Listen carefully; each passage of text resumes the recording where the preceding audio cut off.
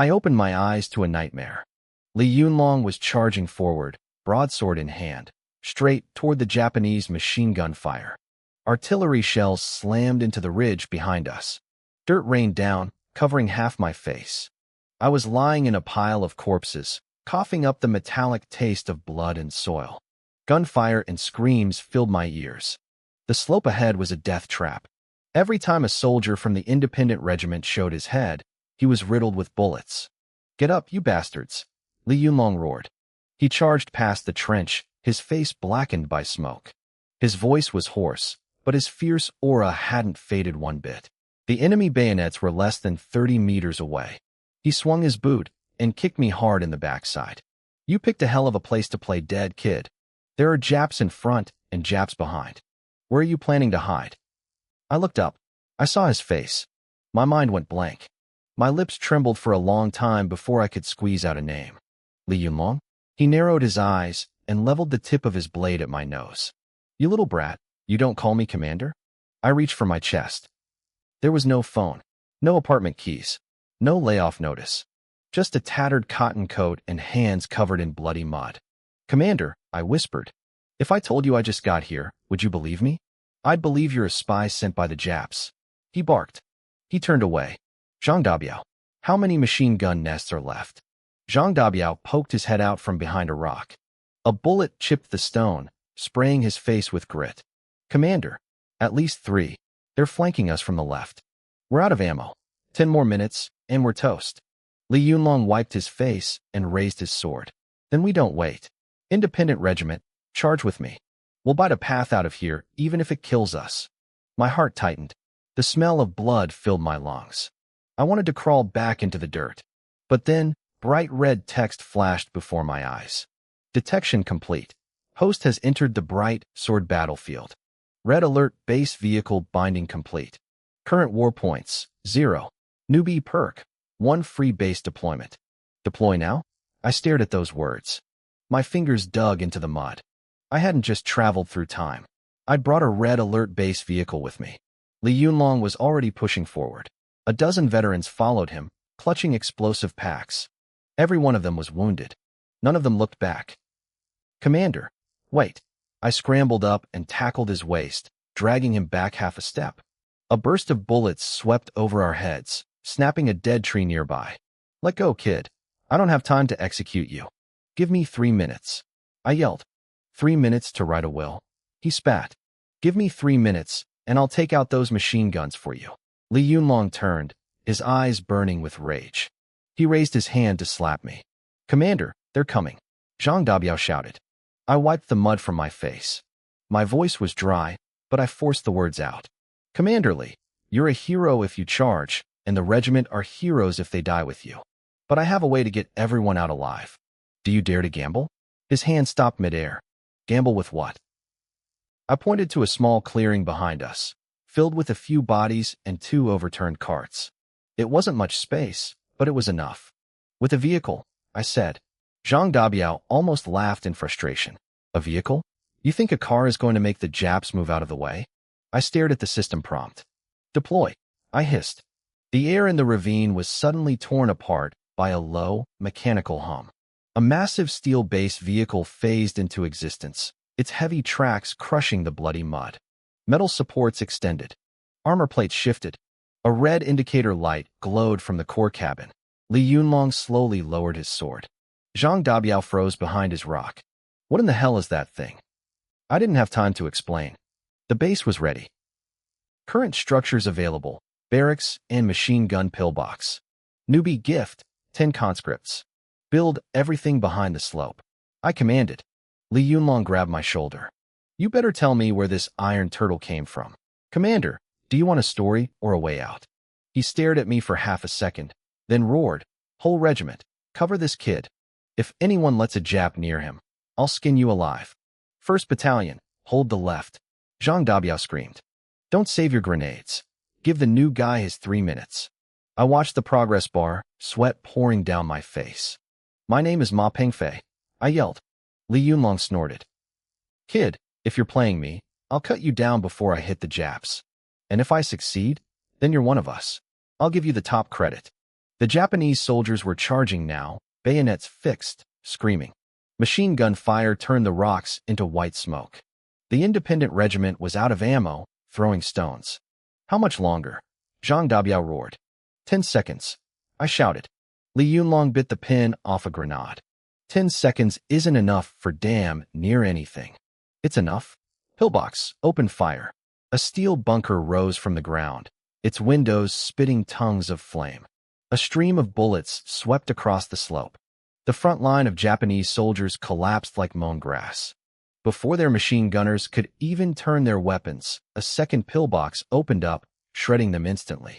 Li Yunlong watched the enemy line disintegrate. His Adam's apple bobbed. Dabiao, are you seeing this? I see it, Commander. Is it a dream? Hit me. Li Yunlong slapped him hard.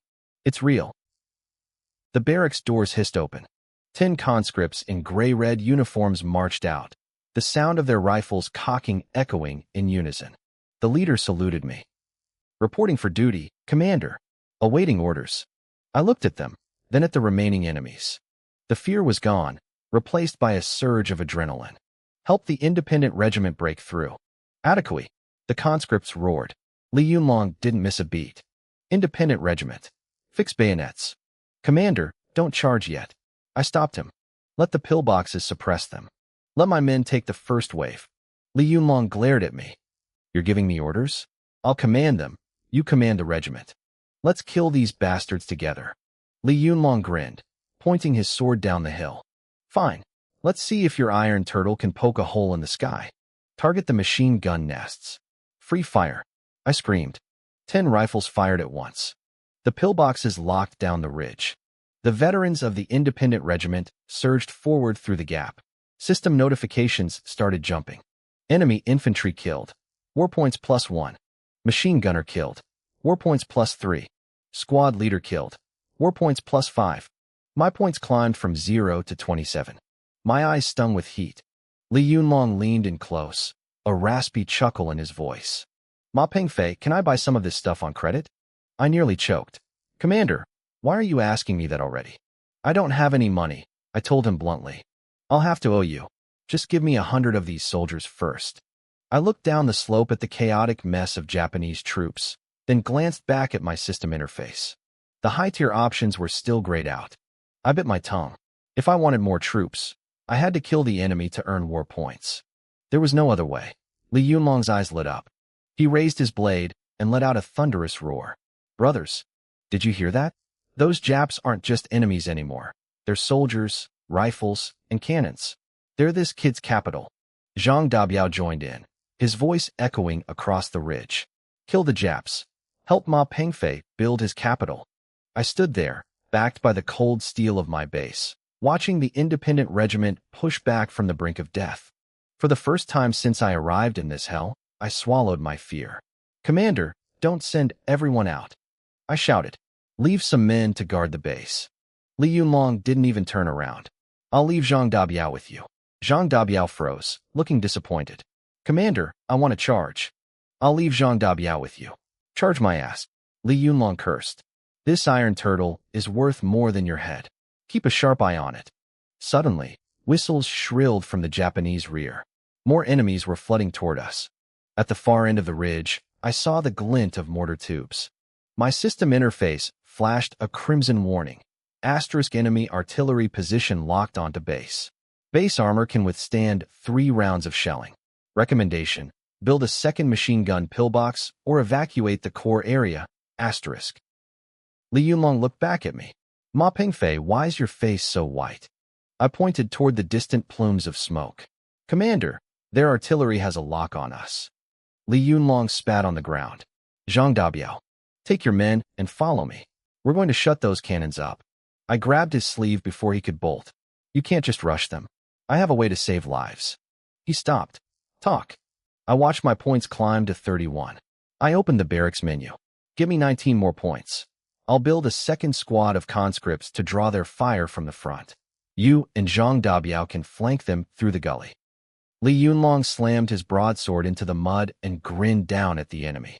You hear that, you bastards? Give me 19 more lives. The first Japanese shell screamed through the air, exploding just to the right of the base. A wave of mud slammed into the pillbox's outer shell. The blast left Zhang Dabiao's ears ringing.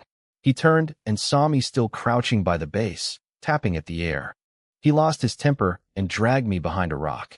"Do you want to die, kid?" I shook off his hand, my eyes glued to the system screen. "That's exactly why I can't run. If this base gets blown to hell, we'll be fighting them with our teeth." Zhang Dabiao shoved a rifle into my arms. "Then you better learn how to shoot." "I know how. I've done it in games." Zhang Dabiao stared at me like I was insane. "Games? Are you trying to pull one over on a battalion commander?" I pushed the rifle back. "I can't shoot for shit, but I can build the people who do. Stop talking and help me cash in these Japs." The machine gun pillbox turned the slope into a death zone. My conscripts spread out along a low wall, firing in disciplined volleys, while the veterans of the independent regiment picked off the stragglers. The Japanese launched wave after wave, only to be shredded. My war points ticked up steadily. Current war points, 48. I slapped the side of the base in frustration. 2 more. Just 2 more points. Li Yunlong, lying in a nearby trench, heard me. He grabbed a discarded Type 38 rifle and aimed at a Japanese sergeant leading a charge down the slope. He squeezed the trigger. The sergeant crumpled. Asterisk system notification, enemy sergeant killed. War points +2, asterisk. My eyes lit up. That's it. It's enough. Li Yunlong looked back. If it's enough, then download them already. Commander, stop talking about the barracks like it's a pig pen. Shut up and build my soldiers. I immediately confirmed the production. Asterisk 10 conscripts in production. Estimated time, 30 seconds, asterisk. Zhang Dabiao, lying beside me, couldn't help himself.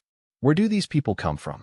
I looked at the barracks doors, where lights were flickering through the steel seams. They come from wherever people kill Japs. Zhang Dabiao narrowed his eyes. You think I'm a 3-year-old? Give me the truth.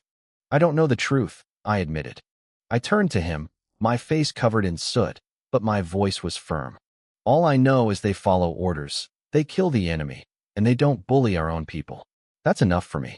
Zhang Dabiao went silent for a moment, then racked his bolt. Fair enough. Zhang Dabiao. Li Yunlong barked from the trench. Stop having a heart-to-heart with the new guy. That artillery is still breathing. I pointed toward the gully. Commander, when the second squad comes out, I'll have them launch a frontal assault. The enemy will think we're trying to break out. That's when you and Zhang Dabiao circle around to the rear of their artillery. Li Yunlong squinted. How do you know they'll fall for it? Because they want to destroy this base. The harder we hit them from the front, the more they'll focus their cannons right here. You're using yourself as bait? Using this base as bait. Li Yunlong looked me up and down. You willing to risk it? I gritted my teeth. I'm not. So you better be fast. The barracks doors hissed open. The second squad of conscripts ran out. Commander, give us your orders. I didn't hesitate. First squad to the left flank. Second squad, push the center. Third squad, protect the base. Conserve ammo. Target their machine gunners and grenadiers. Li Yunlong's expression changed. You even know how to split your forces? Commander, I'm a military enthusiast. What the hell is an enthusiast? I'll explain later. Go take those cannons. Li Yunlong stood up, sword in hand, and gestured to Zhang Dabiao. First battalion with me. Keep it quiet. If anyone alerts those gunners, I'll make you sleep on a pile of shells. Before leaving, Zhang Dabiao looked at me. Can you hold? I pointed at the 2 pillboxes. They're tougher than any warrior. I can count on them. He nodded and vanished into the gully. Li Yunlong had barely left when the second round of shelling arrived. A shell slammed into the ground in front of the barracks, the shockwave flipping 2 conscripts off their feet. They scrambled back up and kept firing without a word. My throat felt tight. Can you still fight? One of the conscripts wiped blood from his face. Yes. If you're wounded, fall back behind the base, I ordered. Commander, we're short-handed on the line. I looked at his young face, and a lump formed in my throat. I said fall back. I spent points to build you, not to watch you die for nothing. The conscript looked at me, saluted, and retreated. An old soldier from the independent regiment nearby grinned at me. Officer Ma, you really care about your men, don't you? I grabbed a handful of bullets and handed them to him. I do. A living person is worth more than points. The old soldier stopped smiling. He took the bullets and nodded solemnly. For that, I'll kill 2 extra for you. The Japanese surged forward again. A grenade landed near the first pillbox, scarring the armor. The machine gun stuttered for a second, and the enemy used the opening to sprint upward. I saw a damage report flash on my screen. Pillbox 1 damage, 32%. Ammo supply stable. Repair recommended. Requires engineer unit. The engineer option was still grayed out. Damn it, I don't have an engineer. Officer Ma, the old soldier yelled. They're on top of us on the right. I grabbed a Type 38 rifle. I tried to aim down the slope, but my hands were shaking so violently the barrel was dancing. The conscript squad leader leaned in close. Commander, step back. Step back for what? To watch you die for me. Your duty is to command. I cursed and lowered the rifle, pointing to the right flank instead. Third squad, grenades ready. Wait until they're within 20 meters. Don't waste them. The old soldier glanced at me. I thought you didn't know how to fight. I don't know how to shoot. That doesn't mean I can't do the math. The enemy drew closer, their bayonets glinting in the sun. I watched the distance, wiping my sweaty palms on my pants. Wait for it. Officer Ma, they're at 15 meters. Wait. 10 meters. Throw. A dozen grenades flew through the air at once. The explosions cleared the entire right slope in a cloud of fire and dirt. The pillbox roared back to life, mowers down the survivors. My system notifications began to scroll like crazy. My points jumped all the way to 86. I stared at the newly unlocked options, my eyes burning with a new light. I watched the system interface flicker. New buildings were unlocked. A power plant was finally available, but more importantly, a unit I had been waiting for finally lit up. The engineer was here. What's coming out now? The old soldier asked, staring at the base vehicle. I slapped the side of the metal hull with a grin. Someone who can fix houses, blow up enemy bunkers, and seize their watchtowers. Someone who can turn the enemy's scrap metal into our own gear. The veteran didn't understand the technical parts, but his eyes lit up at the mention of seizing enemy gear. Taking their stuff? Sounds like a good man to me. Suddenly, gunfire erupted from the distance near the enemy artillery positions. Grenades thundered, shaking the ground. I looked up. Commander Li Yunlong had made his move.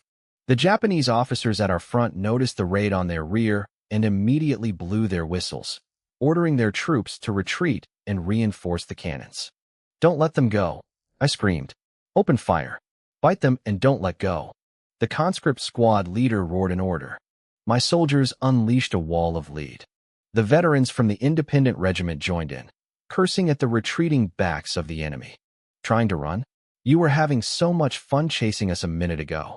Caught in a pincer move, the enemy fell into chaos. My machine gun pillbox suppressed them from the front, while Li Yunlong's men tore through them from behind. It didn't take long for the smoke to clear.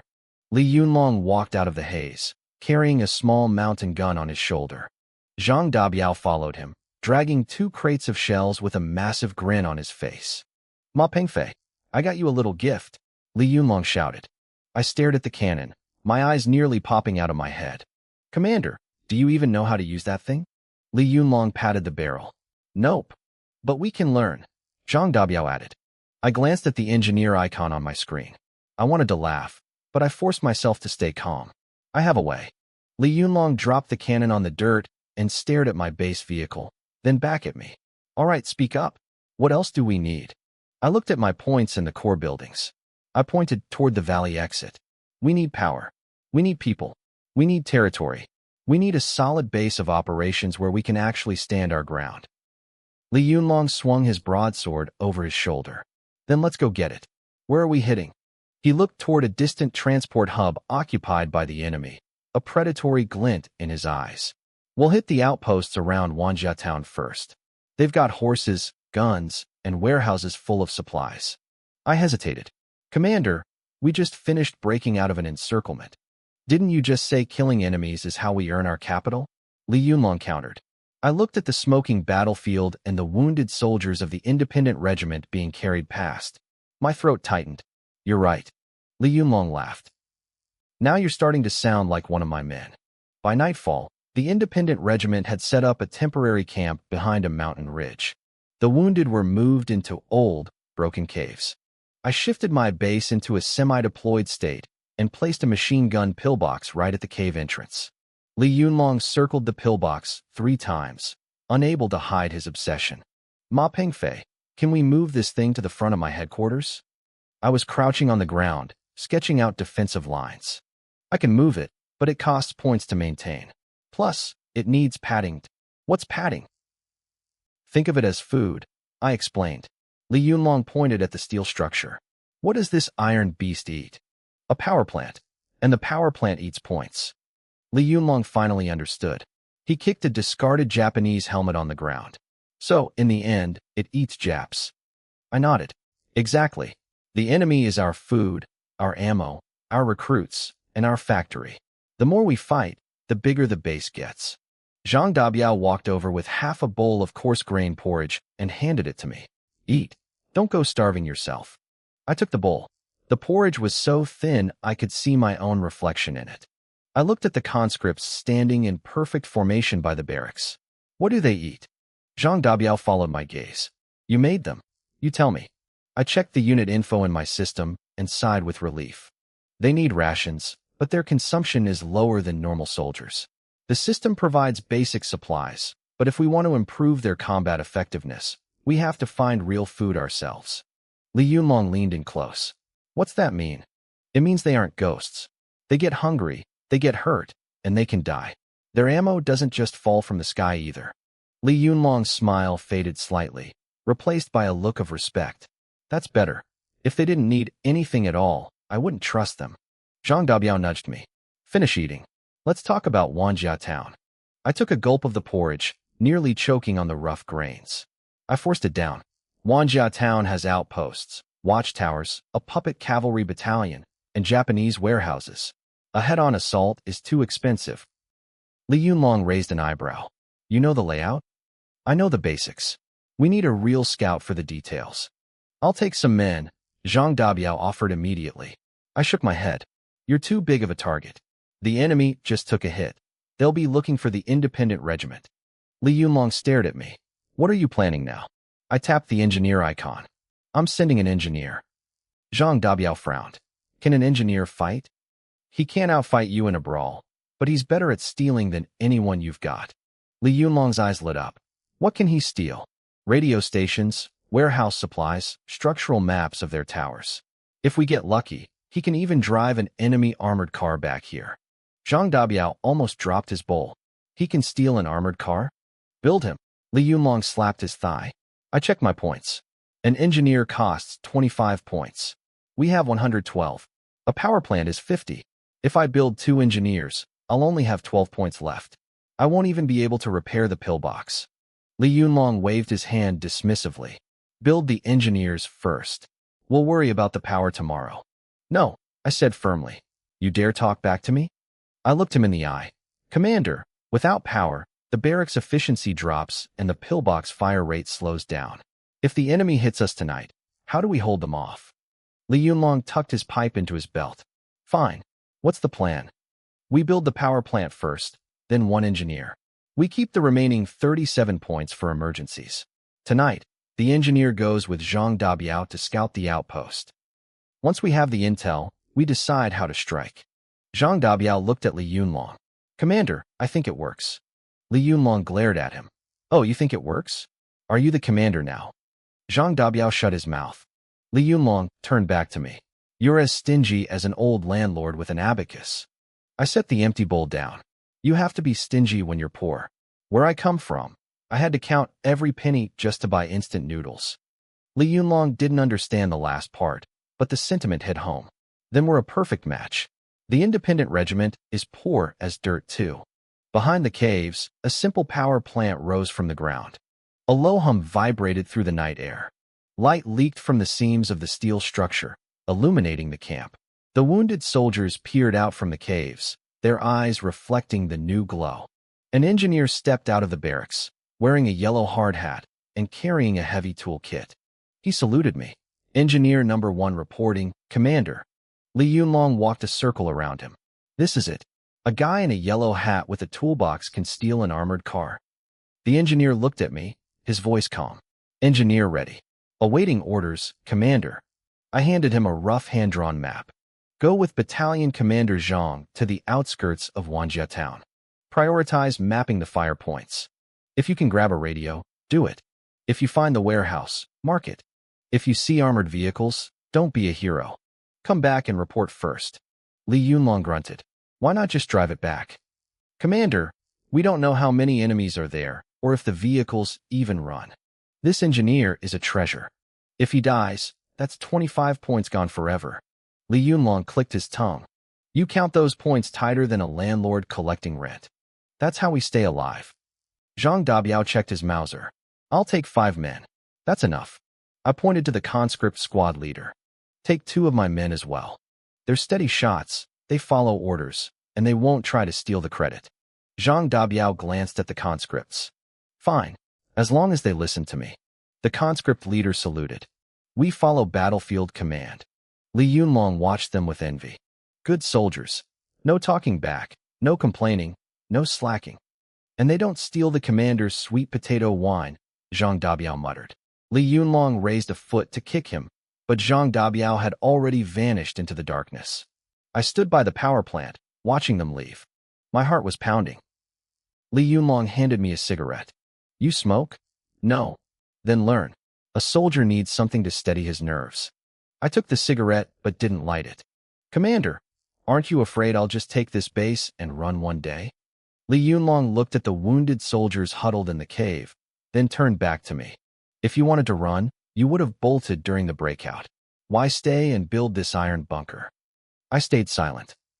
Ma Pengfei wasn't a man of many words, and honestly, I was still processing the madness of this system. Li Yunlong slapped my shoulder. Ma Pengfei, I won't ask where you came from, and I won't ask how you built this steel fortress.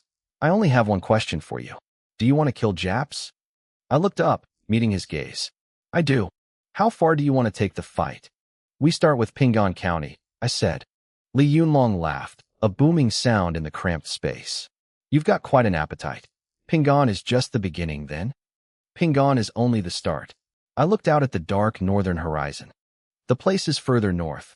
Wherever the invaders are standing, I want to take it all back. The laughter faded from Li Yunlong's face. He lit a cigarette, took a long drag, and exhaled slowly. I like the way you talk. Late into the night, Zhang Dabiao returned. He was covered in blood, but he was grinning. He carried a captured Japanese radio on his shoulder, and Engineer Number 1 followed close behind, his toolbox now stuffed with several oil paper maps. 2 of my conscripts brought up the rear, escorting a puppet soldier prisoner. Li Yunlong marched over immediately. Casualties? 1 lightly wounded, Zhang Dabiao grunted. We took out 7 Japs, captured 1 puppet, 1 radio, and the blueprints for their blockhouse. We found the warehouse location, too. What about the armored vehicles? I cut in. Zhang Dabiao tossed me his canteen. They're real. 2 of them. One's a wreck, but the other runs. The Japs are moving supplies to Wanjia town tomorrow morning. Engineer Number 1 stepped forward to report. The warehouse contains gasoline, ammunition, and canned rations. There is also a puppet cavalry battalion nearby with over 80 horses. Li Yunlong's eyes lit up like a predator's. Ma Pengfei, can we take them? I opened my system interface. My war points had climbed to 136 thanks to the night raid. We can, but it's a risk. I love a good risk, Li Yunlong said. How do we play it? I pointed to the road on the maps. The convoy leaves tomorrow. Commander Zhang leads a team to hit the front. Colonel, you take the main force and hit the rear. In the chaos, the engineer will slip in. We have to seize that working armored car. And once we have it, Zhang Dabiao asked. I looked at the grayed out building options in my base menu. The silhouette of a war factory was starting to emerge, waiting for its unlock conditions. If we get that vehicle, I can unlock the factory. We won't just have 1 car, we'll have a fleet. Li Yunlong didn't understand what a war factory was, but he understood more cars. Then what are we waiting for? I looked at them both. My voice was hoarse, but I didn't back down. Tomorrow, we hit the outskirts of Wanjia town. We aren't just stealing supplies, we're going to let the enemy know one thing. What's that? Zhang Dabiao asked. I looked at my conscripts standing guard and the humming power plant. From today on, the rules for fighting in the northwest have changed. Li Yunlong drew his broadsword and slapped the flat of the blade against his shoulder. Let me add one more thing. He grinned with a wild, bandit-like ferocity. Who says we mud-legged soldiers don't have cannons or cars? Tomorrow, I'm going to drive one right over their heads. At dawn, the mountain mist hadn't yet cleared. Li Yunlong had already split the men into two groups. He led the main force of the 1st Battalion, crouching behind a dirt embankment near the highway. Every rifle muzzle was wrapped in cloth to prevent glints of light. We waited. I checked my 136 war points again. It felt like a cat was scratching at my heart. It looked like a lot, but in a real fight, it wouldn't last a second. I concentrated all my available firepower in front of the base. 2 machine gun bunkers lowered their muzzles, aiming at the only path up the mountain. My remaining conscripts dug into shallow trenches, rifles leveled. Commander, everything is ready. Engineer number 1 stood behind me. His voice was steady, showing no nerves at all. I glanced back at him. This guy in the yellow hard hat was calmer than I was. Your job is the hardest. The moment you see an opening, get to that car. Forget everything else. Just bring that iron turtle back to me. Understood, Commander. I took a deep breath. The morning air smelled of damp earth, but I could almost taste blood on the wind. I knew it was just my nerves. I stared at the system map, watching the 2 green dots representing Li Yunlong and Zhang Dabiao. My palms were slick with sweat. A cloud of dust rose at the end of the highway. A few trucks and a glaringly obvious armored car appeared in the distance. The convoy was here. My heart skipped a beat. I sent a simple command through the system to Zhang Dabiao. Ready. In the woods ahead, Zhang Dabiao cocked his Mauser and spat on the ground. Listen up. When the shooting starts, aim for the tires. Don't save ammo. Hit them hard, then retreat. Lead them straight to the colonel. The veterans of the independent regiment grinned, gripping their weapons. Beside them, my conscripts remained expressionless, raising their rifles with textbook precision. The convoy rolled into the ambush zone. The Japanese officer in the armored car seemed relaxed, likely thinking they were too close to their own base to be attacked. As the trucks rounded the bend, Zhang Dabiao leaped up. Fire! The morning silence shattered. Tongues of fire spat from the woods.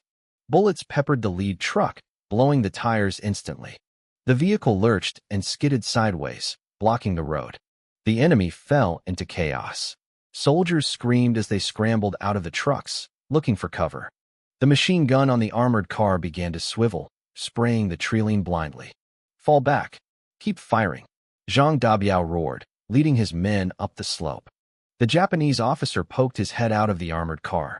Seeing only a small unit harassing them, he drew his sword and pointed forward. Pursue them. Don't let them escape. Half the Japanese troops charged into the woods. The rest scrambled to clear the road. That was when the Real storm broke. Charge! Li Yunlong erupted from behind the embankment like a tiger descending a mountain. He led the main force straight into the convoy's rear. The enemy was completely blindsided. Caught in a pincer move, their formation collapsed instantly. Li Yunlong was at the front, his broadsword whistling through the air. A stunned Japanese soldier didn't even have time to turn his rifle before the blade bit from his shoulder to his chest. Blood sprayed across Li Yunlong's face. Kill! The independent regiment soldiers bellowed, throwing themselves into the fray with bayonets and rifle butts. Back at the cave, I watched the red dots on my map swirling in total disorder. My hands were shaking. I turned to engineer number 1 and shouted, "Now! Go!" Without a word, the engineer saluted and sprinted down the mountain.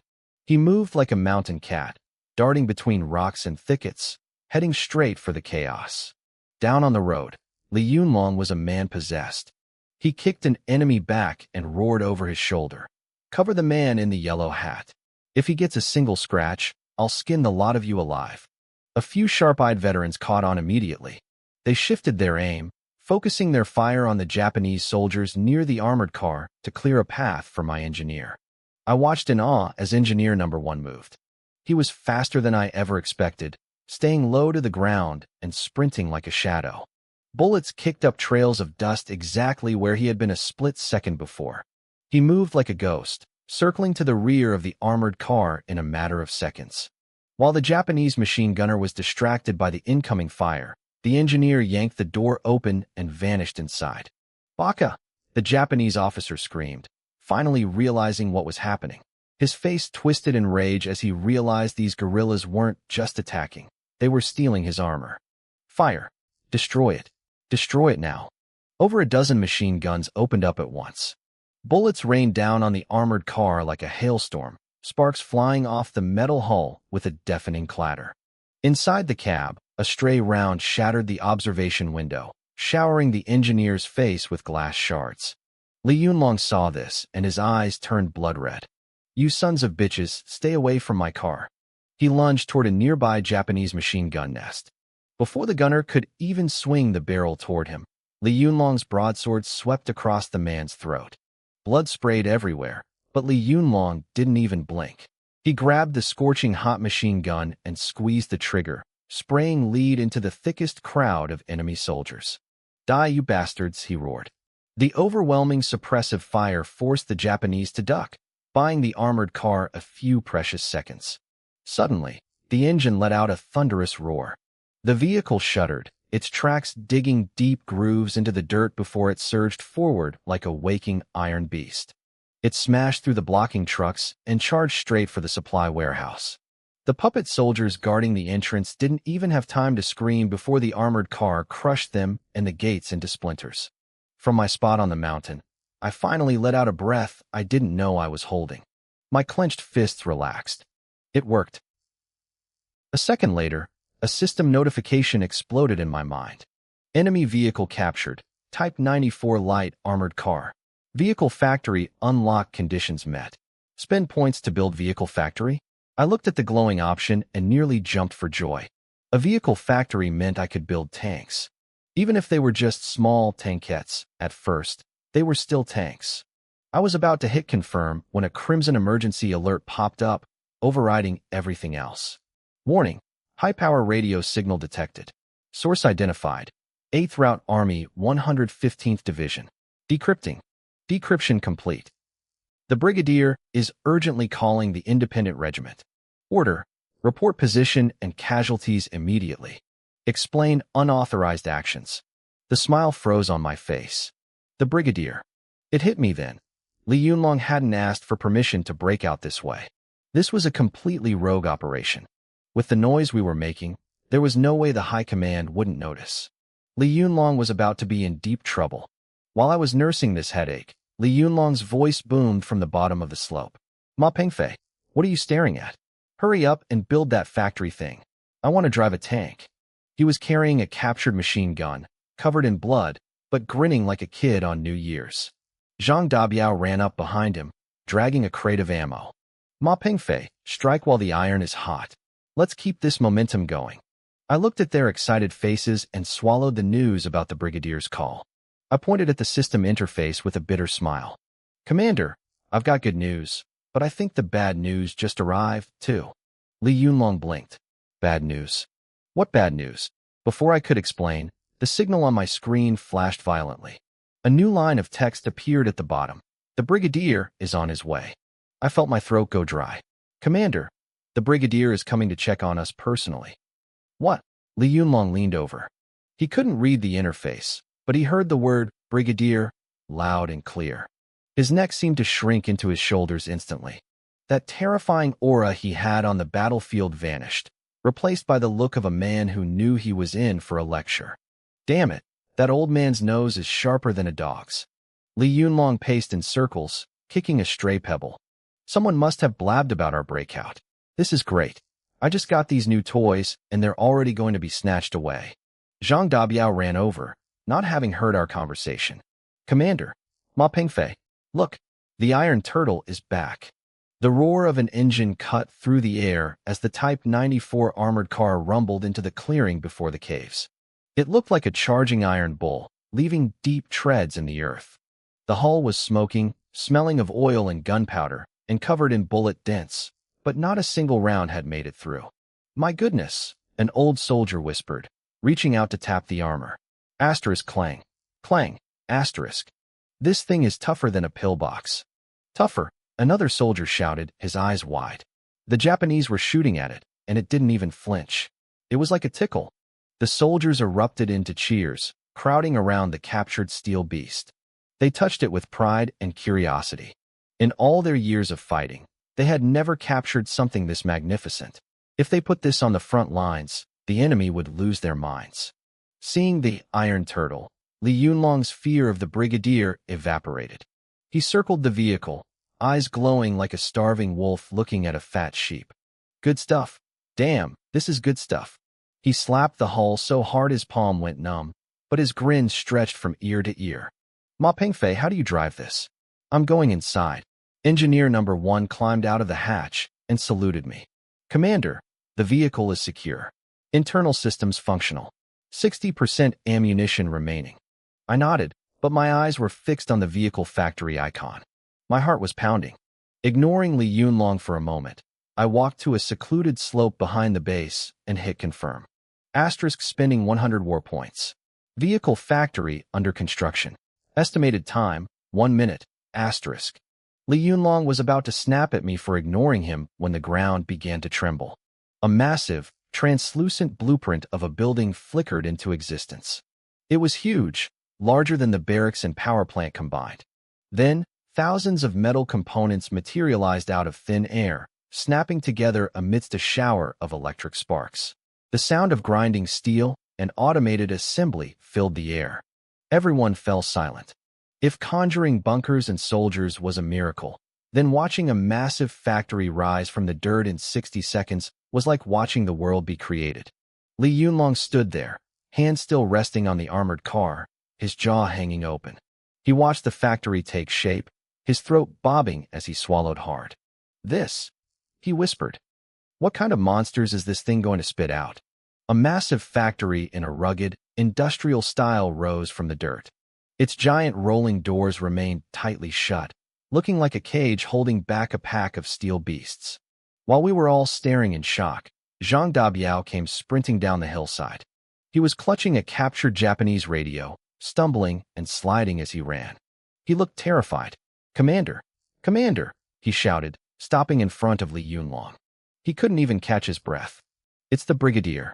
He's on the line. He's cussing us out, asking if the independent regiment even exists anymore. He wants to know if we want our unit designation revoked.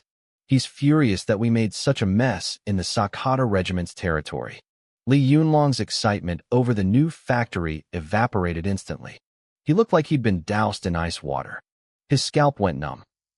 He grabbed the receiver, his face immediately twisting into a miserable, pathetic expression. He was getting ready to play his usual game, crying about how poor we were, how half the regiment was dead, and how we didn't even have pants to wear. Commander, wait, I said, reaching out to stop him. What are you doing? Li Yunlong glared at me. If I don't answer, the Brigadier will send men to bind me and drag me back to headquarters.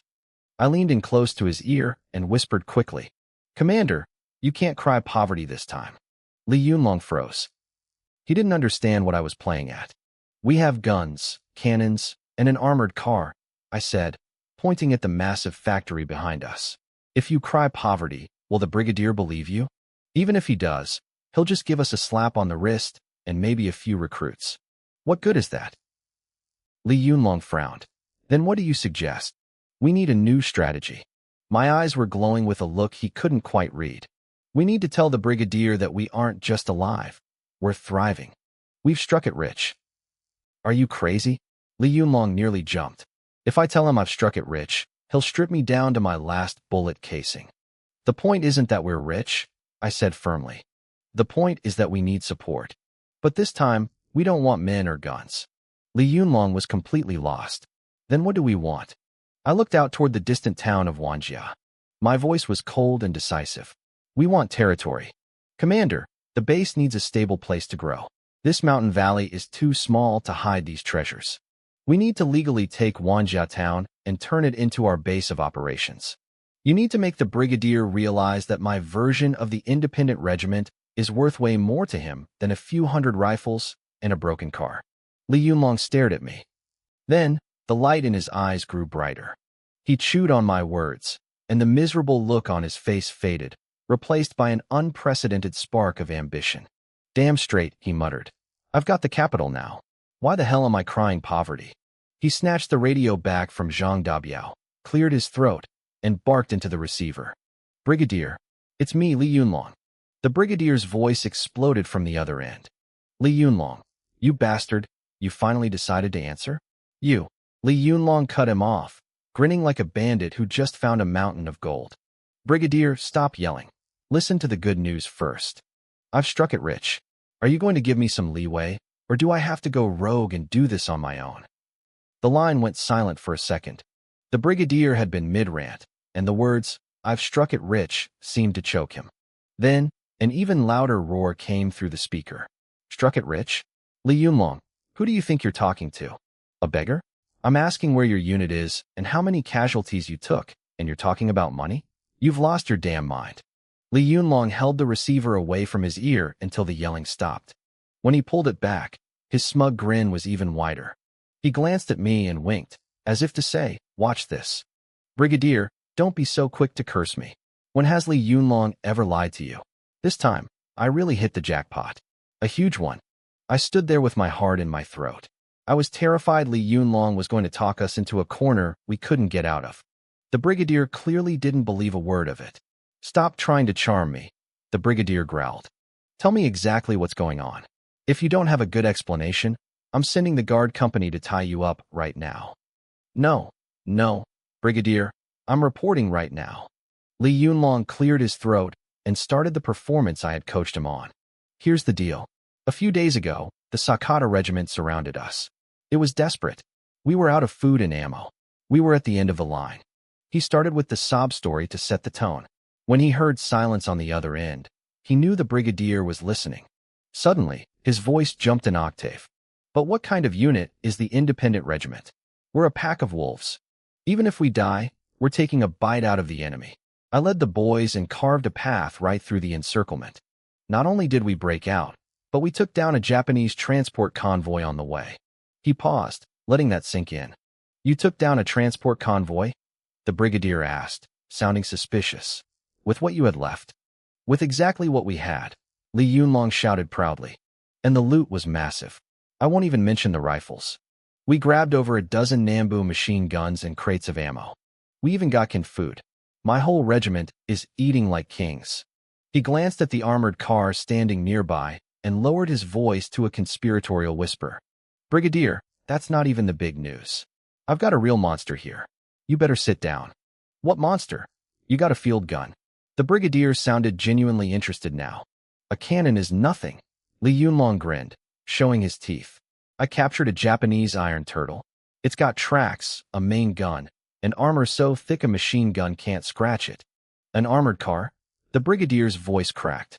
The composure of a seasoned veteran shattered instantly. I could hear his heavy breathing through the radio. "That's right. An armored car." Li Yunlong slapped the steel hull of the vehicle, letting the metallic thud echo into the receiver. "Listen to that sound. Solid steel.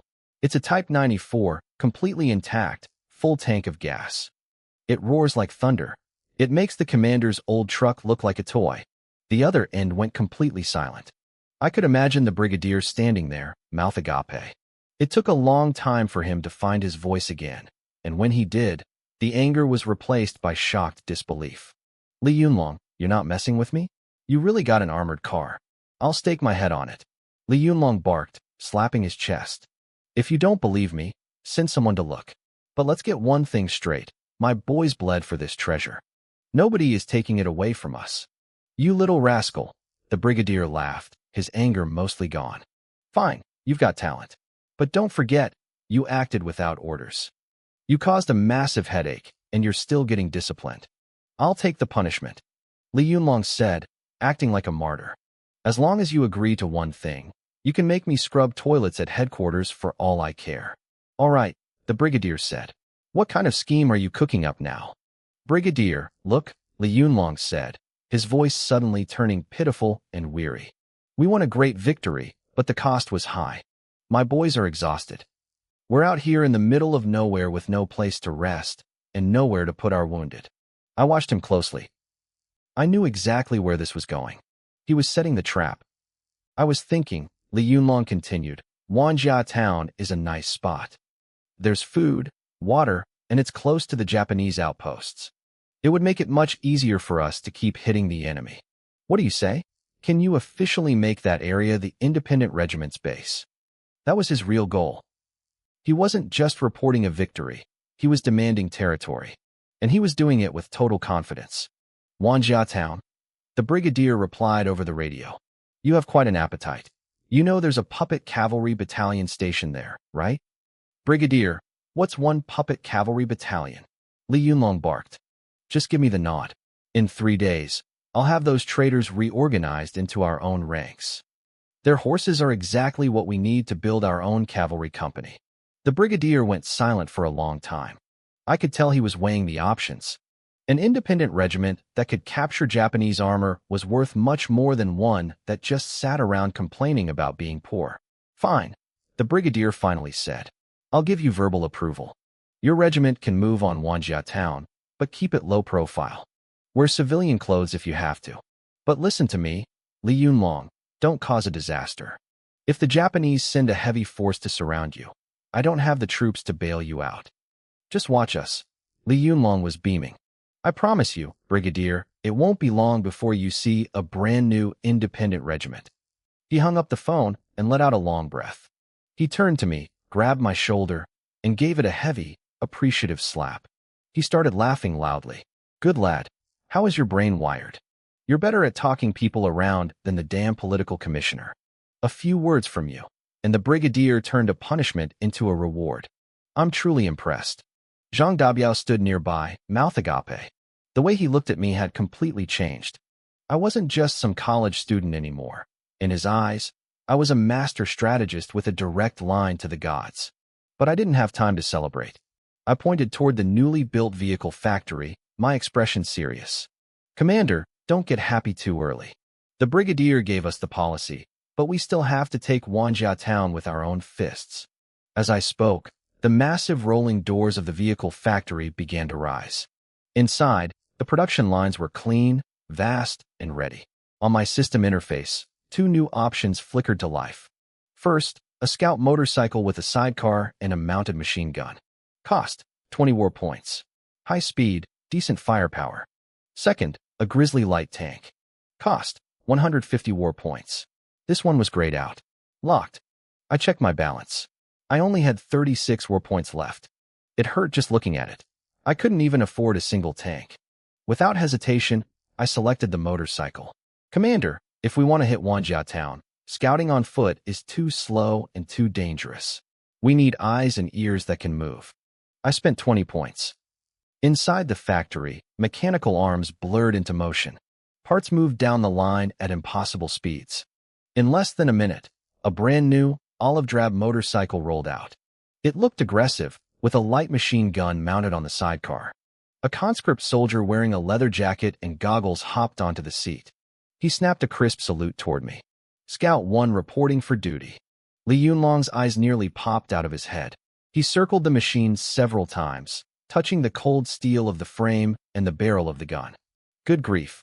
This thing runs faster than a horse, doesn't it? With this, that puppet cavalry battalion won't know what hit them. He slapped his thigh, his face twisting into a bandit-like grin. Ma Pengfei, you're my lucky star. He turned and roared at Zhang Dabiao. Dabiao, pick 2 of our sharpest soldiers. Have them go with this scout. Take this machine to Wanjia Town and do a lap. Li Yunlong grinned, his expression full of murderous intent. Tell those puppets and Japs in Wanjia Town that Li Yunlong is inviting them for a drink. Tell them to wash their necks and wait. And tell them the invitation is arriving by car. The commander's words were still echoing through the valley when I stepped up to the scout. 1 isn't enough, Commander. We don't know the situation in town. 2 cars mean 2 sets of eyes and a backup if things go wrong. My voice was calm, but the logic was undeniable. I looked at my remaining 16 war points. It was all I had left. I tried to buy another, but a red warning flashed across my vision. Insufficient war points. I frowned. My bank account was officially empty. I couldn't even buy a spark plug now. However, the factory doors opened again, and a second identical motorcycle rolled out. The driver was another goggled conscript, a perfect carbon copy of the first. Scout 2 reporting for duty. Li Yunlong's grin grew even wider. He waved his hand at Zhang Dabiao. Go? Pick the 2 smartest scouts in the regiment. Let them go with Ma Pengfei's men and open their eyes to the future. Zhang Dabiao moved fast. He brought over 2 lean, sharp-eyed veterans from the 1st Battalion. One was nicknamed Monkey, a man known for being as agile as his namesake. Monkey stared at the motorcycle with pure excitement, touching it as if he wanted to kiss the metal. "Boss, how do you make this thing scream?" Monkey asked, looking at Li Yunlong with anticipation. Li Yunlong had no idea. He glared at me. I pointed to the 2 conscripts. "They will teach you. Your mission is simple. Follow their lead. Observe the terrain and the enemy's fire points.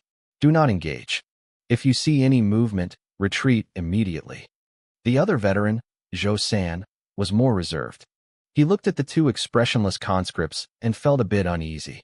He leaned toward Zhang Dabiao. "Battalion commander, are we really going with these 2? They look like wooden stakes." Zhang Dabiao slapped him on the back of the head. "Just go? Stop talking. These guys can drive faster than you can run. Just follow orders." Monkey didn't care. He scrambled into the sidecar of Scout 1, gripping the light machine gun with a wide smile. The engines roared to life simultaneously, the sound thundering through the valley. The soldiers of the independent regiment gathered around, their eyes filled with shock and envy. "Move out," I commanded. The 2 motorcycles shot forward like arrows. They kicked up a cloud of dust and vanished around the bend of the mountain path in seconds. They were easily several times faster than the best horses in the regiment. "Damn." Li Yunlong spat on the ground, watching the dust settle. "Now that is how you travel." I watched the motorcycles disappear, feeling a phantom rush of wind against my face as if I were riding right alongside them. Outside Wanjia town, the Puppet Army's cavalry battalion was keeping a lazy watch. A few puppet soldiers leaned against sandbag fortifications, nodding off in the afternoon sun. Their horses stood nearby, swishing their tails at flies. To them, this territory belonged to the Imperial Army. They believed the 8th Route Army had been crushed long ago. Nobody would dare to come here and poke the tiger's nest. Suddenly, a strange rumbling echoed from the distance. It grew louder and faster. "What is that noise?" one sentry asked, rubbing his eyes. He stood up and squinted down the road. 2 black dots were growing at an incredible speed, kicking up twin trails of dust like yellow dragons. It's a car," another soldier stammered, his mind going blank. Before they could even process the sight, the motorcycles roared into view. Monkey sat in the sidecar of Scout 1, his eyes wide with excitement. He saw a single Type 11 light machine gun mounted at the checkpoint. He slapped the shoulder of the conscript driver and screamed at the top of his lungs. "Take out that machine gun." The engine didn't even slow down. The machine gun on the sidecar spat a tongue of fire. A stream of precise lead tore through the air, shredding the Puppet Army's weapon into scrap metal. Sandbags exploded in a cloud of grit. The puppet soldiers lost their minds with fear, wailing as they dove face-first into the dirt, not daring to look up. The motorcycles didn't stop. With a beautiful drift, they swung around the checkpoint and vanished down a side path.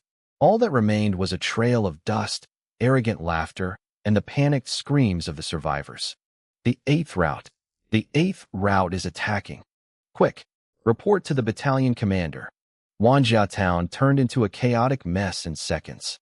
Inside a small courtyard, the puppet cavalry commander, Qian Bojun, was sipping tea. When the gunfire erupted, his hand shook, spilling hot tea all over his lap. "What's going on?" he roared toward the door. An adjutant scrambled inside, his face as white as a sheet. "Commander, it's bad. The 8th Route is outside the town. They have 2 iron carriages with machine guns. Our checkpoint was wiped out in a heartbeat." "Iron carriages?" Qian Bojun's heart skipped a beat. His first thought was Japanese armored cars. "Which unit are they from?" "I don't know. They were too fast. They were gone in the blink of an eye." Before Qian Bojun could even issue an order, more gunfire erupted from the other side of town. The 2 motorcycles were using their superior mobility to play a deadly game of hit and run. They fired a few rounds in the east, then swept through the west. They refused to engage in a stand-up fight. The moment the puppet cavalry gave chase, they couldn't even catch the exhaust fumes. Instead, Monkey lured them into a ditch and mowed them down with a machine gun. Qian Bojun was losing his mind. He couldn't tell how many enemies there were. He only knew they were fast, well-armed, and moved like the wind. A terrifying thought took root in his mind. Only a crack main force of the 8th Route Army could have equipment like this. Could it be that madman Li Yunlong? He whispered. He had heard the rumors that the independent regiment had broken through the Sakata regiment's encirclement and looted Japanese supplies. Cold sweat soaked his back. Back at the independent regiment's temporary camp, the atmosphere was tense, but for a different reason. Li Yunlong was supervising the fortification work. He had his men set up captured machine guns at key points. The conscripts I had produced from the barracks stood tall, their movements precise and standard. Whether digging trenches or carrying ammo, they worked with mechanical efficiency. In contrast, the veterans of the independent regiment were much more casual. They worked in groups of 2 or 3, boasting and joking as they labored. "Look at those guys," one veteran muttered, gesturing toward 2 conscripts carrying sandbags. "They're like wooden blocks. Every move is exactly the same." "Yeah," another added sourly. "Their uniforms are clean, their guns are shiny. Doesn't look like they've seen a day of real war. Our guns are practically worn smooth." A sense of envy mixed with exclusion began to spread among the old soldiers. During a break, a veteran named Wang Jinxing noticed a conscript cleaning his rifle with professional skill. He decided to strike up a conversation. "Hey brother, that's a nice shine you got there. How do you do it?" Wang Jinxing offered a cigarette with a smile. The conscript didn't even look at the cigarette. He glanced at Wang Jinxing with a blank expression, then went back to his rifle without saying a word. The smile froze on Wang Jinxing's face. The nearby veterans burst out laughing. "Give it up, old Wang. They're heavenly soldiers. They don't talk to us mere mortals." Wang Jinxing's face turned red with anger. He grabbed the conscript's shoulder. "Hey, I'm talking to you. Are you deaf?" The conscript stopped. He looked up, his eyes devoid of emotion, staring coldly at the veteran. An invisible pressure radiated from him, making Wang Jinxing's skin crawl. "What do you think you're doing?" Li Yunlong's roar cut through the air. He marched over, his face dark. "Commander, this guy." Wang Jinxing started to complain. "Shut your mouth." Li Yunlong glared at him. He turned to the conscript, then back to the crowd of veterans. "I don't care who you were before or where you came from. Now that you're in the independent regiment, you're my soldiers. You're brothers who sleep on the same heated bed." He pointed at the well-equipped conscripts and then at his own ragged veterans. "Their marksmanship is better than yours. Their discipline is better than yours. What right do you have to look down on them? If you have time to complain, spend it learning how to kill more Japs. If I catch anyone trying to form cliques or start trouble again, don't blame me if my whip doesn't recognize who you are." The veterans lowered their heads, silenced. Li Yunlong then turned to the conscript, his voice softening slightly. "We're all brothers from now on. Talk more." The conscript looked at Li Yunlong and, for the first time, gave a short nod. Just as the internal friction was settled, Monkey and Zhou San returned with the motorcycles. Both men looked like they had just survived a disaster, yet their faces were glowing with adrenaline. "Commander, that was incredible." Monkey jumped out of the sidecar, gesturing wildly. "When that thing moves, the wind cuts your face like a knife.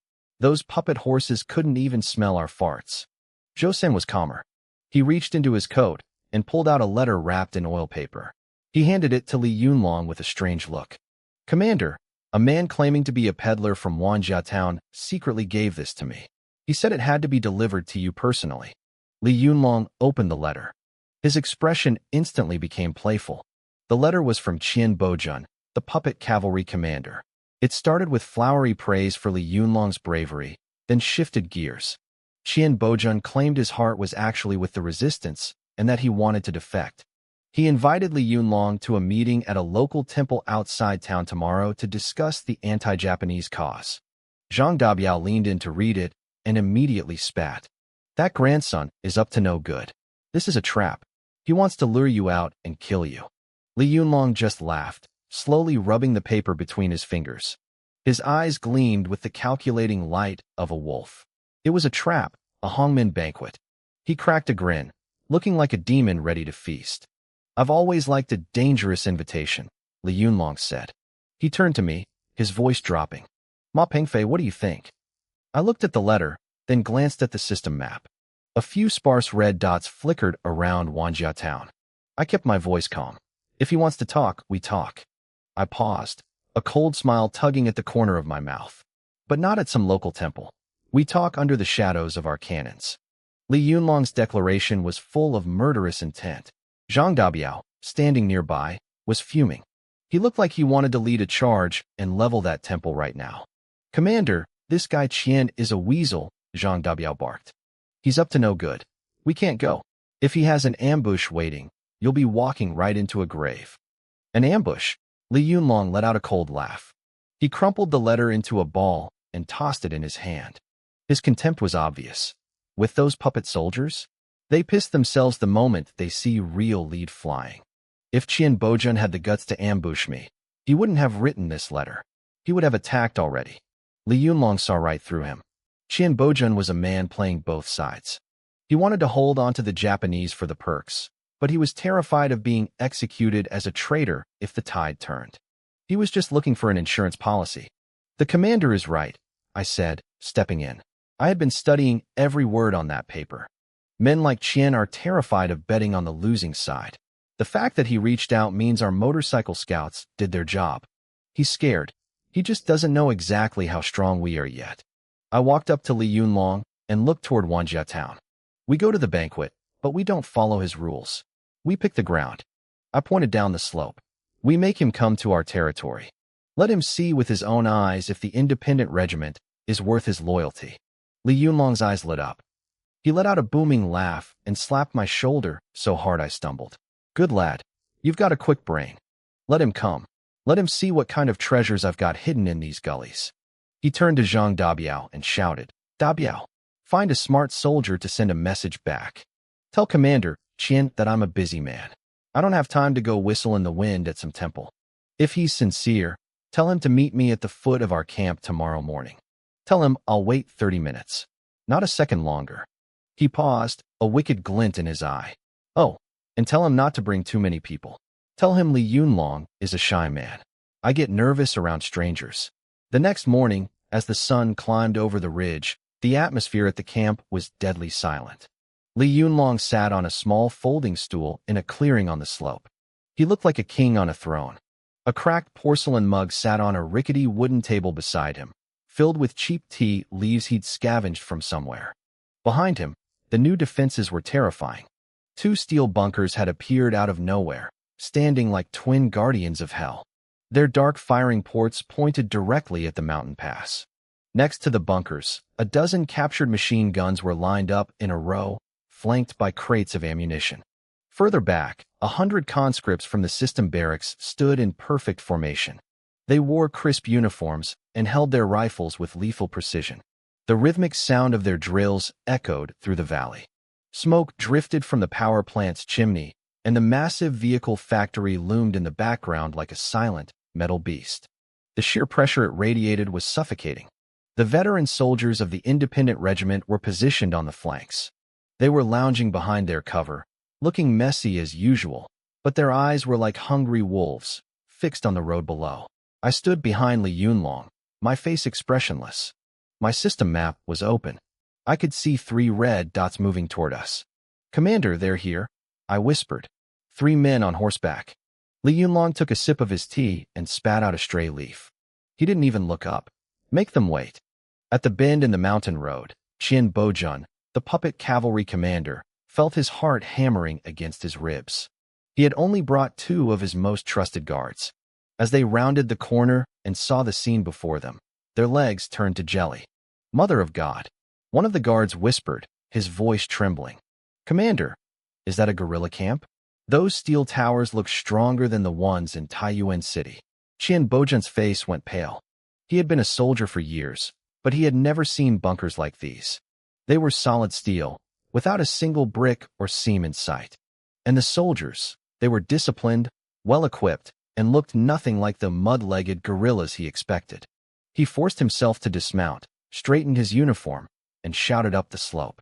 May I ask which one is Commander Li? I am Qian Bojun, here as invited. Li Yunlong finally stood up. He put his hands behind his back and looked down at Qian like a judge looking at a criminal. I'm Li Yunlong, he said. His voice wasn't loud, but it carried a weight that couldn't be ignored. Commander Qian, your sincerity is a little late. Qian Bojun's heart skipped a beat. He forced a smile and took a few steps forward. Commander Li, you joke. The mountain roads are rough. It took some time. I've come here with a sincere heart to discuss the grand cause of resisting the Japanese. He started to walk up the slope. Stay right there, Li Yunlong barked. Qian froze. The smile on his face turned into a stiff, awkward mask. He looked at Li, then at the rows of black muzzles pointed at his chest. Cold sweat began to pour down his back. He cleared his throat and started his performance, pouring out his grievances with a miserable face. Commander Li, you don't know how hard it is for us. Working for the puppets, it's not by choice. Who wouldn't want to be a proud Chinese man? But the Japanese are powerful. We were forced into this. I've been praying for a real army to come so I could lead my brothers back to the light. He talked while stealing glances at Li Yunlong. Seeing no reaction, he pushed further. But my brothers are afraid. We've heard of the independent regiment's fame, but, well, you are few, and your guns are fewer. If my whole battalion defects and you can't protect us, the Japanese will hunt us down. We'd be dead men walking. It was a calculated speech. He expressed his patriotism, his desire to join, and then threw the ball back into Li's court by questioning our strength. Li Yunlong didn't say a word. He just stared at him with a look that made Qian's skin crawl. Just as Qian was about to break under the pressure, Li Yunlong suddenly laughed. He pointed to the base behind him, like a man showing off his family fortune. Commander Qian, what do you think of my place? Li Yunlong asked, gesturing behind him. Qian Bojun followed his finger. His eyes swept over the steel bunkers, the neat squares of soldiers, and the massive, smoking factory in the distance. His Adam's apple bobbed uncontrollably. Grand. It's grand, he managed to choke out. Li Yunlong laughed as if he'd just heard a hilarious joke. Commander Qian, take a closer look. Just as the words left his mouth, the screech of metal on metal echoed through the valley. The massive rolling shutter of the vehicle factory began to rise. A brand-new Type 94 light armored car crawled out, its tracks grinding against the earth with a heavy, rhythmic roar. The paint glistened in the light. The turret rotated slowly, eventually pointing its short 37mm cannon directly at Qian Bojun. Qian's eyes bulged. He recognized that machine instantly. It was the same model used by the Sakata regiment. The rumors were true, the Sakata regiment was gone. But these people hadn't just captured the equipment, they were freaking building it themselves. His mind felt like it was exploding. One world-shattering thought after another crashed through his brain, leaving him dazed. That was when I stepped out from behind Li Yunlong. I played with a pair of binoculars in my hands, walking toward Qian with slow, deliberate steps. I stared him down, my gaze cold enough to see through every scheme he was hiding. Commander Qian, I said. My voice was calm, but it carried a bone-chilling edge. Do you think my independent regiment can protect you and your battalion now? Qian swallowed hard. Cold sweat poured down his forehead like rain. He looked at me, then at the armored car aimed at his chest, and then back at the mysterious factory. His legs went weak. He almost collapsed right there. Could we protect him? This wasn't some ragtag group of guerrillas. This was a full-scale military plant hidden in the mountains. Even a full Japanese battalion would have to think twice before attacking this place, let alone his single battalion of puppets. His face shifted instantly from misery to pure flattery, tinged with genuine terror. He bowed so low his back was nearly parallel to the ground. You can. You absolutely can, he said, nodding his head like a chicken pecking at grain. I was blind. I offended Commander Li and this officer here. I'm willing to join. I'll hand over Wanjia town as a tribute. Please, Commander Li, just take us in. We have nowhere else to go. Li Yunlong and I shared a quick look. We both saw the same flicker of triumph. The fish had taken the bait. Giving us Wanjia town isn't enough, I said, cutting off his desperate pledges of loyalty. How do we know this isn't another trap? Maybe you want to lure us into town so you and the Japanese can catch us like turtles in a jar. Qian panicked, waving his hands frantically. I wouldn't dare. I swear on the lives of my entire family. Your word is worth nothing, I replied. My tone didn't soften. I stared into his eyes, speaking slowly. If you want us to trust you, it's simple. I held up one finger. Tomorrow night, we attack Wanjia town. You and your trusted men will open the west gate for us. You will also provide a map showing the exact location of the puppet army's armory. I let a cold smile touch my lips. My voice was low, hitting him like a hammer. If you succeed, you and your men are heroes of the independent regiment. If you play games.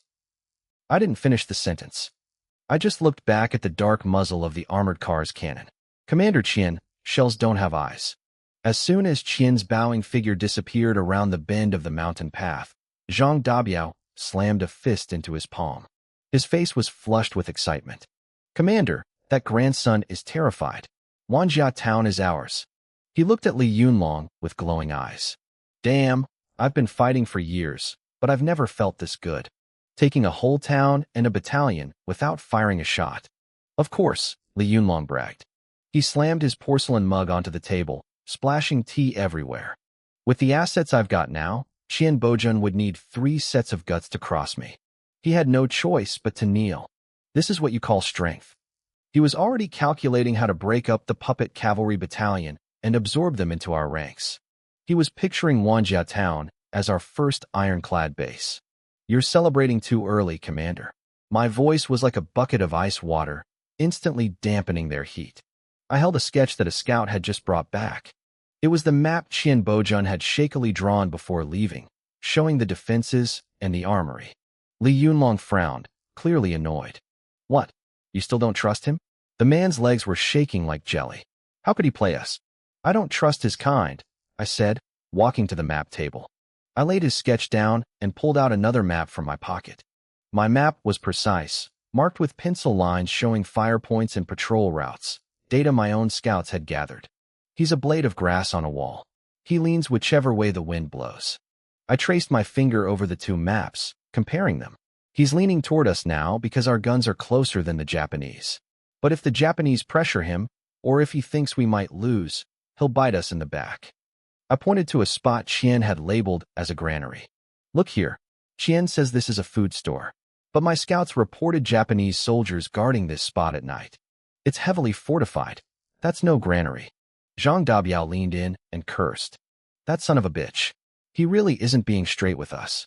That's why we need our own plan, I said. My expression didn't change as I circled several points on the map. I've drawn up 3 scenarios. Plan A. Qian is actually defecting. Our main force enters through the west gate as planned. Armored Car 1 and the 1st Battalion will secure the armory and the puppet barracks. The rest of the troops will take the high ground. We move fast and secure the town before the Japanese can react. Plan B. Qian is playing both sides. He might open the gate but tip off the Japanese, hoping we kill each other off. In that case, the troops entering the west gate are bait. The real strike force will be the 2nd Battalion. They'll slip through the broken wall on the east side and take out the Japanese headquarters. Once the Japanese command is in chaos, Qian will have to decide if he wants to help us or follow a headless fly. Li Yunlong's eyes lit up as I spoke. He liked the depth of it. And Plan C? He asked. Plan C, I said, my voice turning cold. It's a total trap. The west gate is a death trap, and Qian has fully sold us out to the Japanese. If that happens, I looked Li Yunlong in the eye. All units stay put. We abandon the assault entirely. Then, we would unleash every ounce of firepower we had. I planned to take that armored car and every gun in the regiment and rain hell on the west gate. We would blow Qian Bojun and his puppet soldiers straight to the sky, along with whatever pathetic schemes he was cooking. Zhang Dabiao gasped when he heard me say it. He looked at me like I was a monster. I suppose a scholar's ruthlessness is much scarier than a soldier's. Li Yunlong, however, just threw his head back and laughed. He loved the grit. He told me to do it exactly like that. I nodded and pulled a small notebook from my pocket. It was covered in tiny, cramped numbers. Since the plan was set, it was time to talk costs. I flipped through the pages, feeling less like a soldier and more like a landlord coming to collect his rent. I told the commander that for Plan A, we were committing 320 mobilized soldiers and 150 veterans. I estimated we would burn through 3,000 rifle rounds and 1,500 machine gun rounds. We could afford 50 grenades. The armored car was allowed 3 shells and not a single one more. Those shells were for the machine gun bunkers. In this scenario, the warpoint cost was 0. Li Yunlong's smile began to fade as I moved to Plan B. That scenario was Messier. The ammo consumption would double. The armored car would need 5 shells. But the real cost was the casualties. I reminded him that replacing a mobilized soldier cost 10 war points. A veteran's life, however, was priceless. Then I tapped the page for Plan C. My pen left a heavy ink blot on the paper. For Plan C, we would empty the armored car's magazine. Every machine gun would fire without a limit. The ammunition cost would be astronomical. It could bankrupt us entirely. I closed the book and looked Li Yunlong in the eye. My gaze was firm. I told him he had to follow my lead on this. Every single bullet needed to count. I didn't want to capture Wanjia Town only to end up too poor to manufacture a single round of ammunition. Li Yunlong laughed at my stinginess, pointing a finger at me while he cursed. He asked when he had ever counted bullets in a fight. He told me I wasn't waging war, I was running a business. But despite the grumbling, he knew I was right. I was the one providing the resources, so I was the one who decided how to spend them. He waved his hand dismissively and told me he'd just be my hired muscle. He said he would hit whatever I told him to hit. Night fell over the camp. The mountain wind carried a sharp chill, and the torches hissed and popped in the darkness. The men gathered in the clearing. On one side stood the veterans of the independent regiment. Their uniforms were ragged and mismatched, but their eyes were as fierce as hungry wolves. On the other side stood my mobilized soldiers. They were perfectly silent, standing with rigid posture and expressionless faces. The two groups were worlds apart, yet both radiated a lethal, sharpened energy. Li Yunlong stepped to the front of the line. The firelight danced across the hard angles of his face. He didn't offer a long, boring lecture. He just roared for his brothers to listen up. Every eye locked onto him. He told them we were going for a big prize tonight at Wanjia Town. He grinned, showing his teeth, looking every bit like a bandit king. He reminded them how poor the regiment used to be. We were so broke that 2 men had to share 1 pair of pants, and 3 men shared a single rifle. But he told them those days were over. He spun around and pointed at the vehicle factory and the armored car waiting in the shadows. He told them we had our own factory now. We had our own Iron Turtle. But he warned them that these things didn't run for free. They needed money to survive. He pointed a finger toward Wanjia Town and raised his voice to a scream. The money was in the enemy's warehouses. Their guns, their bullets, and their silver were our capital. He stepped forward, his gaze sweeping over every man. He didn't care if they were veterans or new recruits. On the battlefield, they were his soldiers. He had only one requirement. He screamed at the top of his lungs, telling them to strip the warehouses bare. He told them to empty everything. Whoever grabbed the most was a hero. He wanted them to bring back enough loot to keep my business running for a long time. The veterans let out a howl like a pack of wolves. They were ready for blood. The mobilized soldiers remained silent, but I saw their grip tighten on their rifles. Li Yunlong nodded, satisfied. He was just about to give the order to march when we heard it. The roar of engines echoed in the distance. 2 sets of headlights cut through the dark night. 2 scout motorcycles tore into the camp, skidding to a halt and kicking up a massive cloud of dust. A scout named Ho-Zi scrambled out of the sidecar, his face pale with panic. He forgot to even salute. He gasped out that things had gone wrong. A squad of Japanese gendarmerie was moving from the county seat toward Wanjia Town. They weren't patrolling. They were on a mission. The news hit the camp like a bucket of ice water. The excitement vanished instantly. Li Yunlong's bandit grin disappeared, replaced by the cold alertness of a predator. He grabbed Ho-Zi by the collar and demanded to know their numbers and equipment. Ho-Zi stammered that there were about a dozen of them on sidecars, followed by a truck. They were less than 20 miles from the town. Zhang Dabiao started pacing, cursing the gendarmerie. Those soldiers were the worst of the worst, cruel, sharp, and relentless. If they reached the town, our plan was finished. Everyone turned to look at Li Yunlong and me. The pressure was suffocating. I told the commander he had celebrated too early. My voice stayed calm, but I felt the tension in my chest. I walked to the map and drew a quick line representing the enemy's path. The gendarmerie didn't just go for visits. If they entered Wanjia Town, Qian Bojun would immediately crawl back to his Japanese masters. Plan A was dead. Even if we used Plan C and bombarded the town, we would likely break our teeth on their defenses. My analysis was like a cold blade, cutting through the hope of an easy victory. If the town was reinforced, it wouldn't be a raid anymore. It would be a slaughter. Li Yunlong stared at the map, his jaw clenched tight, his eyes burning with a dark, dangerous light. Li Yunlong had spent his entire life fighting. The thing he hated most was having a cooked duck fly right out of his mouth. He looked up and stared at me with a gaze that could pierce steel. He asked if my business brain could still handle the math. He wanted to know the bottom line. Do we fight, or do we retreat? Everyone held their breath. I didn't answer immediately. I looked at my system interface and saw the pathetic number staring back at me. 16 war points. That was all I had left. It felt like the system was mocking my desperation. If we retreated now, we'd be doing it with our tails between our legs.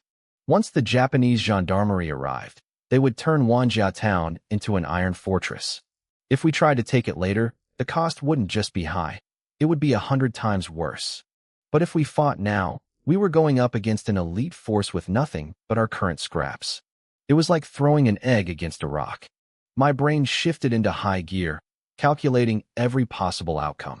Suddenly, the fog in my mind cleared. The hesitation vanished, replaced by a cold, desperate resolve. I looked up and met Li Yunlong's eyes. I told him we weren't retreating.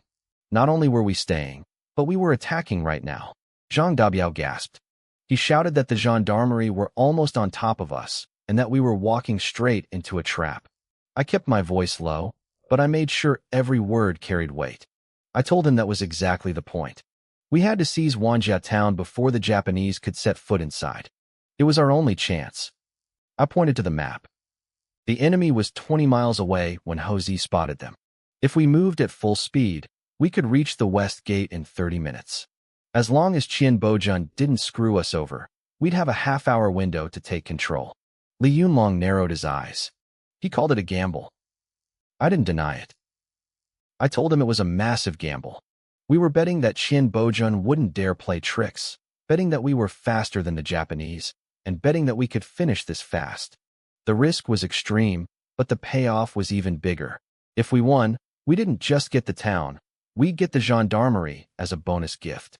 I didn't wait for him to process it. I opened the system interface. I looked at those 16 points and made a move that made even Li Yunlong's heart skip a beat. I spent 10 points to summon 10 conscripts. Then, I spent 5 more to purchase a prefabricated machine gun pillbox. A bright red warning flashed in my vision. I had 1 point left. The system was on the verge of shutting down. I ignored it. I pointed toward the barracks where 10 new soldiers had appeared next to a massive, canvas-wrapped steel structure. I told the commander these 10 men were my reserve, and that steel pile was a bunker that could be deployed instantly on the battlefield. I had put every cent I owned on the table. I looked him in the eye and told him to roll the dice. Li Yunlong looked at my bloodshot eyes. He saw the madness in them, a reflection of his own reckless spirit. He knew this feeling well. He let out a sudden, murderous laugh. He pulled his Mauser from his waist, pointed it at the sky, and roared for the troops to move out. The night was as black as ink. The independent regiment moved like a silent flood through the hills. At the west gate of Wanjia town, dim lanterns swayed in the wind. Qian Bojun stood there, his shadow stretching and shrinking as he paced nervously. He kept wiping sweat from his forehead, glancing between the town and the dark wilderness. Finally, 3 soft cuckoo calls drifted through the air. It was the signal. Qian Bojun snapped into action, signaling his men to heave the heavy gates open. Li Yunlong and Zhang Dabiao slipped through the gap like ghosts, followed by the men of the 1st Battalion. Li Yunlong slapped Qian Bojun on the shoulder, his grip so heavy it made the man buckle. Qian Bojun forced a smile that looked more like a sob, offering to lead us to the armory. Li Yunlong cut him off coldly. He told him to stay put and move nowhere. The 1st Battalion and the Type 94 armored car charged toward the armory, while the 2nd Battalion moved toward the Japanese headquarters. Everything was moving according to Plan B. But as the troops disappeared into the shadows, I saw Qian Bojun's expression shift. He took a quiet step back, his hand reaching for his waist. Just as our lead squad rounded a corner near the Japanese stronghold, the night exploded. Machine guns hidden on the rooftops opened fire. Tracers ripped through the air like whips of fire, catching our men in the middle of the street. Several soldiers went down instantly. Zhang Dabiao roared, tackling a soldier to the ground as bullets chewed up the dirt around them. That bastard Qian Bojun had set us up. He never intended to defect. He wanted us to wipe each other out so he could pick up the pieces. The peace of the town was shattered. My men were pinned down, unable to even lift their heads. The armored car took several hits to its thin roof plates, sparks flying as the crew struggled to return fire from such a low angle. Li Yunlong crouched behind a crumbling wall, screaming at me to do something as bullets chipped the stone inches from his head. I felt the blood drain from my face, but I didn't panic. I locked my eyes on the 2 machine gun nests on the roof. I grabbed the radio and gave the order. The 10 conscripts rushed into the street, carrying the massive canvas-wrapped load through a hail of lead. They moved with terrifying speed. In seconds, they tore away the canvas, revealing a complex mess of folded steel. With a series of heavy metallic clanks, the structure began to transform. Before the eyes of the stunned soldiers, the steel unfolded and locked into place. A pitch-black machine gun pillbox, bristling with firing slits, rose from the cobblestones. A conscript dived inside and racked the bolt of the heavy machine gun. The pillbox let out a deafening roar. Dong dong dong dong. The heavy, rhythmic pounding of the machine gun completely drowned out the pathetic rat-tat-tat of the enemy's light guns. The oversized bullets acted like a reaper's scythe. I watched as the stream of lead swept across a Japanese machine gun nest on a nearby roof, shredding both the soldiers and their weapons into bloody scrap metal in an instant.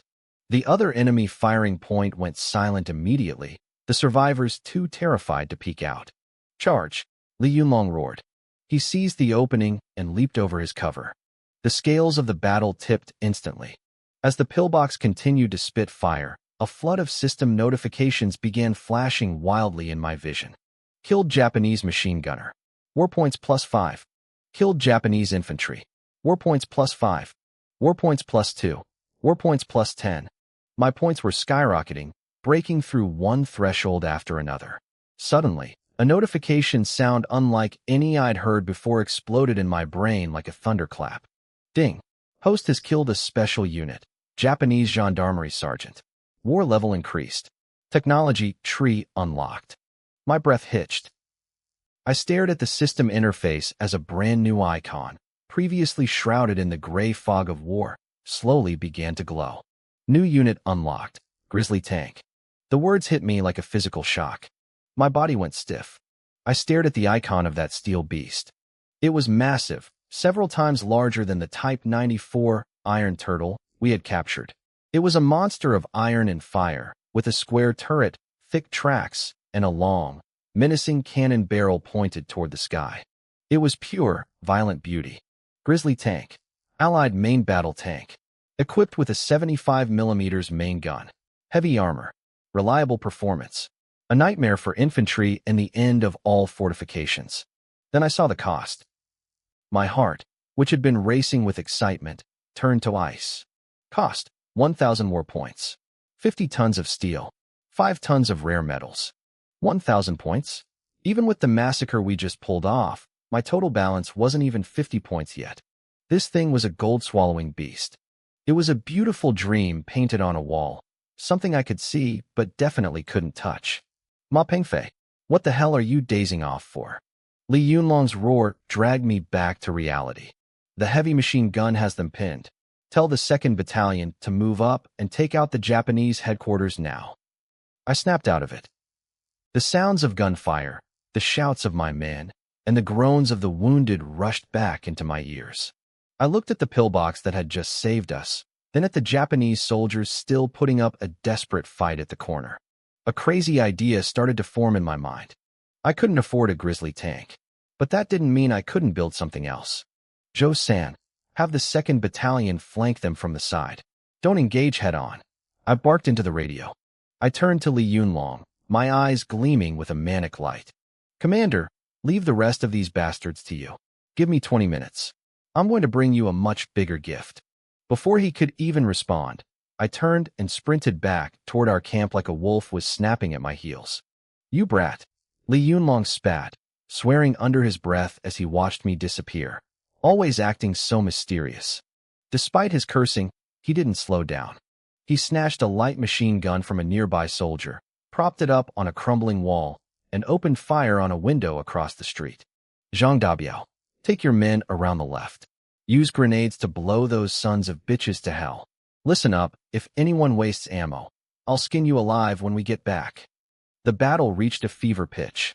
There weren't many Japanese soldiers left in Wanjia town, only a small squad, but they were well-equipped and held strong defensive positions. The veterans of the independent regiment were experienced, and under Li Yunlong's command, they fought brilliantly. However, while my conscripts were fearless, their lack of flexibility in complex urban combat started to show.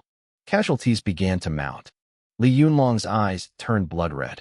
Every time a soldier fell, it was like a knife to his heart.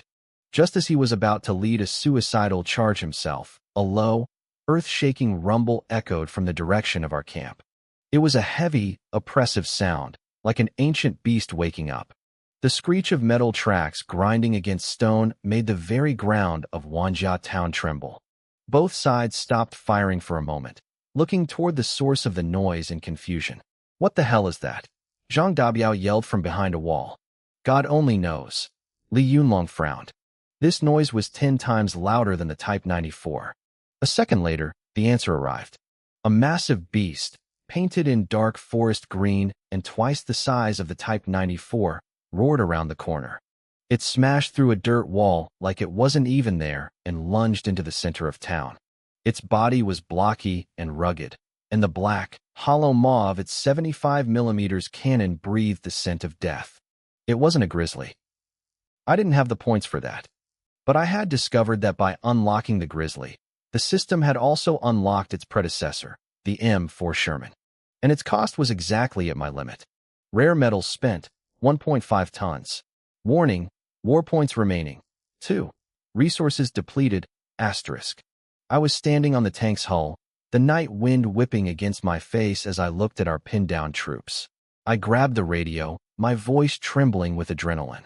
Commander, your gift has arrived.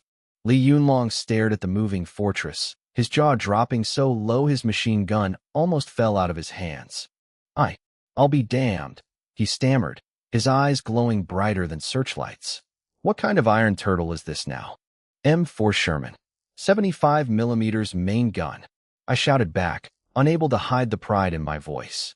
Commander, pick a target. Let's show the boys what this thing can do. Good lad. Li Yunlong slapped his thigh, his face flushed with excitement.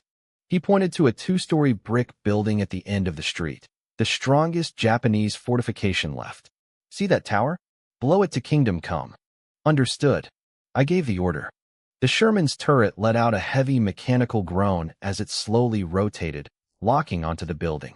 The Japanese inside realized the danger and opened fire with everything they had. Bullets sparked harmlessly off the Sherman's thick frontal armor, leaving nothing but faint scratches. The pathetic tink-tink of their fire only made the tank seem more terrifying. Fire. Boom. A 75mm high-explosive shell streaked through the air, trailing an orange flame, and slammed directly into the second floor. A massive explosion erupted instantly. The entire brick building looked like it had been smashed by the fist of a hidden giant. Bricks, wooden beams, and human remains were tossed into the sky by the massive shockwave.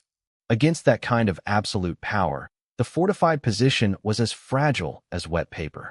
When the dust finally settled, the 2-story building was nothing but a pile of rubble. Not a single gunshot came from the ruins. The entire battlefield fell into a deathly silence. Everyone stared at the wreckage, stunned by the sheer power of that one shell.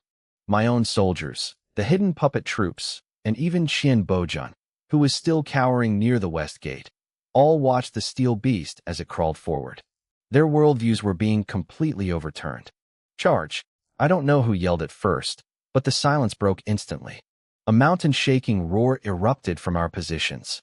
Morale hit its absolute peak. The remaining Japanese soldiers completely collapsed. They threw down their weapons, crying for their mothers as they scrambled to escape, but they were quickly swallowed up by my aggressive troops. The battle ended in a landslide. When the first light of dawn hit Wanjia town, the independent regiment's flags were already flying everywhere. Li Yunlong walked through the streets with his hands behind his back and his stomach stuck out, looking like a wealthy landlord inspecting his estate. He couldn't stop smiling. The warehouses were overflowing. There was enough grain to feed the whole regiment for half a year. The crates of medicine and gauze were more than he'd seen in all his previous raids combined. There were rolls of cloth, brand new uniforms, and tens of thousands of rounds of ammunition for the captured rifles. We're rich. We're finally rich. Li Yunlong laughed, slapping his thigh as he walked. I wasn't as excited about the grain. I was busy directing a few engineers I'd summoned from the system. We were gathered around a few old machine tools and a small power generator found in the puppet army's warehouse. To me, these were the real treasures. These were the golden geese that would lay the eggs for our future. Commander, Zhang Dabiao shouted, dragging a man whose face was the color of ash. He kicked the back of the man's knees. I brought him to you. Qian Bojun hit the ground hard, shaking like a leaf. He didn't even dare to look up. Commander Li, Officer Ma, have mercy, he wailed, banging his head on the ground. I was blinded by greed. I didn't want to fight you. It was the Japanese. The gendarmerie forced me. They said they'd kill my whole family. Li Yunlong snorted, looking down at him with pure disgust. Now you remember they forced you? Why didn't you think of that when you were pointing machine guns at us from the rooftops? I was wrong. I was wrong. Qian Bojun's forehead was bleeding from the constant bowing. Please, Commander Li, I opened the gates for you in the end. Give me a chance to live. Kill him, Zhang Dabiao growled. Leaving this son of a bitch alive is just asking for trouble. Li Yunlong looked ready to do it. He hated spineless traitors more than anything. Commander, I called out, wiping grease from my hands as I walked over. Killing him is easy. But if we kill him now, his hundreds of puppet soldiers will scatter like frightened birds. It'll be harder to absorb them. I looked at Qian Bojun with cold eyes. Keep him. Give him a title as an adjutant with no real power. Take the soldiers who are actually willing to fight the Japanese and split them up into our existing companies. As for the ones who are diehard traitors, strip them of their gear and kick them out.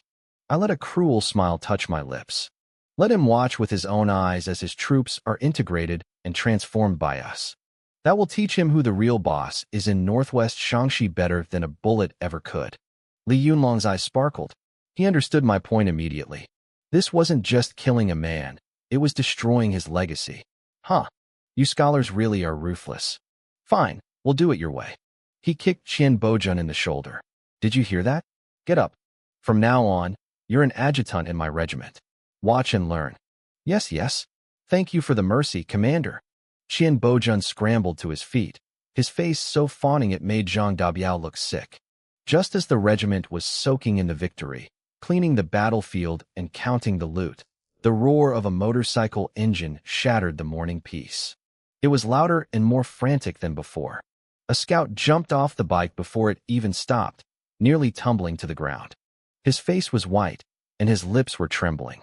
Commander, it's bad, the scout gasped, his voice cracking. The Japanese, the main force of the Sakata regiment, has left the county seat. He swallowed hard, his eyes full of despair. They've brought an entire artillery battalion. They're heading straight for Wanjia town at full speed. The news hit like an icy needle to the heart. The Sakata regiment, plus an artillery battalion? That was enough to break the back of any 8th Route Army unit. The smiles on my soldiers' faces froze, replaced by a deep, instinctive fear. Damn it, Zhang Dabiao's face went pale. He grabbed the scout by the collar. Are you sure? Is it really the main force of the Sakata regiment? I saw them. They're everywhere, covering the hills. The flags clearly say Sakata. Their artillery battalion has so many mountain guns pulled by mules, it looks like an entire regiment on its own. The atmosphere in the town turned freezing. The captured supplies and the new tanks suddenly felt small and fragile against the weight of the name Sakata. What are you panicking for? Li Yunlong's voice boomed like thunder. He kicked Zhang Dabiao's backside. If the sky falls, I'll hold it up. Stop looking like you're at a funeral. Though he was shouting, his bloodshot eyes were heavy with gravity. Sakata Nobuaki was an old fox and a terrifying opponent. His troops were elite, well-equipped, and fought like rabid dogs. Commander, We can't fight this, Zhang Dabiao urged. We just finished a battle. Half our ammo is gone, and the men are exhausted. One charge from the Sakata regiment, and we're finished. We have to retreat. Retreat. Li Yunlong's eyes widened, his stubborn streak flaring up. Where to? I finally got a nest of my own, and you want me to run with my tail between my legs before the seat is even warm? If I do that, I might as well go home and nurse babies. He spun around and pointed a finger at the M4 Sherman sitting in the town square, its cannon angled toward the sky. Then he pointed at the dark machine gun bunkers at the street corners. What is there to fear, he bellowed. We aren't the same as we were before. We've got ourselves an iron turtle now. We have the iron turtle now, Li Yunlong shouted, his voice echoing through the square. We have tens of thousands of rounds of captured ammo. Even if the Sakata regiment is made of iron, I'll blast enough holes in them to make a sieve. We'll hold Wanjia town until every bone in their bodies is snapped. His raw aggression was contagious. I saw the veteran soldiers around us tighten their grip on their rifles, the fear in their eyes replaced by a desperate, murderous glint. They were ready to die. Commander, we can't fight this way, I said, my voice cutting through the pre-battle hype. I stepped forward to a captured table and rolled out a map. Every eye in the room followed me. Fighting them head-on is like throwing eggs against a stone, I said, my face grim. I picked up a pen and circled Wanjia town, then stabbed the center of it. Our Sherman tank is powerful, but we only have one. The enemy's artillery battalion can level this entire town in a single barrage. Our bunkers are strong, but they won't hold up against mountain guns. If we stay here, we'll be buried under Japanese shells along with everything we've built. My words were like a bucket of ice water. The bloodlust in the room vanished instantly. Li Yunlong's jaw clenched so hard I could hear his teeth grinding. He knew I was right. In a war of positions, artillery and manpower were everything, and we were losing in both categories. So you're saying we retreat? Li Yunlong asked, his voice thick with frustration. Retreating is even worse, I replied, shaking my head at Zhang Dabiao's earlier suggestion. If we run, we lose the grain, the medicine, the fabric, and all the machinery we just fought for. More importantly, the reputation we've built in northwest Shaanxi will become a joke overnight. Who would ever join us again? Who would believe we can actually beat the Japanese? Zhang Dabiao opened his mouth to argue, then closed it, scratching his head in frustration. We can't stay, and we can't run. Then what? We can't just stand here and wait to die. Everyone looked at me, waiting for an answer. I didn't speak immediately. I stared at the map, my mind racing. On my system interface, I saw my remaining 2 war points staring back at me like mocking eyes. I had no more trump cards to play. A head-on fight was suicide. Running was a slow death. A spark of madness flickered in my mind. A plan, insane, bold, and dangerous, began to take shape. We won't defend, and we won't retreat, I said, looking up at Li Yunlong and Zhang Dabiao. We're going to play the empty city trick. Empty city, Li Yunlong blinked. He'd been fighting his whole life, but he'd never heard of this. What the hell are you talking about? Speak plain English, kid. The Sakata regiment is coming for blood. What do they want? I pointed at Wanjia town on the map. They want to wash away their shame. They want to wipe the independent regiment off the map and take back this town. To them, we're birds trapped in a cage. So, we're going to give them the cage. A cold smile touched my lips. We leave the grain and fabric out in the open. We put the broken machinery in the most visible spots. We'll even leave that captured Type 94 armored car in the middle of the road. We make it look like we fled in a total panic, leaving everything behind. Meanwhile, our main force, the Sherman, the machine guns, the bunkers, and the core of our vehicle factory, will pull back into the surrounding mountains. Li Yunlong's eyes started to glow. He was starting to see it. The Sakata regiment thinks we're cowards hiding in a hole. I continued, my voice growing more intense. But when they march into Wanjia town, they'll find nothing but an empty shell and piles of loot. They'll think we're terrified, that we've lost our nerve. They'll let their guard down. They'll split up to secure the supplies. They'll probably throw a banquet to celebrate. I slammed my finger down on the map, sliding it from the town to the surrounding ridges. And that's when we hit them. We use our mobility and our tech to strike from where they least expect it. They have more men. We fight a guerrilla war. They have big guns. Let them waste their shells on an empty town. They want to eat us alive? I'm going to make sure they never even see our shadows while we tear them apart, piece by piece. The room went silent. I could hear the sharp intake of breath from the officers. Using a newly captured town as bait was unheard of. It was a gamble of epic proportions. Good lad, Li Yunlong roared, slamming his hand on the table so hard the teacups jumped. He looked at me with a mix of admiration and pure craziness. This isn't just an empty city trick. You're setting a Hongmin banquet for that old fox Sakata. He began pacing back and forth, rubbing his hands together. Fighting head-on is for idiots. Using your brain. Now that's how you win a war. We're doing it. But how do we set the stage? How do we make the performance look real? I smiled. I knew I had him. I moved back to the map and started marking key locations. First, we make them believe we're still here, I said, pointing to the tallest bell tower. We leave one machine gun and a few veterans. When they start their bombardment, we fire back just enough to look like a desperate defense. As soon as their main force gets close, our guys vanish. Second, the traps. I moved my pen to the warehouses. These are the first places they'll occupy. We take all those nearly expired grenades and explosives we captured and rig them under the supplies. The moment they start moving crates, boom. I didn't need to finish that sentence. The look on my face said it all. Finally, the most important part. I looked at the brand new M4 Sherman sitting outside. My voice dropped to a whisper. Commander, whether this play works depends on our lead actor. Sakata has artillery. When they've set up their guns and they're ready to feast on Wanjia town, we'll have the Shermans serve them their first appetizer. Li Yunlong's eyes lit up with a wild, manic energy. He slapped his thigh, his voice booming loud enough to shake dust from the rafters. Appetizer? I love the sound of that. Since Sakata likes his big meals, I'll make sure he gets an appetizer that breaks every tooth in his mouth. Li Yunlong grabbed the pencil from my hand and stabbed it hard into a specific spot on the map. He was pointing at a stretch of open ground just outside Wanjia town. We'll do it right here, he barked. Sakata's artillery position will almost certainly be on this open ground. It has the best line of sight and the widest field of view. When he gets his guns ready, when he's got his pants down and is ready to take a leak, our Sherman will burst out from behind his back and give him a real nasty surprise. He turned his head and roared, Zhang Dabiao. Zhang Dabiao was already vibrating with excitement from the sheer audacity of the plan. He let out a howl of his own. Present. Take the 1st Battalion and bring out everything we have that explodes, Li Yunlong ordered. Grenades, explosives, mines, all of it.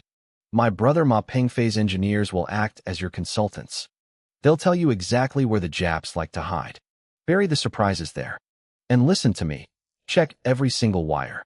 If a single one of those damn things is a dud when the time comes, I'll have your head. Yes, sir. Zhang Dabiao turned and sprinted off to gather his men, looking like he was ready to go dig up someone's ancestral grave. Li Yunlong then turned to the 2nd Battalion commander. Zhou-san, take your men and move all the captured grain, cloth, and medicine to the main street. Pile it up like a mountain. Then, drag that captured Type 94 tin can into the middle of the road. Make it look like we ran away so fast we didn't have time to take anything. Understood. And you? Li Yunlong pointed at Qian Bojun, who had just scrambled up from the ground with a fawning look on his face. You and your men don't just stand there. Help the 2nd Battalion move the supplies. If anyone slacks off, I'll skin them alive. Qian Bojun shivered and started nodding and bowing, suddenly becoming more active than anyone else. Wanjia town transformed instantly.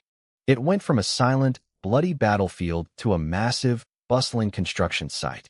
My engineers in their blue overalls led the soldiers, keeping everything orderly. Don't place the grenades like that, one engineer said, stopping a soldier who was about to shove a bundle into a grain sack. Point the fuses in one direction and link them with a single wire. When you pull it, the whole area goes up at once. And this one, another engineer explained to a group of soldiers while carefully rigging a doorway. This is an electric detonator. See this wire? Connected to the switch on the warehouse door. The moment a Jap pushes that door open, boom, they'll be on their way to the afterlife. They worked like master hunters, setting lethal traps in every corner of the forest. Every detail was calculated and cold-blooded. Li Yunlong walked through the town with his hands behind his back, a grin plastered on his face that reached from ear to ear. He walked over to me as my engineers directed the mobilized soldiers to dismantle the machine gun pillbox that had served us so well. They broke it down into massive components and wrapped them in canvas for transport.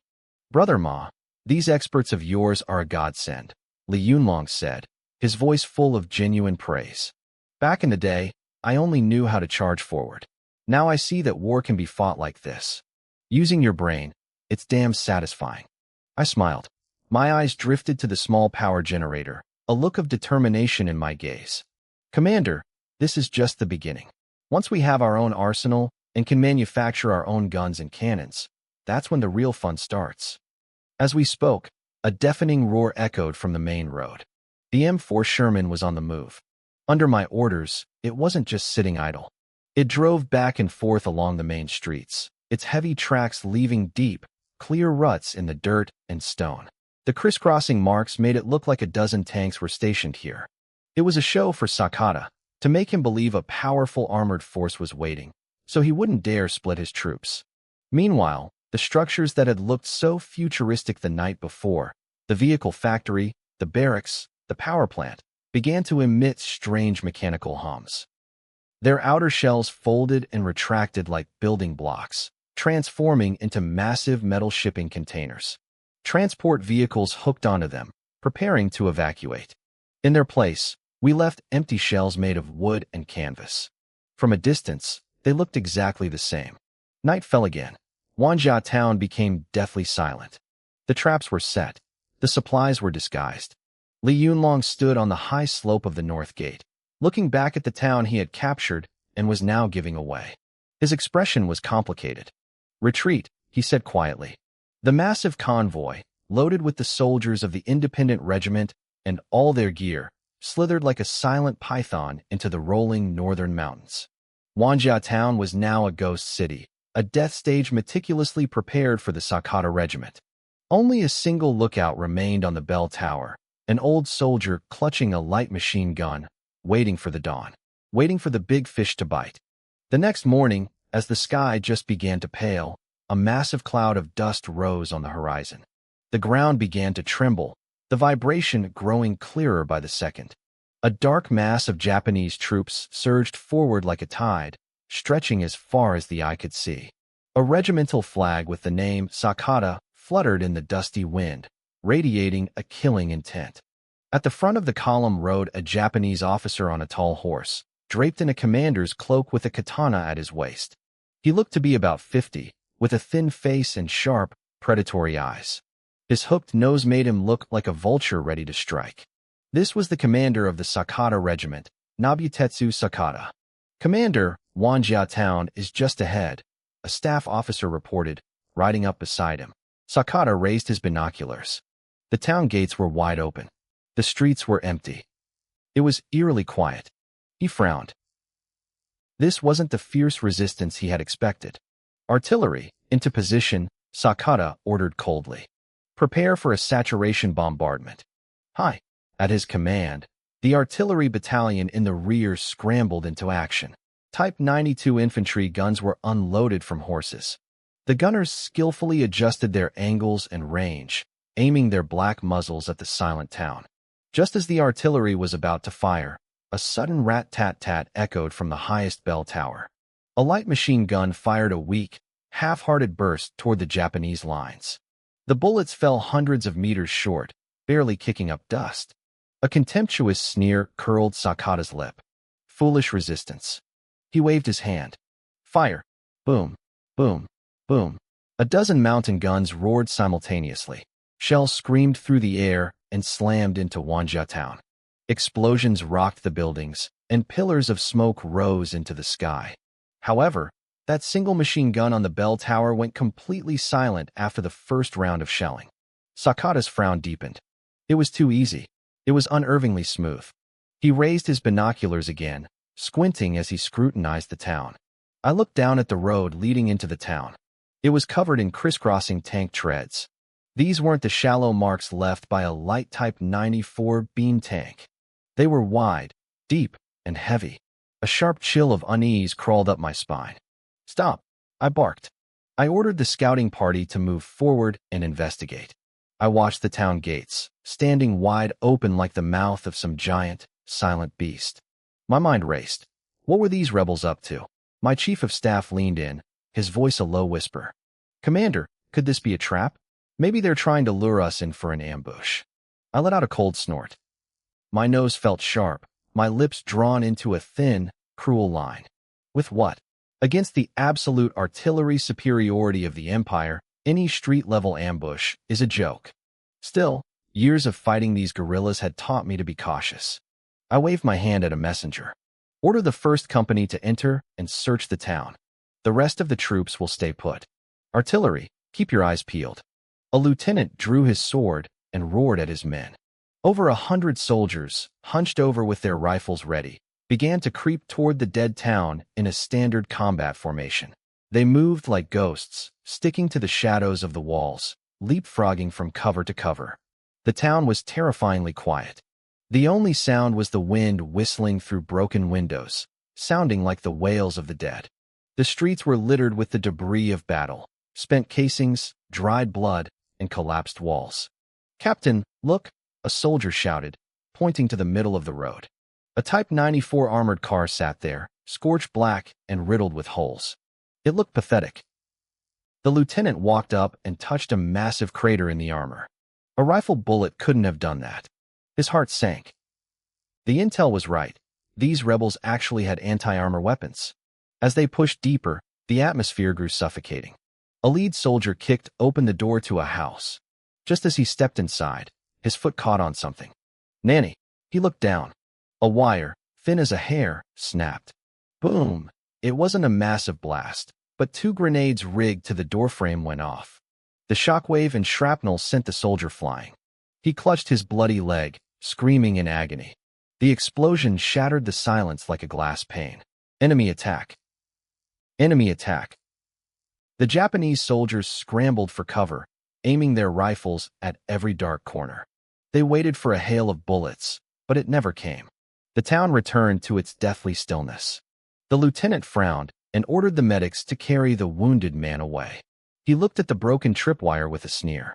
"Pathetic," he muttered. "Is this all they've got?" The search continued. They triggered a few more small traps. A mine hidden in a water jar, a grenade under a corpse. None of them did much damage, only causing a few minor injuries. These clumsy traps actually made the soldiers relax.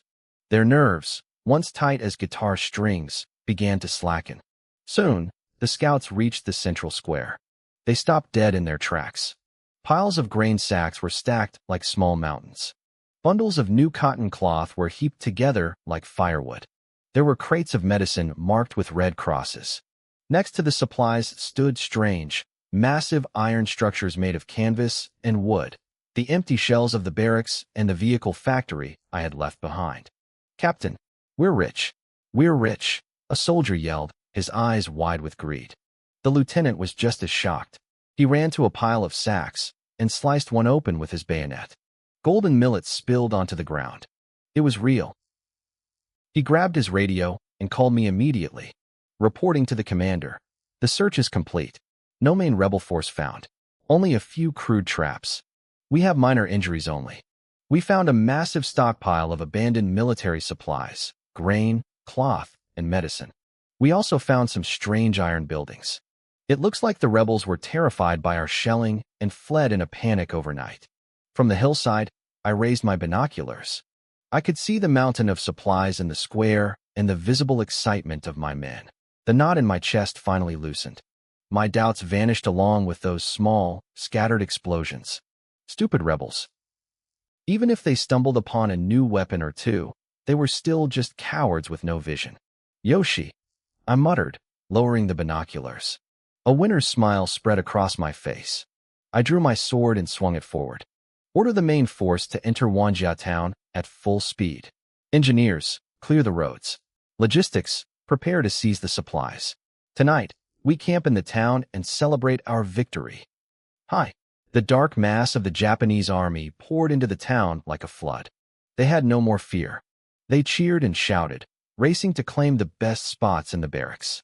The cooks were the happiest, setting up over a dozen massive pots in the square, ready to cook a feast of stolen grain and pork. I walked into the town hall, surrounded by my guards. The place had been cleaned and set up as my temporary headquarters. I slammed my sword onto the table and looked at my chief of staff. Spread out the map. Order all companies to use Wanjia Town as a base and search the surrounding mountains. I want Li Yunlong dragged out of his hole and turned into a specimen. Meanwhile, in a hidden ravine a few kilometers away, Li Yunlong was watching every move through his own binoculars. He saw the Japanese soldiers rushing the warehouses like headless flies. He saw them lighting fires to cook in the square. He saw me walking into the town hall. He was practically vibrating with impatience, rubbing his hands together. Ma Pengfei, look at them. The bastards are all inside. They've even got the pots boiling. Li Yunlong dropped his binoculars and ran to my side, his voice a strained whisper. Those sons of bitches are stealing our houses and eating our food. When do we start? If we wait any longer, they'll finish the damn meal. Zhang Dabiao and the other battalion commanders crowded around, eyes burning with fire, their hands white-knuckled on their guns. I didn't look through the binoculars. I didn't even look at them. I kept my eyes fixed on my lead engineer, waiting for the perfect moment. I kept my eyes on the black box in front of my lead engineer. It was a custom-made remote detonator, a complex piece of tech covered in switches and glowing indicator lights. The engineer wore heavy headphones, his fingers dancing across the controls as sweat beaded on his forehead. "Report, Commander," he whispered, his voice tight. "All signals are green. The lines are clear. We are ready to blow." I nodded slowly. I picked up my radio, my voice cold and steady. "Zhou-san, what's your status?" "Commander Ma, the Sherman is in position." The reply came through the static. "The main gun is locked onto the enemy artillery battery, ready to fire on your command." "Good." I set the radio down and finally looked at Li Yunlong. He was pacing like a caged tiger, his face flushed with anxiety. I let out a slow breath, feeling the cold excitement of a hunter watching his prey step into the kill zone. "Colonel, don't be in such a hurry. If you're hosting a dinner, you have to wait for all the guests to arrive." I pointed toward Wanjia Town. Smoke rose from the cooking fires, and the distant chatter of Japanese soldiers filled the air. I let a cruel smile slip. Wait a little longer. Wait until the food is on the table and the wine is poured. We hit them when they're full, happy, and completely relaxed. My gaze dropped back to the detonator. My voice dropped to a low growl. "Get ready, Colonel. We're about to send Nobunaga Sakata a welcome gift he'll never forget." Down in the town, Colonel Sakata was enjoying the atmosphere of victory. He sat in the cleaned-out town hall, puffing on a captured cigar. Through the swirling smoke, he looked satisfied. In his mind, he probably saw Li Yunlong's head on a platter and the independent regiment in ruins. The smell of stewed pork and noodles drifted into his headquarters. Outside, his soldiers sat around campfires with their mess tins, laughing and relaxing. Everything seemed peaceful. Everything seemed right. Back in the ravine, Li Yunlong was staring through his binoculars so hard I thought he might crack the glass. "Damn it, pork and noodles. Those bastards sure know how to eat." He cursed under his breath, practically drooling. "Ma Pengfei, what are you waiting for?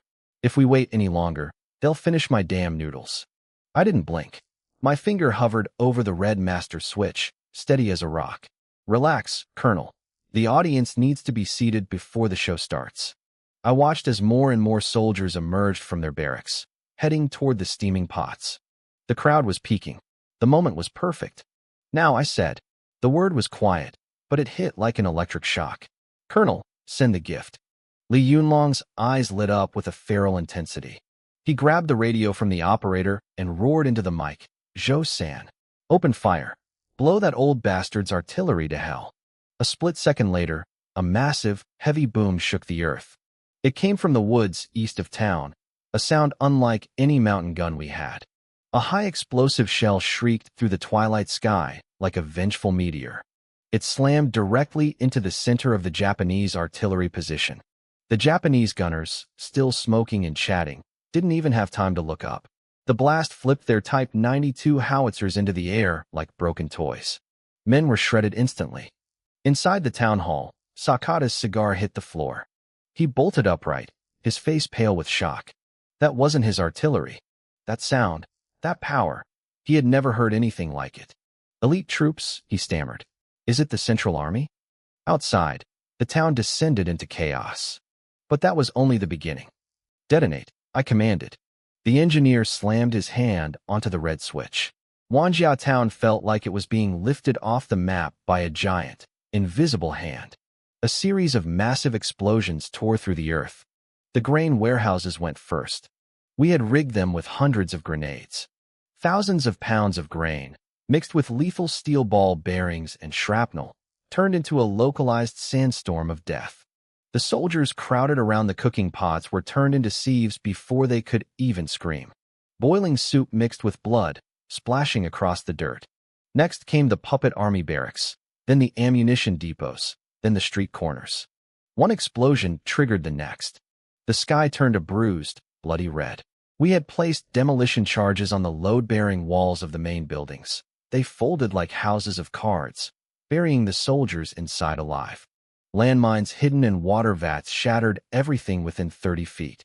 Even the Type 94 armored car we had left in the street joined the symphony.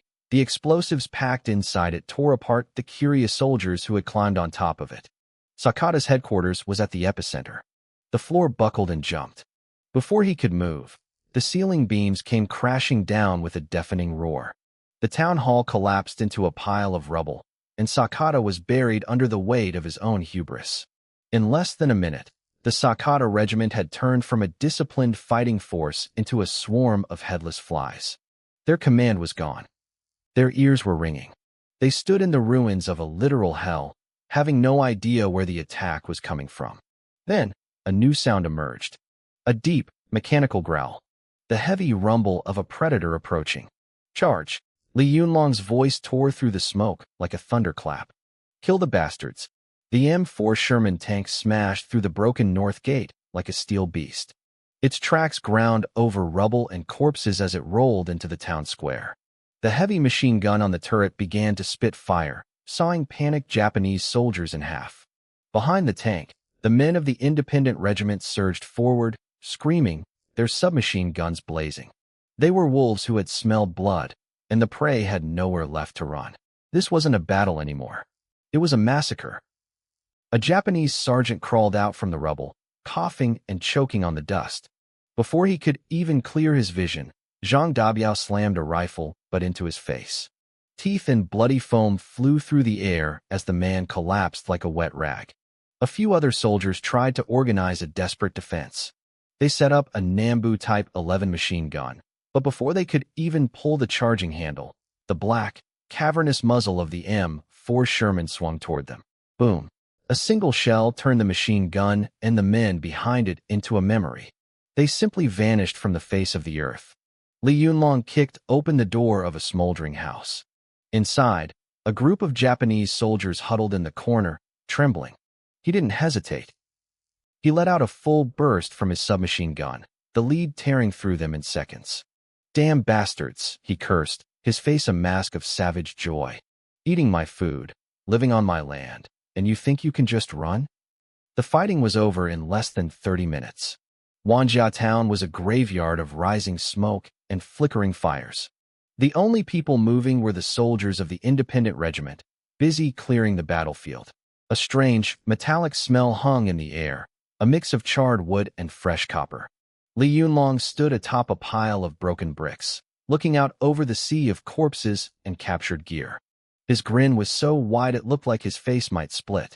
This was the most satisfying fight he'd ever had. Just then, Zhang Dabiao came running from the ruins of the town hall. His dark face was covered in soot, making his white teeth flash brilliantly as he grinned. He reached us and leaned in, his voice a low, mysterious rasp. "Commander, we hit the jackpot. A huge fish." He pointed behind him. 2 soldiers were dragging a man out of the debris. The prisoner was covered in blood, his uniform was shredded, and his face was black with ash. But on his shoulders, the gold stars of a general officer glinted in the firelight. Despite his pathetic state, His eyes still burned with a cold, stubborn malice. Li Yunlong stared at that hooked nose and those venomous eyes. He froze for a second, then erupted into a roar of pure ecstasy. You? It's actually you. He lunged forward, his massive hands swinging through the air. Slap! Slap! 2 heavy blows landed on the prisoner's soot-covered face, the sound echoing through the square. Li Yunlong grabbed the man by the collar and hoisted him into the air with enough force to choke him. Weren't you the one acting so high and mighty? Didn't you say you were going to turn me into a specimen? Come on, act tough for me now. Sakata's head spun. Blood leaked from the corner of his mouth. He glared at Li Yunlong, his hatred so thick it was almost tangible. He forced a few words out through his gritted teeth. Baka! You despicable bandits. Li Yunlong laughed. He laughed so hard he had to lean back. I'm despicable. So what? This is war. It's kill or be killed. You think I'm going to talk about manners with a dog like you? I'm going to take your head and use it as a chamber pot. He turned and barked at Zhang Dabiao. Dabiao, watch this old ghost. Don't let him lose a single hair. If he tries to kill himself, break his arms and legs and throw him in the latrine. Make sure he can't live and can't die. Yes, sir. Zhang Dabiao cheered. He pulled a hemp rope from his waist and tied Sakata up like a festive zongzi before tossing him aside. Seeing their commander captured and the enemy annihilated, the soldiers of the independent regiment let out a cheer that shook the sky. It was a magnificent victory. They had wiped out a reinforced regiment right at their front door in a way no one would believe. As Li Yunlong basked in the glory, I walked up to him. I wasn't smiling. Commander, don't celebrate too early. My voice was like a bucket of ice water over his head. Clean the field, count the losses, and interrogate Sakata immediately. I have a feeling our troubles are just beginning. Li Yunlong looked at my serious expression, and his pride evaporated. He knew I didn't waste breath on empty talk. Listen to Brother Ma, he roared. Stop grinning like idiots and get to work. We set up an interrogation room in a side wing of the town hall that was still standing. Sakata was jolted awake with a bucket of cold water. He sat in the only chair, his back straight, trying to maintain his dignity as an imperial officer. Li Yunlong sat across from him, legs crossed, while I stood to the side with one of my system-generated engineers. The engineer looked refined in his glasses, holding a thick folder. Sakata, let's not play games, Li Yunlong started.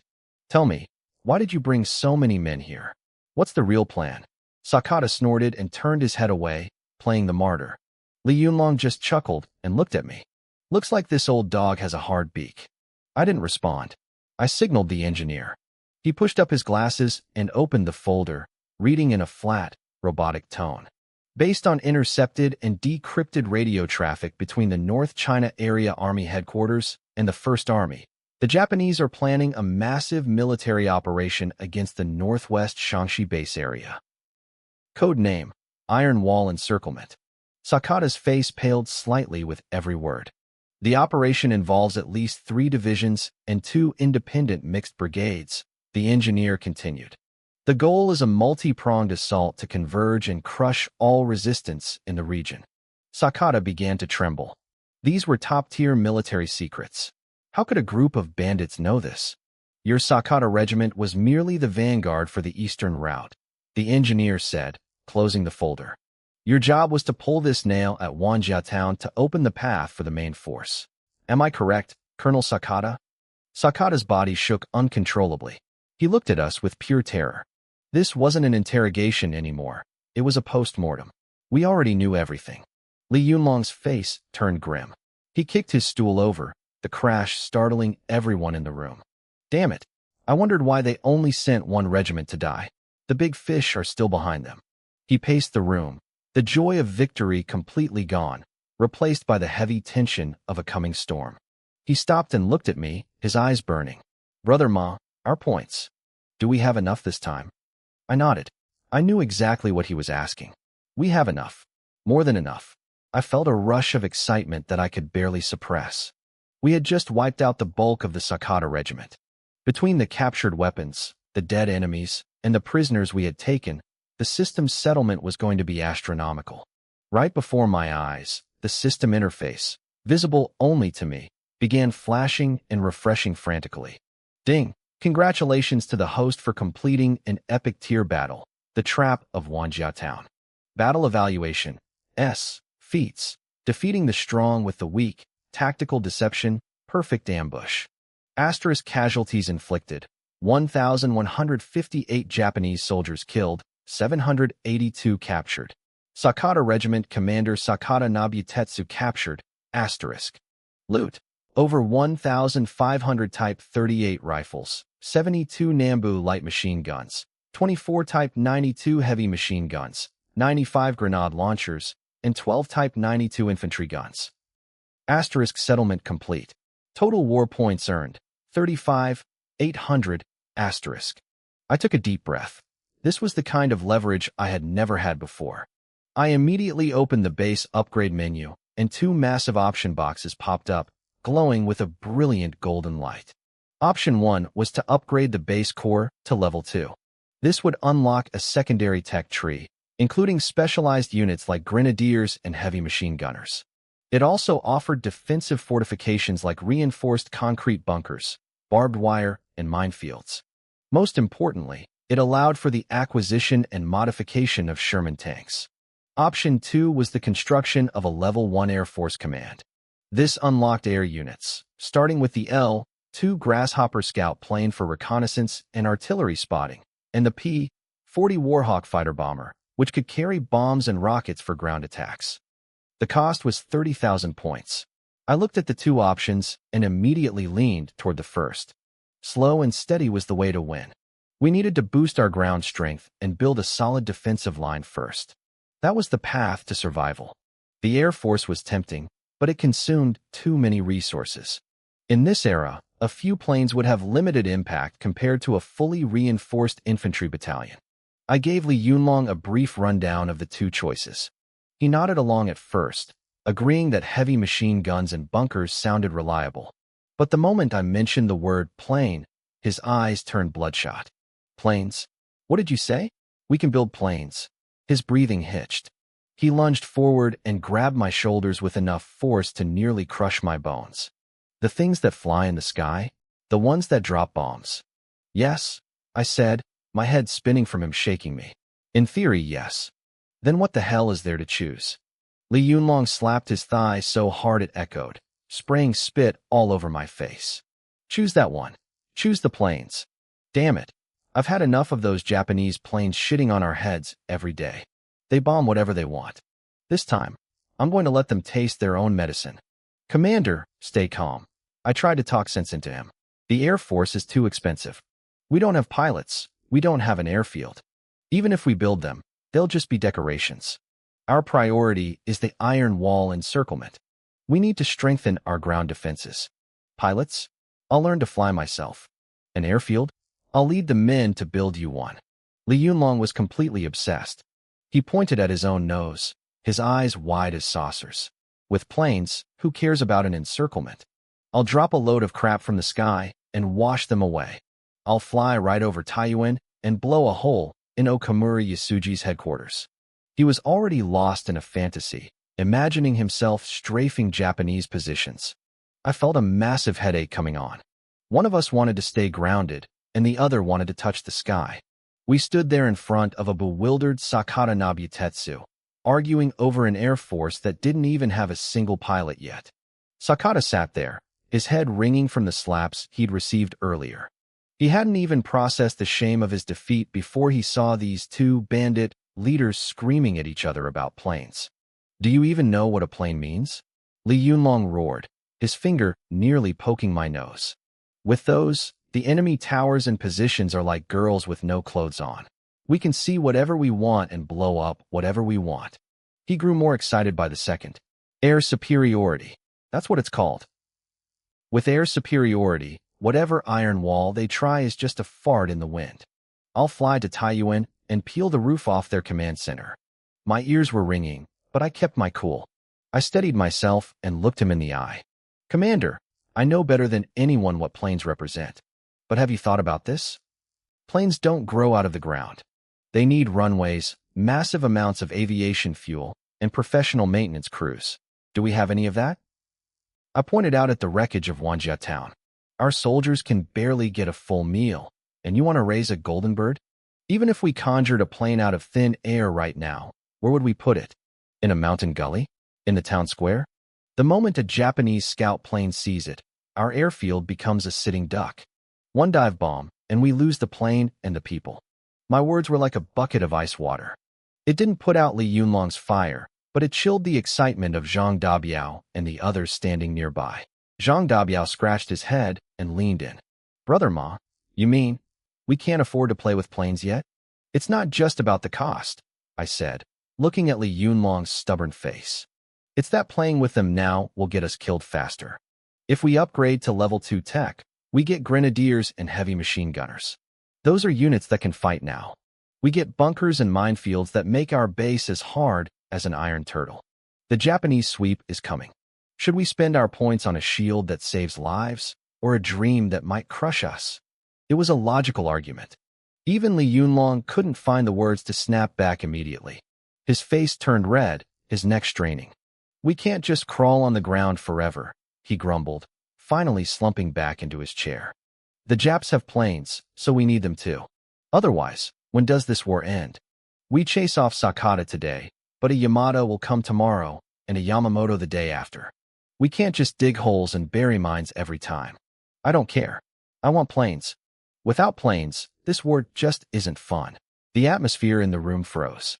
Zhang Dabiao and the battalion commanders looked back and forth, completely lost in the debate between high-tech defense and the dream of the sky. The soldiers could tell that Commander Li Yunlong and I were locked in a stalemate. One of us wanted to leap into the future, while the other wanted to keep our feet firmly on the ground. Neither of us was backing down. Nearby, Sakata Nobutetsu sat tied up like a festive zongzi, his mind racing. He didn't understand words like points or system, but he understood planes, grenadiers, and concrete bunkers. He stared at us in pure shock. Who were these guerrillas? They already had tanks that hit like heavy artillery, and now they were casually discussing building an air force. A cold, unprecedented fear began to crawl up his spine. He realized that the Japanese army's iron wall encirclement wasn't about to trap a few rebels. It was about to slam into a wall of solid steel. I looked at Li Yunlong. He had the face of a pouting child who had been denied a new toy. I knew his temper. Once this man dug his heels in, a team of oxen couldn't budge him. Pushing back hard wouldn't work. I had to lead him there. Commander, look, I said, my voice softening as I stepped toward him. Arguing gets us nowhere. Let's meet halfway. Li Yunlong raised an eyelid and looked at me sideways. He didn't speak, but his expression said, start talking. We will build an air force, I promised, giving him a little professional courtesy. You're right. Without the sky, we're just sitting ducks. But we have to eat one bite at a time. Our foundation is too thin right now. If we jump straight to planes, we might trip and break our necks. Li Yunlong's expression relaxed slightly. He let out a grunt, which was as close to an agreement as I was going to get. Here's my plan, I continued, striking while the iron was hot. We spend 20,000 points to upgrade the base core to level 2. This immediately unlocks grenadiers, heavy machine gunners, and a specialized anti-tank weapon called a bazooka. It's far better than our current makeshift methods. We use these units to build a backbone for the regiment and turn our base into a fortress. We need to survive the upcoming Japanese sweep first. I paused, locking eyes with him. But we don't forget the planes. We keep the remaining 10,000 points as a reserve. Meanwhile, I'll send my engineers to scout the entire region for a hidden spot with the right geography for an airfield. We plan, we prepare, and once we crush this sweep and earn more points, the site will be ready to go. What do you think? It was a bridge between reality and his dream. Strengthen the ground to survive today, then build the strength to take the sky tomorrow. Zhang Dabiao was the first to clap his hands. That's it. Political Commissar Ma's plan is perfect. We get new gear now and planes later. It's the best of both worlds. The battalion commanders nodded in agreement. It was the safest path. Li Yunlong kept his head down, tapping his finger on the table. He was doing the math. He realized he had been blinded by the glory of flying and hadn't considered the cost of keeping those birds in the air. We were broke.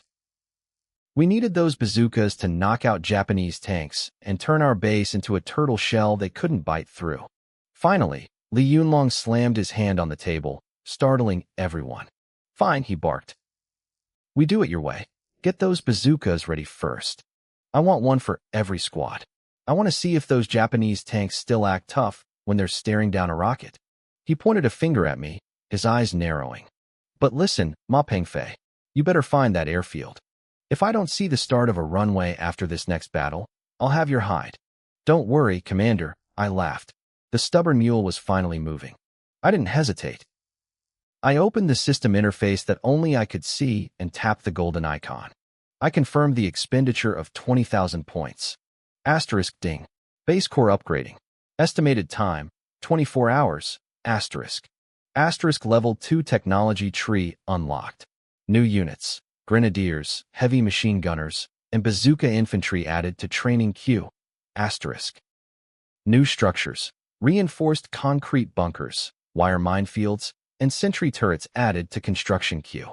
Sherman tank modification plan unlocked. A flood of notifications rang in my head, and a surge of power washed over me. I could almost see it. An army of steel, bristling with rockets and machine guns, rising from the horizon. I looked out the window at the sky, which was still red from the fires of battle. Commander, I said, turning back to him with a grin. Get ready to meet a brand new independent regiment. Li Yunlong saw the look in my eyes and felt a shiver of excitement. He knew that whenever I looked like a fox that had just raided a henhouse, something big was coming. What are you planning now? I'm telling you, I have no money. Come with me, I whispered. I want to show you something beautiful. 24 hours later, the central square of Wanjia town had been transformed. The simple shack that served as our barracks had grown into a gray concrete structure. The vehicle factory next to it had expanded, now featuring a massive steel crane that screamed industrial power. But the most impressive sight was the 2 rows of soldiers standing at the entrance. They wore our uniforms, but they looked like nothing the independent regiment had ever seen before.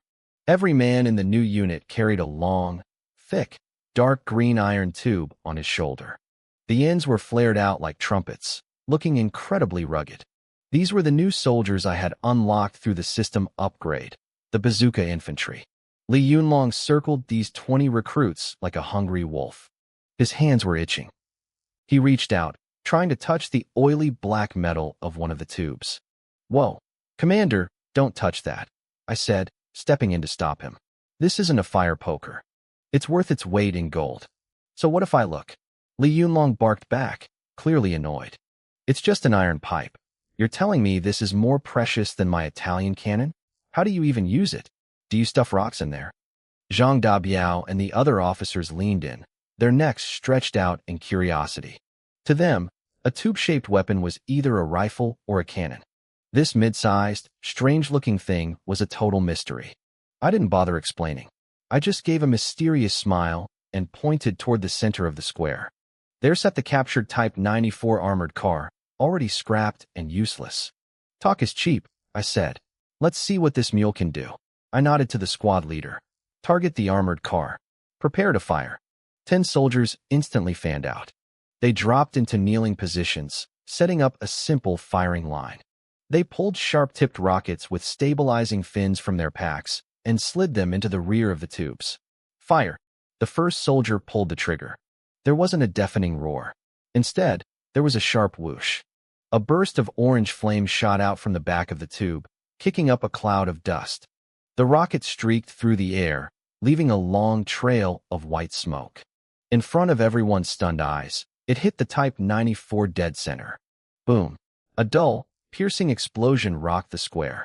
The armored car's front plate, made of riveted steel, looked like it had been punched by an invisible giant. It caved in instantly. A hole the size of a wash basin appeared, the edges glowing red where the steel had melted from the heat. The square went silent. Everyone was frozen. Zhang Dabiao's jaw dropped so low he could have fit a fist in his mouth. He rubbed his eyes, unable to believe it. That was an armored car. Sure, it was thin, but it was still made of iron. Before this, even a bundle of grenades couldn't crack it. Now, one little pipe had turned it into Swiss cheese. Li Yunlong's eyes were wide. He stared at the smoking wreck, his throat bobbing as he swallowed hard. Holy crap, he muttered. Second squad, continue, I commanded. Whoosh, whoosh, whoosh. More rockets screamed through the air like a swarm of angry hornets. They slammed into the car one after another. In a series of violent explosions, the Type 94 was torn apart like a crushed tin can. The turret flew into the air. The chassis shattered into burning scrap metal. The entire process took less than 30 seconds. The veterans of the independent regiment looked at the wreckage, then at the recruits. Their eyes turned from shock to pure fanaticism. With this weapon, the Japanese turtle shells were nothing but target practice. Good stuff. This is the good stuff, Li Yunlong shouted. He lunged at me, grabbing my shoulders so hard it hurt. His face was bright red with excitement. My brother, my dear brother.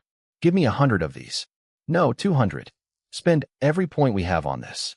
I want every man in the regiment carrying one. He was already hallucinating. I could see it in his eyes, 1,000 bazookas firing at once, leveling entire Japanese divisions. Commander, calm down, I said, trying to steady myself as he shook me. These are bazookas. They're great, but we can't eat them. Our points are limited. We have to be smart. Smart my ass. Li Yunlong spat, his spray hitting my face. Money is just paper. If we run out of points, we'll kill more Japs and take theirs. The great mopping up is coming. If we don't have the heavy gear, how are we supposed to survive? Trade it all. Everything for the tubes. No, I said firmly. I pried his hands off me. I had to be the responsible one here. I'll give you one more squad. That's it. The rest of the points are for fortifications and reserves. You can't win a war just by charging like a madman. We have to plan. You damn skinflint. Li Yunlong pointed a finger at my nose, cursing me out. We started arguing right there in front of the whole regiment. He wanted to go all in. I wanted to play it safe. Neither of us would budge. Eventually, Zhang Dabiao had to step in and drag the commander away. Li Yunlong finally grumbled his way into a compromise, agreeing to only one more squad. Over the next few days, Wanjia town turned into a massive training camp. The 3 bazooka squads became the stars of the regiment. Every day, the sound of rockets and explosions echoed through the valley as they practiced on brick walls and old trucks. Meanwhile, the M4 Sherman tanks rolled into the factory. My engineers went to work. We added reactive armor to the sides and welded machine gun mounts onto the turrets. The firepower was becoming terrifying. Li Yunlong took charge of the tactical drills. We were no longer just a bunch of guys with rifles. With grenadiers and heavy machine gunners integrated into the squads, our firepower had tripled. In the drills, the Shermans led the charge, soaking up fire. The infantry followed behind, using the steel beasts for cover. If they hit a bunker or a tank, the bazooka team stepped out and ended the threat with one shot. The independent regiment was transforming. We were becoming a modern combined arms force. The men looked at their new gear, the concrete bunkers, and the automated turrets, and for the first time, I saw a true confidence in their eyes. We were just about ready to find a Japanese outpost to test our new teeth when urgent news hit Wanjia town. A messenger burst into headquarters, looking pale. He handed me a telegram. Commissar Ma, urgent message from the brigadier. I took the paper. I read it once, and my heart sank. Li Yunlong saw my face change and snatched the telegram from my hand. There weren't many words on the page, but they were enough to change everything.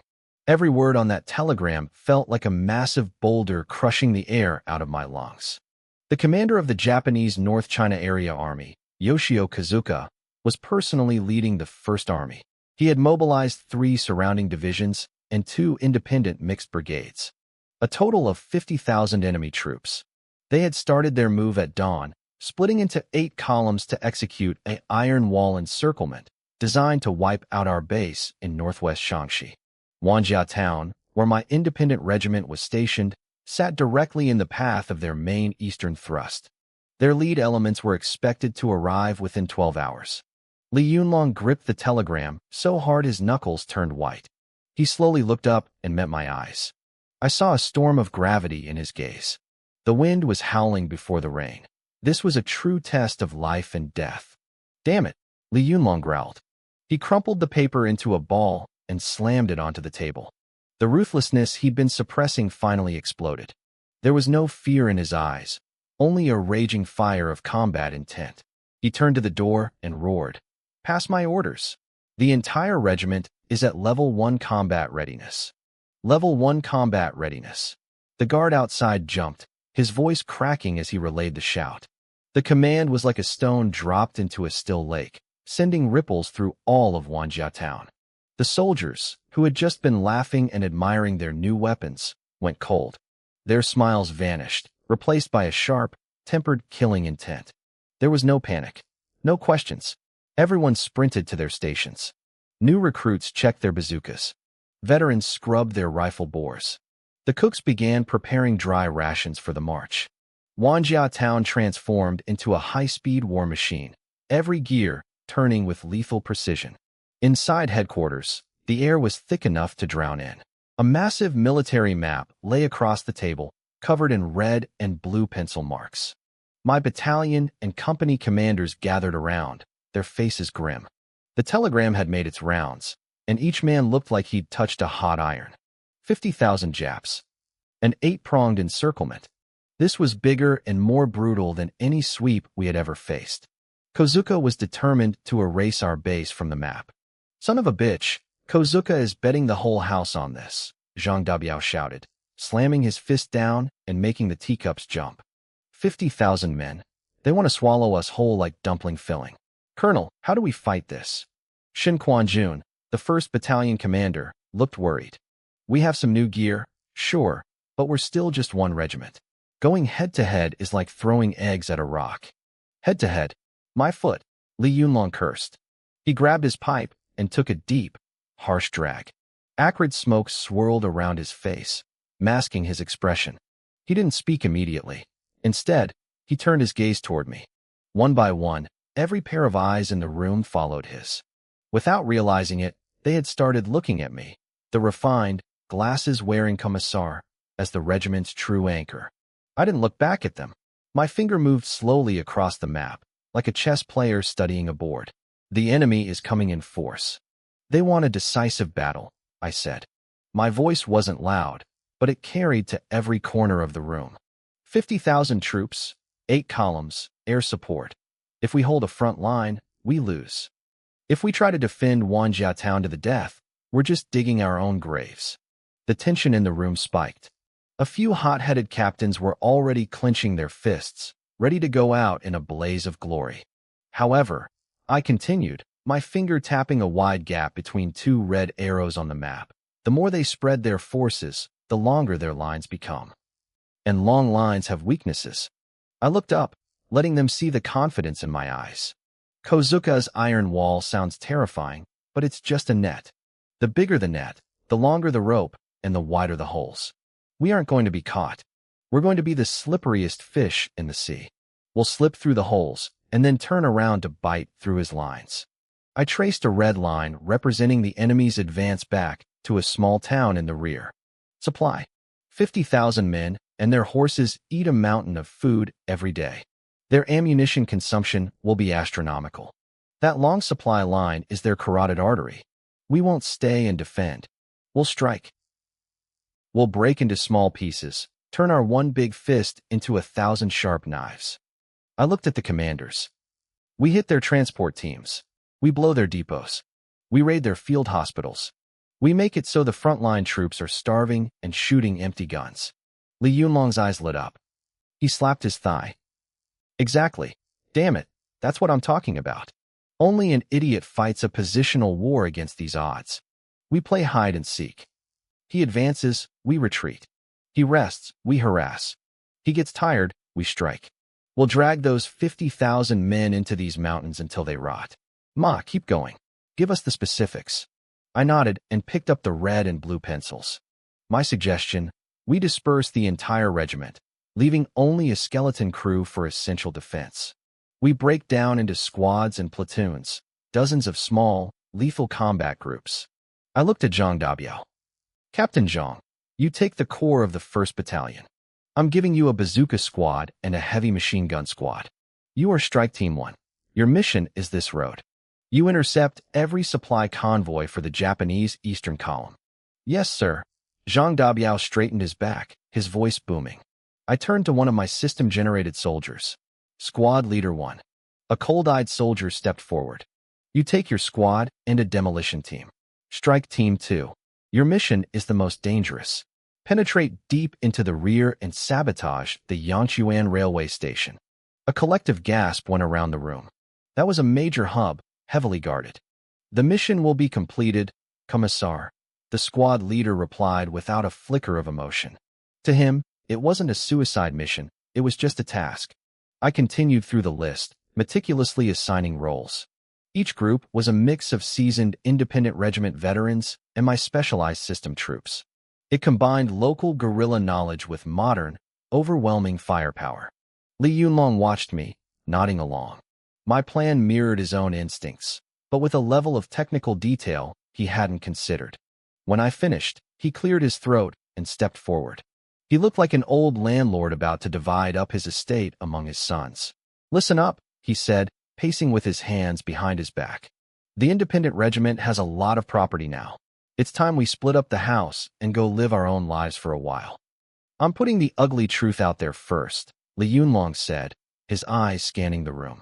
Once you head out, whether you're wolves or dogs depends entirely on your own skill. I don't care how you do it. Steal, rob, I don't give a damn.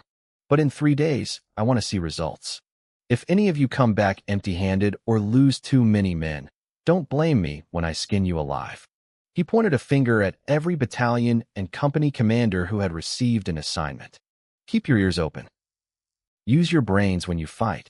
Don't go losing your heads the second you see a Japanese soldier. We're going out to scavenge and harass, not to throw our lives away. Hit them and run. Grab the loot and vanish. That's the essence of it. And listen, if anyone hides captured goods for themselves instead of handing them over, I'll have you shot.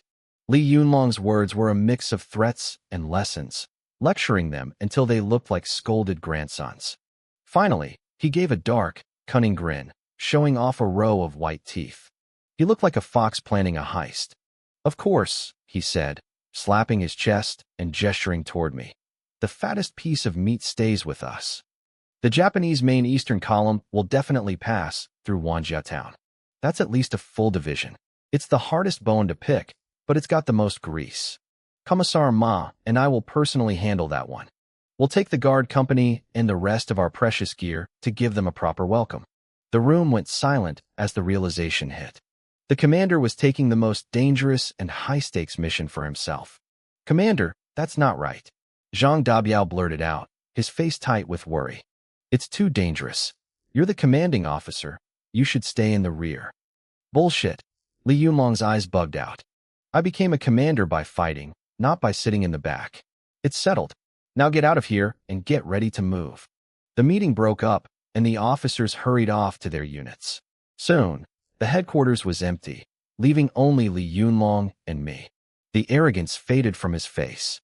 He walked over to the map, staring at the cluster of red arrows for a long time.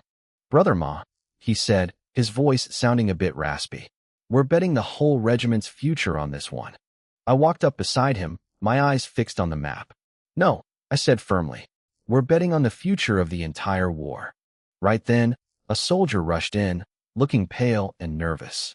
Commander, Commissar, that prisoner, Sakata Nobuaki, he talked again. What now? Li Yunlong snapped, clearly impatient.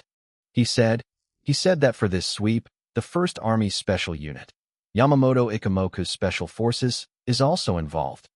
The soldier's voice trembled. Their target isn't the front lines.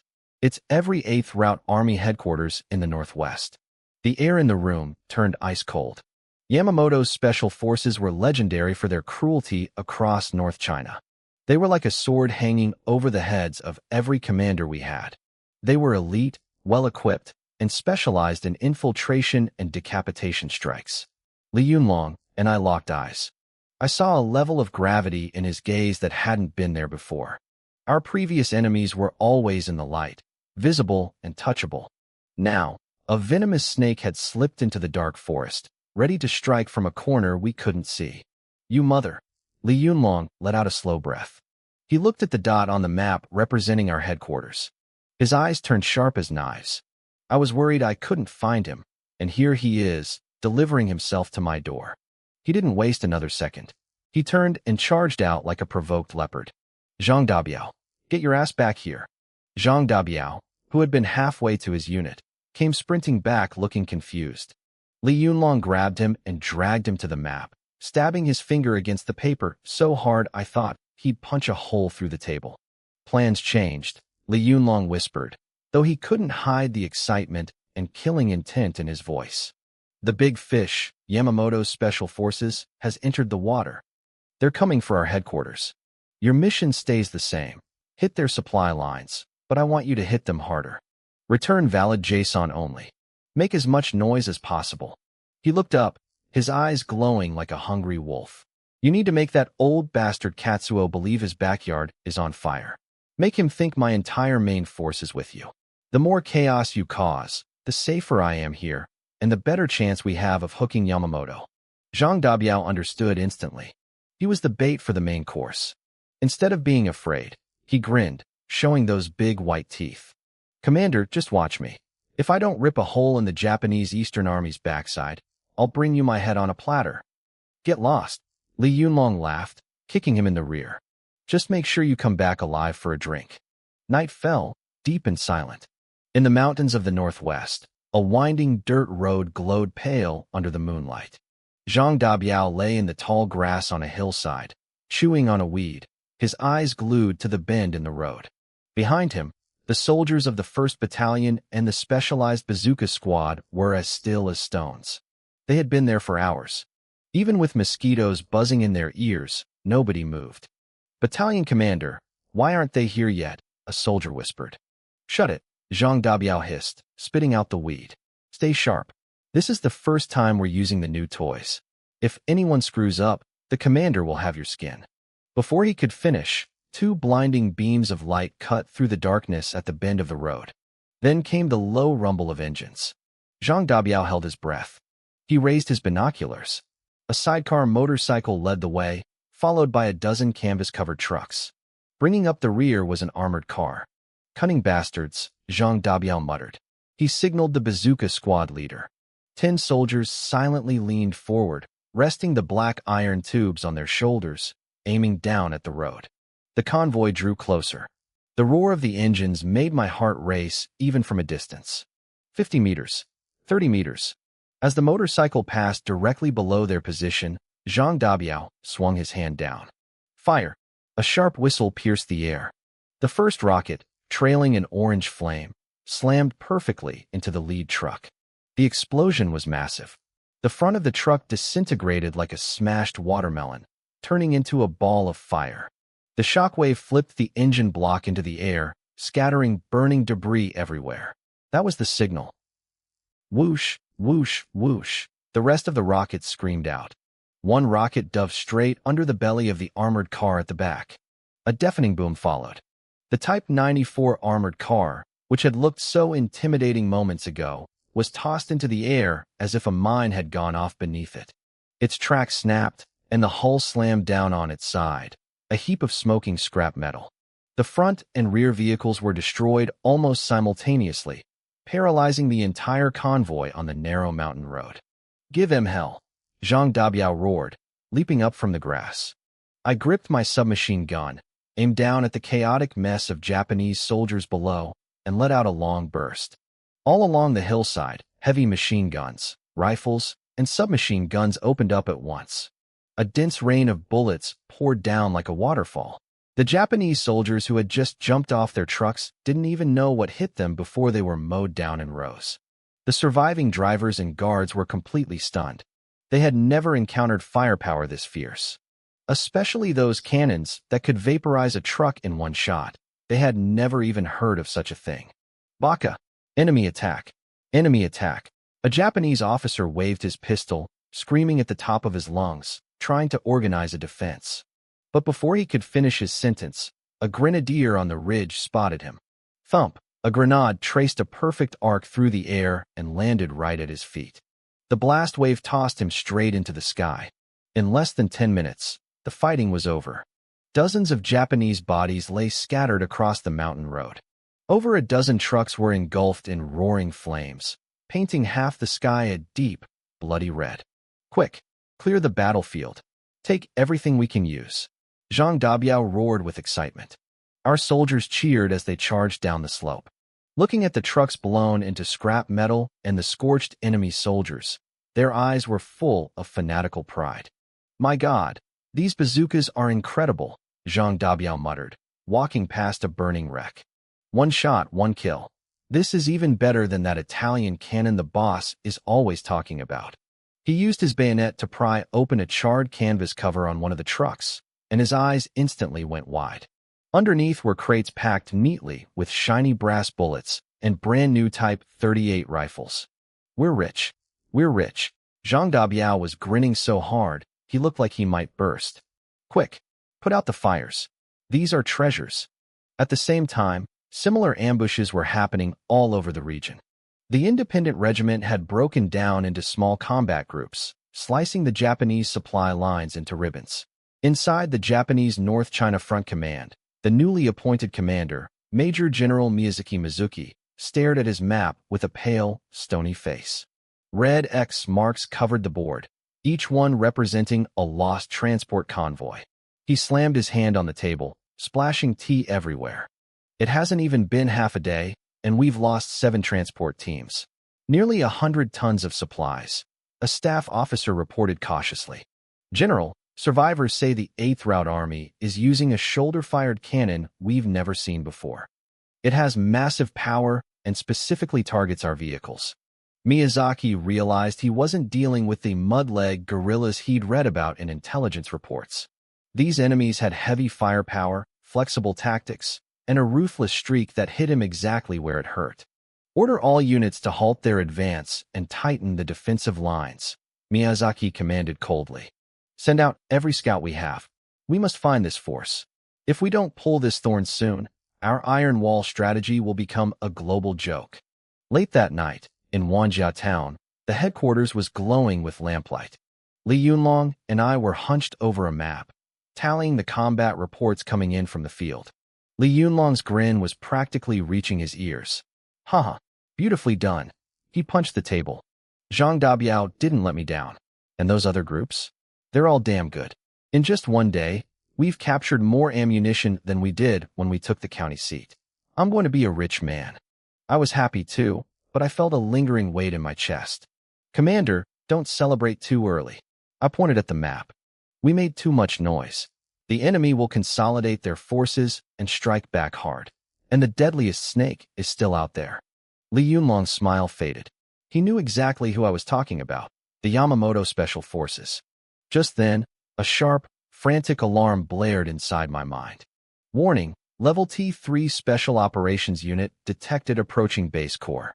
Warning, signal lost from perimeter hidden camera number 3. My face went pale instantly. I looked up and grabbed Li Yunlong, who was still checking his loot list. I leaned in and whispered, "The fish has taken the bait." Outside the headquarters, on top of a newly finished concrete bunker, a black metal cylinder rose silently.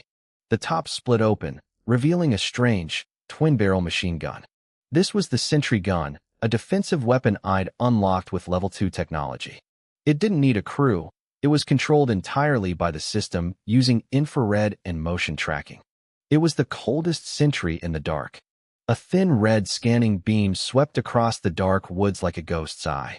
It moved past the trees and swaying bushes, then suddenly stopped. It locked onto a patch of dense shrubbery where several ghostly figures were blending into the night. They wore specialized camouflage and face paint, moving with the grace of cats as they tried to infiltrate the base. It was Yamamoto Ikemoku and his elite team. The lead commando signaled his men that the path ahead was clear, completely unaware that a robotic eye was already staring him down. The lead Japanese commando reached for his belt and pulled out a pair of specialized steel wire cutters. He moved toward a section of barbed wire that looked flimsy and unremarkable. In his mind, this was just a crude obstacle set up by a bunch of peasants. It wasn't even electrified. But the moment his cutters touched the metal, the silence of the night shattered. Puff, puff, puff. It was a strange, muffled sound. It didn't rattle like a machine gun or crack like a rifle. It sounded more like someone slamming a sharp awl into a thick wooden plank at high speed. The commando's body jerked violently. He looked down at his chest in shock. 3 blossoms of blood erupted instantly, the bullet holes perfectly aligned in a straight, lethal row. The arrogance on his face froze. He didn't even have time to scream. His body went rigid and fell straight back, landing on the dead leaves with a dull thud. The rest of the unit froze in their tracks. Yamamoto Ikemoku's pupils contracted with sudden fear. He lunged forward, shoving the soldier next to him to the ground as he dove behind a massive tree. His face was a mask of pure disbelief. They were exposed. But how? These men were the elite of the elite, handpicked from hundreds of thousands of soldiers. They were masters of infiltration and camouflage. They had bypassed every single sentry and hidden post the 8th Route Army had set up, moving like ghosts.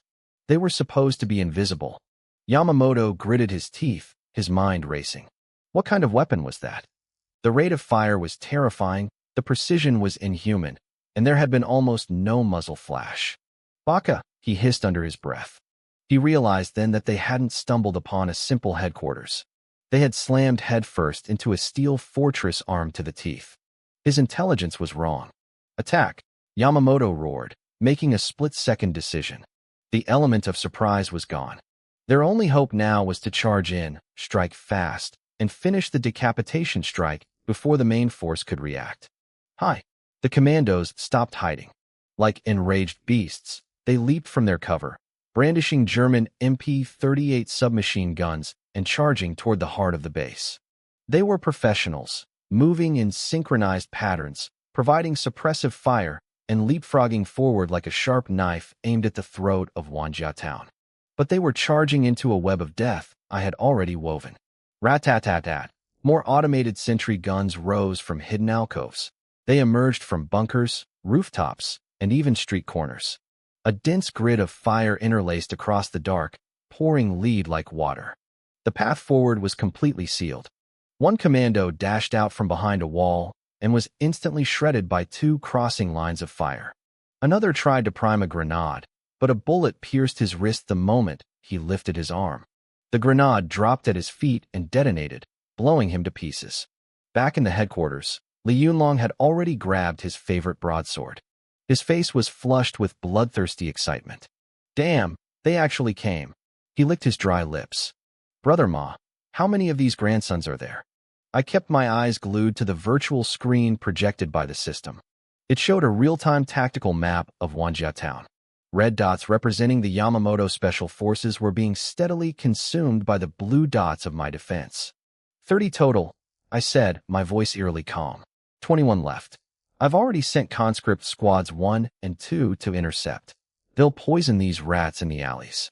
Good, Li Yunlong roared, heading for the door with his blade. I'm going out there to meet this Yamamoto myself. Don't be reckless, Commander. I grabbed his arm, pulling him back. Your job is to command, not to play hero.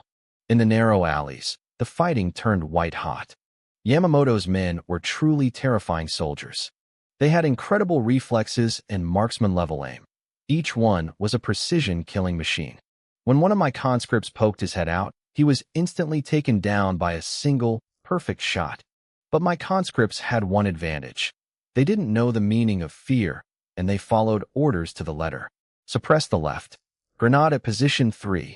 I barked into the system, my voice devoid of emotion. A conscript pulled a pin, counted 2 seconds, and hurled the grenade around a corner. Boom. 2 commandos hiding behind a crumbling wall were tossed into the air by the blast. The Japanese unit was sinking into a quagmire. They were facing enemies who felt no pain and showed no hesitation. For every conscript they killed, 2 more appeared from another direction, pinning them down with a wall of fire. They couldn't move an inch forward. Yamamoto crouched behind a broken wall, slamming a fresh magazine into his gun. Cold sweat dripped down his forehead. He had never fought a battle this suffocating. The soldiers in those 8th Route Army uniforms weren't men, they were monsters. Their eyes held no human emotion. They used their absolute knowledge of the terrain to hunt his team like a pack of wolves tearing into a cornered tiger. Li Yunlong was pacing the room like a caged animal, his heart racing at the sound of the explosions outside. Since I wouldn't let him leave, he finally snapped. He snatched a megaphone from a nearby signalman and stormed to the entrance of the headquarters. "Listen up, you little Japanese devils," he bellowed. His voice was like a thunderclap, booming over the sound of the gunfire. "Your grandpa Li Yunlong is right here. If you've got the guts, stop hiding like turtles. Come in here and fight me man to man." The challenge echoed across Wanjia town, arrogant and mocking. Yamamoto heard it through the chaos. He paused for a fraction of a second, his eyes turning cold and murderous. Li Yunlong, his primary target. He took a deep breath and shouted back in stiff, broken, but crystal-clear Chinese. "Li Yunlong, I will personally crack open your iron turtle shell."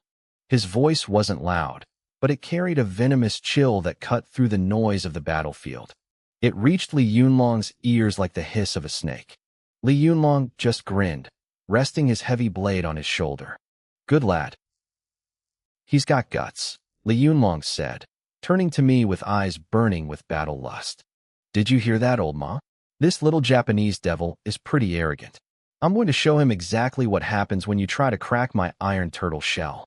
Li Yunlong hoisted his heavy, broad-bladed saber onto his shoulder.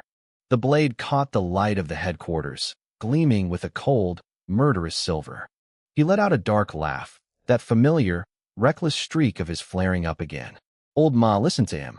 He thinks he's tough. I'll make sure he learns his lesson today." I didn't bother responding to his boasting. My eyes were glued to the virtual screen in front of me.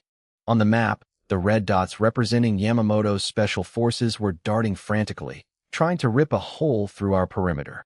But every time they surged forward, the dense blue dots of my defense force pushed them back with overwhelming firepower. The street fighting had entered its most brutal stage. Yamamoto's men were truly elite, the best of the best.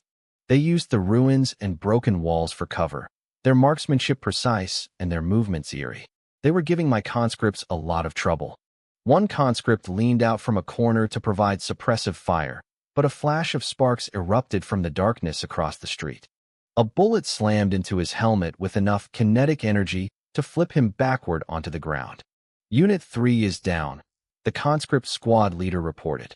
His voice was icy, devoid of any human emotion. Another soldier immediately stepped into the gap, his submachine gun roaring as he sprayed lead toward the source of the flash. This was the terrifying reality of red alert soldiers. They felt no fear and no hesitation. Casualties didn't break their morale.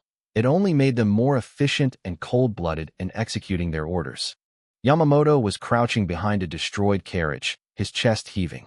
He had fewer than 10 men left, and every single one of them was wounded. The special warfare theories he took such pride in felt hollow and useless against these cold-killing machines. My forces had superior firepower, and their coordination was seamless. It was as if every house and every wall had eyes. Then, the sound of heavy metal grinding against stone echoed through the alley. A grisly tank, looking like a predatory beast with its thick armor and massive cannon, rolled into view. It blocked their only path of retreat. The dark maw of the main gun rotated slowly, a cold stare from death itself. Their last hope of escape was gone.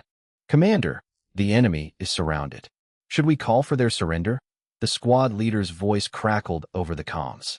I tapped my fingers lightly on the table, watching the trapped red dots. A small part of me considered it. Capturing Yamamoto alive would be incredibly valuable, but the risk was too high. "No need," I said, my voice as cold as ice. "They aren't ordinary soldiers. They're cornered animals. Attempting a capture will only cause unnecessary casualties for us. Execute the sweep." "Yes, sir." Li Yunlong heard me and panicked. He lunged forward and snatched the communicator out of my hand. "Wait, don't kill them all yet," he roared into the mic. "Leave one alive for me, especially that Yamamoto guy. I want to twist his head off myself." Just then, the situation in the alley shifted. Pushed into a dead end, Yamamoto actually seemed to calm down. He looked at the tank blocking the exit, then at the closing circle of fire. A flash of grim determination crossed his face. "Retreat," he hissed through his teeth. "Captain, we..." One of his men started to protest, but Yamamoto cut him off with a frigid glare. That's an order. Yamamoto pulled several specialized smoke grenades from his gear and handed them to his men. Create chaos. Break out in different directions. If even one of you makes it, bring me intel back. Go. Hi. The soldiers shouted in unison. They knew they were trading their lives to give their captain a single chance to survive. A series of muffled thuds echoed as thick white smoke instantly filled the alleyway. It was so dense you couldn't see your own hand in front of your face. Caution. Enemy using smoke. Switch to infrared scanning, the conscript leader ordered. But Yamamoto's smoke grenades were specialized. They didn't just block vision. They emitted a heavy interference that scrambled our infrared sensors. Gunfire erupted in the confusion. By the time the smoke cleared, only a few corpses in Japanese Special Forces uniforms remained on the ground, surrounded by pools of blood. Yamamoto and his inner circle had vanished without a trace. Damn it, he got away. Li Yunlong slammed his fist onto the table, his face twisted with frustration. The battle ended quickly after that, and the cleanup began. When Li Yunlong saw the bodies of my fallen conscripts being carried in, his excitement vanished completely. A dark shadow fell over his face. He walked over to one of the fallen soldiers, knelt down, and silently straightened the blood-soaked uniform. These soldiers were obedient, lethal, and fearless. Li Yunlong didn't say it out loud, but he had already started viewing them as his own. Seeing them dead hurt him. We had repelled Yamamoto and captured several German-made MP-38 submachine guns and high-tech gear, but he couldn't find any joy in it. I'm going to settle this score with that Yamamoto bastard sooner or later, Li Yunlong growled, standing up. My expression was even grimmer than his. I didn't look at the loot. Instead, I walked over to the map and stared at Wanjia town in silence. Colonel, I said, my voice sounding raspy. We're in big trouble. Li Yunlong blinked, confused. Trouble? We won. We sent Yamamoto packing like a stray dog. What trouble? The trouble is exactly because we won, I said, turning to him with total seriousness. What do you think Yamamoto does for a living? He's the ace in General Shinazuka's sleeve. He's a specialist in decapitation strikes and infiltration. He just lost almost his entire team here. How do you think he's going to report this? Li Yunlong wasn't a fool. The realization hit him, and his expression hardened. He's going to tell Shinazuka that Wanjia town isn't just some random 8th Route Army post. I continued, pointing at the map. He'll tell him it's a fortress armed to the teeth. He'll describe our automated turrets, our tanks, and our fearless soldiers. What do you think the Japanese will do then? Li Yunlong remained silent. He could imagine Shinazuka's shock and rage. The next time they came, it wouldn't be a single division on a routine sweep. It would be the full might of the North China Area Army. Wanjia town is no longer safe, I said firmly. We have to evacuate. Now. Li Yunlong frowned. Evacuate? We just settled in here. The men built these bunkers and fortifications brick by brick. You want us to just throw it all away? We aren't throwing it away, I replied. We're surviving. Do you want to wait for Japanese planes and cannons to turn us into corpses? I asked. Li Yunlong went silent. I didn't stop there. As long as the Green Mountains remain, we won't lack firewood. But I'm not just talking about moving house. I picked up a pencil and drew several circles on the map. I included Wanjia town and several hidden valleys nearby. We can't put all our eggs in one basket anymore, I said, my eyes sharp with focus. I want to create 3 caves for a crafty rabbit. Li Yunlong leaned in, his interest piqued. 3 caves? Exactly, I explained. From now on, Wanjia town is just a front. It's a target to attract the enemy's fire. Our real heart, the Redwell base, must move to a more hidden and secure location. I pointed to a remote, narrow valley on the map. This will be our main base. We will also establish small sub-bases in other areas. Each one will have independent production and defense capabilities. They'll support each other, but can fight alone. If the Japanese take one, the others keep growing. The fight continues. Li Yunlong's eyes grew brighter with every word. He could see it. He saw powerful, mysterious bases rising from the mountains like unshakable nails driven into the enemy's heart. Damn it, that's a brilliant idea, he shouted, slapping his thigh. Let's do it. I want to see how many troops Shinazuka has to fill these mountains. I nodded, but before I could speak, a notification rang in my mind. The system voice was crisp. Asterisk base upgrade conditions met. Unlock level 3 technology. Asterisk. I looked at Li Yunlong. The base is ready to upgrade. His eyes burned with a heat more intense than when he saw a pile of captured rifles. Level 3 tech? What is that? He grabbed my arm, shaking me so hard I thought I'd fall apart. Does it mean more new toys? Better than the rockets? Much better, I said, suppressing my own excitement. I tapped the virtual screen. New blueprints scrolled past. Base upgrade complete. Level 3 technology unlocked.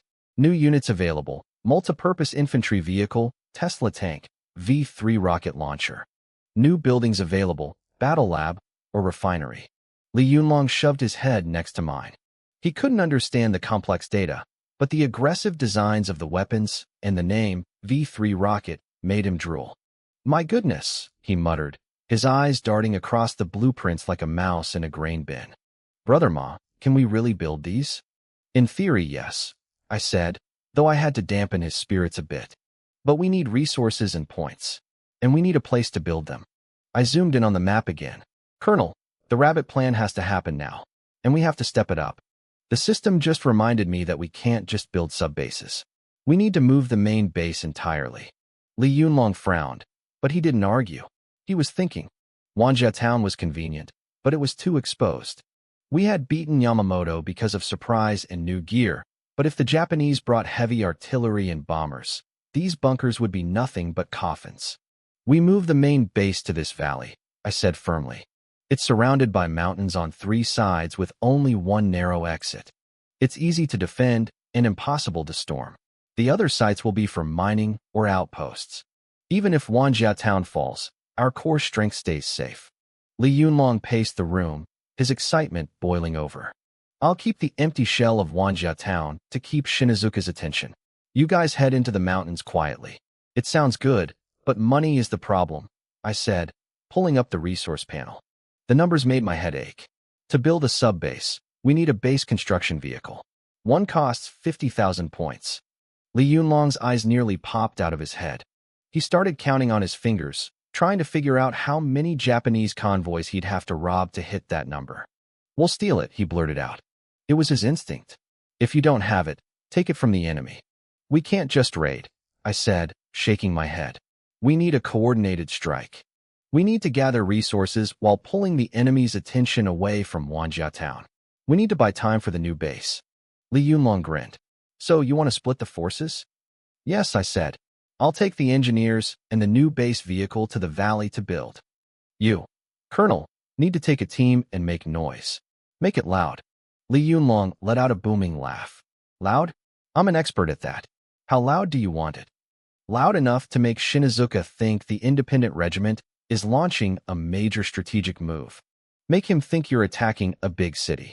Force him to send every scout plane and mobile unit after you. Li Yunlong rubbed his chin. So I'm the bait. You're the bait, and you're the dagger, I said. I'm giving you the new multi-purpose infantry vehicles and a squad of rocket soldiers. They're fast and they hit hard. If you use them right, you can tear through the occupied zones and leave them in ruins. Done. Li Yunlong smashed his fist onto the table, making the map jump. I'll lead the team personally. I'm going to poke Shinazuka right in his eye. Brother Ma, you make sure our new nest is solid. When I get back, we'll drink until we drop in our new home. Orders were issued immediately. The entire town became a hive of activity. Li Yunlong handpicked Zhang Dabiao's 1st Battalion to be the backbone of the strike force, equipped with the new rocket launchers. The hunt was on. I watched 5 multipurpose infantry vehicles roll out of the factory. They were strange beasts, looking like a cross between heavy trucks and armored cars, each topped with a mounted machine gun. Under the cover of night, Li Yunlong stood before them in full uniform. He looked at the troops, his face glowing with pride and spirit. Move out, he roared, waving his arm before jumping into the lead vehicle.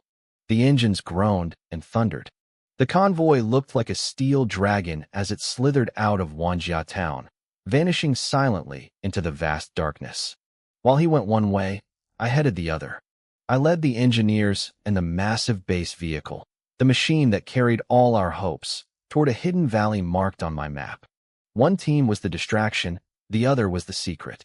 It was the start of a massive gamble. At the same time, 100 miles away, the headquarters of the 358th Regiment was bathed in light. Chu Yunfei stood by a map in his crisp uniform, his brow furrowed as he gripped a telegram from Taiyuan. The contents were beyond belief. It was an internal warning from the Japanese North China Area Army to its subordinates. The report claimed that the independent regiment was using a powerful, unknown shoulder-fired weapon. They had wiped out multiple transport teams and dealt a heavy blow to the elite Yamamoto Special Forces near Wanjia town. The Japanese were ordered to be extremely cautious and report the regiment's location immediately upon contact. Li Yunlong. Chu Yunfei whispered the name. His eyes grew complicated. He knew his old rival well. The man was a peasant soldier who didn't play by the rules. He was as cunning as a fox and as fierce as a wolf. But Chu couldn't understand how Li Yunlong had suddenly gained the strength to crush Yamamoto's best men. Fong Ligong. Chu called out without turning his head. A refined, bespectacled officer hurried into the room. Chu handed him the telegram. Look at this. Our spies inside the Japanese ranks are saying Li Yunlong didn't just capture a company's worth of gear. They're talking about iron cars that build houses and iron horses that don't need real horses. Fong Ligong scanned the report, his face turning pale. Colonel, is this reliable? He pushed up his glasses, his voice trembling with disbelief. Iron cars that build houses? That's impossible. There's no smoke without fire, Chu Yunfei said, his gaze returning to the rugged mountains on the map. It seems my old friend has found himself a legendary treasure. He went silent for a moment, a sharp glint in his eyes. Order the scout battalion to keep a close watch on the northwest, especially this independent regiment. I want to know every move Li Yunlong makes. After Fong Ligong left, Chu Yunfei stood alone in silence. He had a strong premonition. The quiet mountains of the northwest were about to be turned upside down because of one man. He picked up the phone and dialed a number. Get me Commander Yan's office. I have urgent military intelligence to report. Deep in the mountains, I was oblivious to the stir we were causing. The night was thick, and the moon was buried behind heavy clouds. You couldn't see your hand in front of your face. Our strange, tracked-based vehicle crawled slowly but steadily over the jagged terrain. The tracks ground against the rocks with a heavy, rhythmic crunch that echoed through the silent valley. This vehicle was worth 50,000 system points. It was everything I had. As we bounced over the uneven ground, I felt like my internal organs were being shaken out of place. I gripped the handrail, my eyes fixed on the small patch of earth illuminated by the headlights. Huang Mao, how much further? I asked. My voice was raspy. I hadn't slept in over 10 hours. Boss, the map says we just need to clear this ridge, the man next to me replied. He was a sturdy engineer in a yellow hard hat, his hands steady on the controls. His name was Huang Mao, the most senior engineer at the base. Wild Wolf Valley is right on the other side. Tell the men to stay close, I warned. This place feels wrong. Don't let anyone fall behind. We finally reached our destination in the dead of night. When I jumped down from the cab, a blast of cold wind hit me, smelling of damp earth and rotting leaves. I shivered.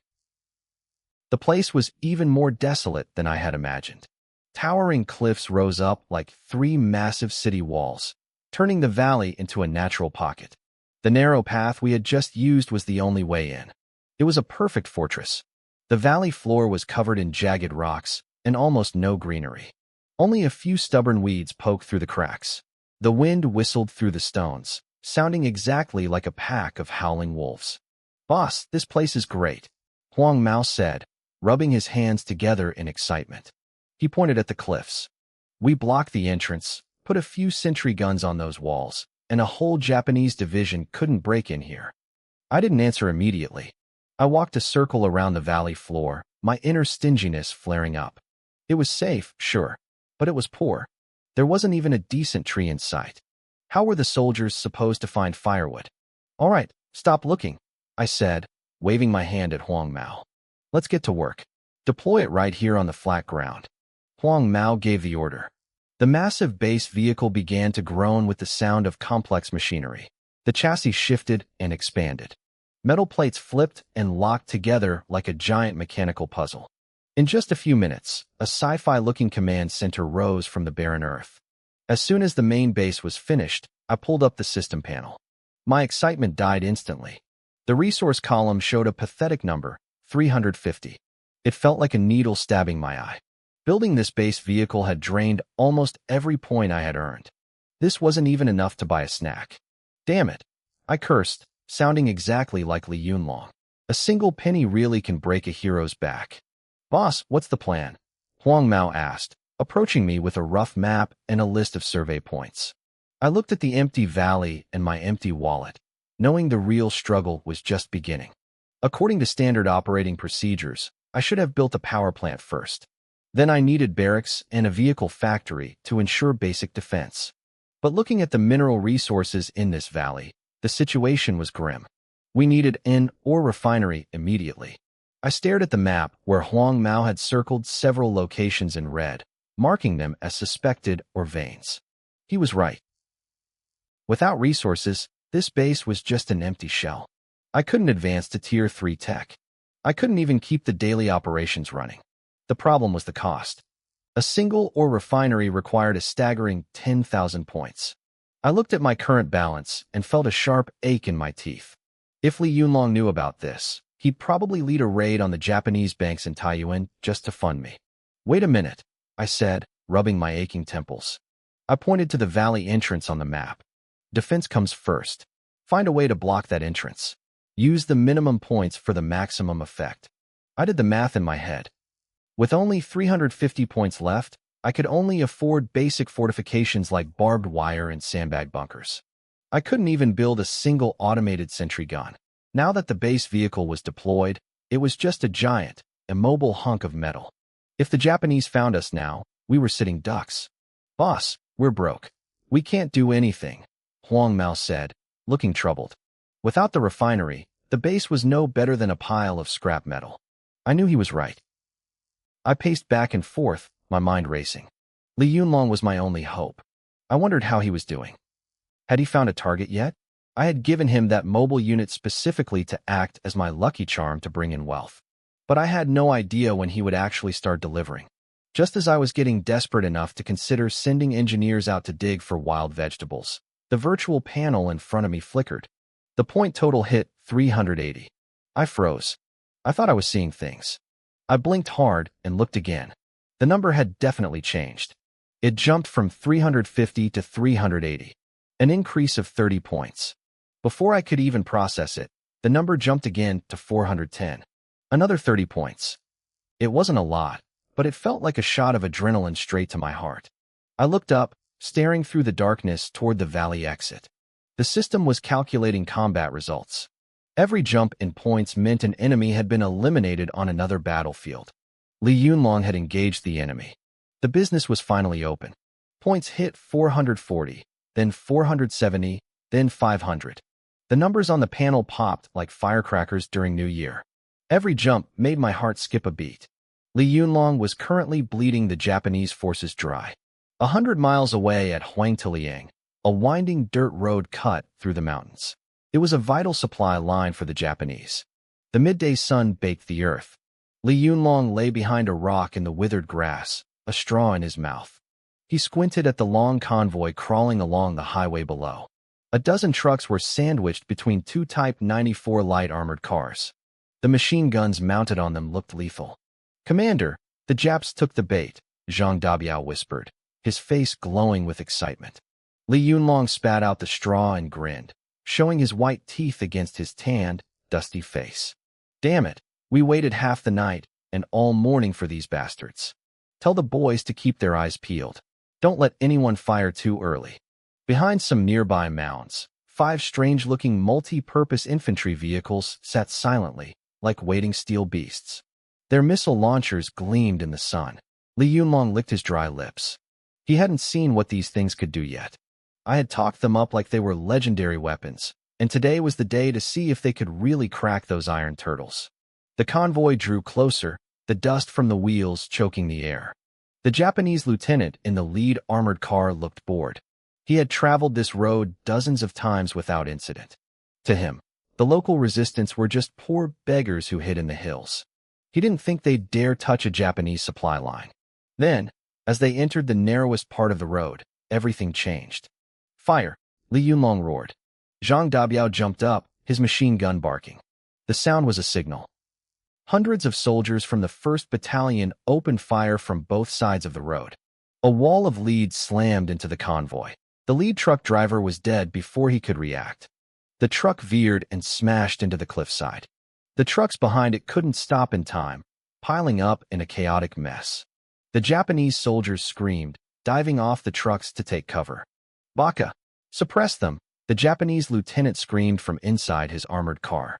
The two Type 94 vehicles swung their turrets. Their machine guns spat fire, pinning our men down. Dust and stone flew everywhere. Damn it, those iron shells are too thick. Zhang Dabiao cursed, unable to lift his head. What's the rush? Li Yunlong said calmly, his lips curling into a cruel smile. It's time for our treasures to show up. Aim true. Take out those 2 iron turtles. The 5 infantry vehicles roared to life. The missile launchers on their roofs rose slowly, the mechanical whine audible even over the chaos. The Japanese lieutenant saw bright flashes on the opposite slope. He wondered what they were for a split second. Then, streaks of white smoke trailing fire screamed toward him at an impossible speed. The missiles sliced through the air, heading straight for the terrified Japanese troops. The missiles streaked across the sky and slammed directly into the 2 Type 94 armored cars. A pair of deafening explosions rocked the valley. Those iron turtles the Japanese were so proud of were torn apart like they were made of wet paper. Burning scrap metal rained down everywhere. The shockwave was so violent it tossed nearby Japanese soldiers into the air like ragdolls. For a moment, the entire battlefield went silent. Everyone was stunned by the sheer destructive power. Zhang Dabiao stood there with his mouth hanging open, completely forgetting to fire his machine gun. He stared at the 2 piles of flaming wreckage and muttered to himself, "My God, what kind of cannon is that? That's way too powerful." "The best is yet to come," Li Yunlong shouted, snatching the machine gun right out of Zhang Dabiao's hands. His face was flushed with pure excitement. "Rocket teams, wipe out those remaining Japanese machine gunners. 1st Battalion, charge. Get those medicines back for me." The Japanese suppression fire died instantly. Our rocket teams shouldered their launchers and unleashed hell on the remaining pockets of resistance. Explosions blossomed one after another. The once arrogant Japanese soldiers finally broke, screaming for their lives as they scattered in every direction. "Charge!" Zhang Dabiao finally snapped out of it. He grabbed his broadsword and was the first to leap down the slope. The soldiers of the 1st Battalion followed him like hungry tigers, howling as they pounced on the chaotic mess of the convoy. The battle turned into a complete slaughter. Li Yunlong didn't join the charge. Instead, he stood on the high ground, looking down at the burning trucks and the bodies littering the road. Hearing the cheers of his men, he grinned like a happy child. This fight was satisfying. Not only had he wiped out a supply convoy, but he'd seen the true power of our new toys. I could tell he was already imagining himself marching across the entire Northwest with these weapons. "We're rich, Commander. We're rich." A soldier ran up, so excited he could barely speak. "It's all Western medicine. Penicillin, sulfonamides. We've got crates of the stuff." "Good. Great." Li Yunlong slapped his thigh. That medicine was worth more than gold bars in this war. He knew that this single battle would earn me thousands of points back at the base. The construction of our new headquarters was finally going to get the boost it needed. But the celebration didn't last long. The distant roar of motorcycle engines grew louder. A scout from our outer perimeter came flying in on a motorbike, skidding to a halt with a pale face. "Commander, it's bad. The Japanese and puppet troops from the Yangtzean outpost, Haiyuan County, and the Wujia blockhouse are all moving. They're closing in on us from 3 sides." Li Yunlong's smile froze. He grabbed the map and scanned the marked points. My heart sank as I listened through the radio. The enemy forces combined were at least a reinforced battalion, plus puppet troops. They outnumbered us several times over. "Damn, they reacted fast," Li Yunlong cursed. It was obvious the missiles had made too much noise. The Japanese were terrified, and now they were desperate to crush us. "Commander, we're surrounded," Zhang Dabiao said, his voice tense. Surrounded, Li Yunlong let out a cold laugh. There wasn't a hint of fear in his eyes, only a burning desire for battle. They think these few scraps can trap me? They underestimate Li Yunlong. He looked toward the distant sound of gunfire and slammed his hand down on the hood of the infantry vehicle. Pass down my order. Everyone get in the vehicles. We aren't retreating. We're going to punch straight through and hit the Yangtzuan outpost right in the teeth. His voice was steady and ruthless. Back in the Wolf Valley, I heard every word through my high-tech radio. The signal was crystal clear. That lunatic, I muttered, though I couldn't stop myself from smiling. Only Li Yunlong would respond to an encirclement by charging deeper into enemy territory to raid their home base. It was crazy, but it worked. As soon as he gave the order, my virtual interface began to flicker wildly. The points started rolling in. 850, 910, 980. The numbers refreshed so fast it felt like a shot of adrenaline hitting my veins. My blood started to boil. Li Yunlong was definitely kicking a hornet's nest, and the speed of the points growing proved just how much damage he was doing. Boss, my lead engineer, Huang Mao, looked at me, confused. He couldn't see the screen. He just saw me going from worried to grinning like a fox who just broke into a hen house. I ignored him, my eyes glued to the climbing numbers. All my previous hesitation about spending points vanished. I could almost see those 5 infantry vehicles acting like red-hot irons, searing through the Japanese lines. With missiles clearing the path and machine guns sweeping the trenches, their dirt and wood fortifications were nothing more than tissue paper. The numbers finally slowed down and stopped at a total that made my heart skip a beat. 10,350 points. We hit it, I whispered, my voice trembling with excitement. Boss, I'm right here, Huang Mao said. Start the work, I shouted, pointing to a spot on the map I had been eyeing for days. Build the most expensive factory we've got. Right now. Which one? Huang Mao asked, still looking a bit dazed. The ore refinery. I warned. I was tired of relying solely on battle points to survive. I needed to generate my own resources. I was going to turn this barren valley into a treasure chest that spit out gold. You got it. Huang Mao looked even more excited than I was. A base without a refinery was like a car without an engine, just an empty shell. I didn't hesitate. I tapped the construction button on the virtual panel. 10,000 points vanished instantly, leaving me with a measly 350. But I didn't care. This was an investment. The entire valley began to tremble. In the center of the clearing, the ground split open as if torn by an invisible giant. Massive metal beams rose from the depths. Gears turned, tracks groaned, and steel arms reached toward the sky. It was even more breathtaking than when the main base was built. In just a few minutes, a massive, rugged industrial refinery stood tall against the cliffs. The refinery crouched in the valley like a dormant steel beast. A chimney, thicker than a water bucket, pierced the sky from the top of the factory roof. As the internal boilers ignited, a thick plume of white steam erupted with a long, piercing whistle. To my ears, that sound was more beautiful than any symphony. It meant my new base finally had a heartbeat. The massive factory gates groaned open. Accompanied by a heavy engine roar, a brand-new engineering vehicle crawled out. It was even larger than a multi-purpose infantry vehicle, with a low profile and wide, heavy-duty treads. At the front sat a colossal alloy bucket, its edges shimmering with a cold, lethal light under the moon. The chronominer. The basic version was complete. The system description informed me it could automatically collect, or, though it had to physically drive back to the refinery to unload and convert the materials. Boss, how do we use this big guy? Huang Mao asked. He circled the miner, his eyes shining like little stars. He reached out to touch the cold metal hull, looking as excited as if he'd just spotted a world-class beauty. Put her to work, I said, pointing toward a nearby cliff face where reddish-brown iron ore peeked through the soil. Start right there. Bring back every piece of rock you can dig up. Understood. An engineer hopped into the cabin.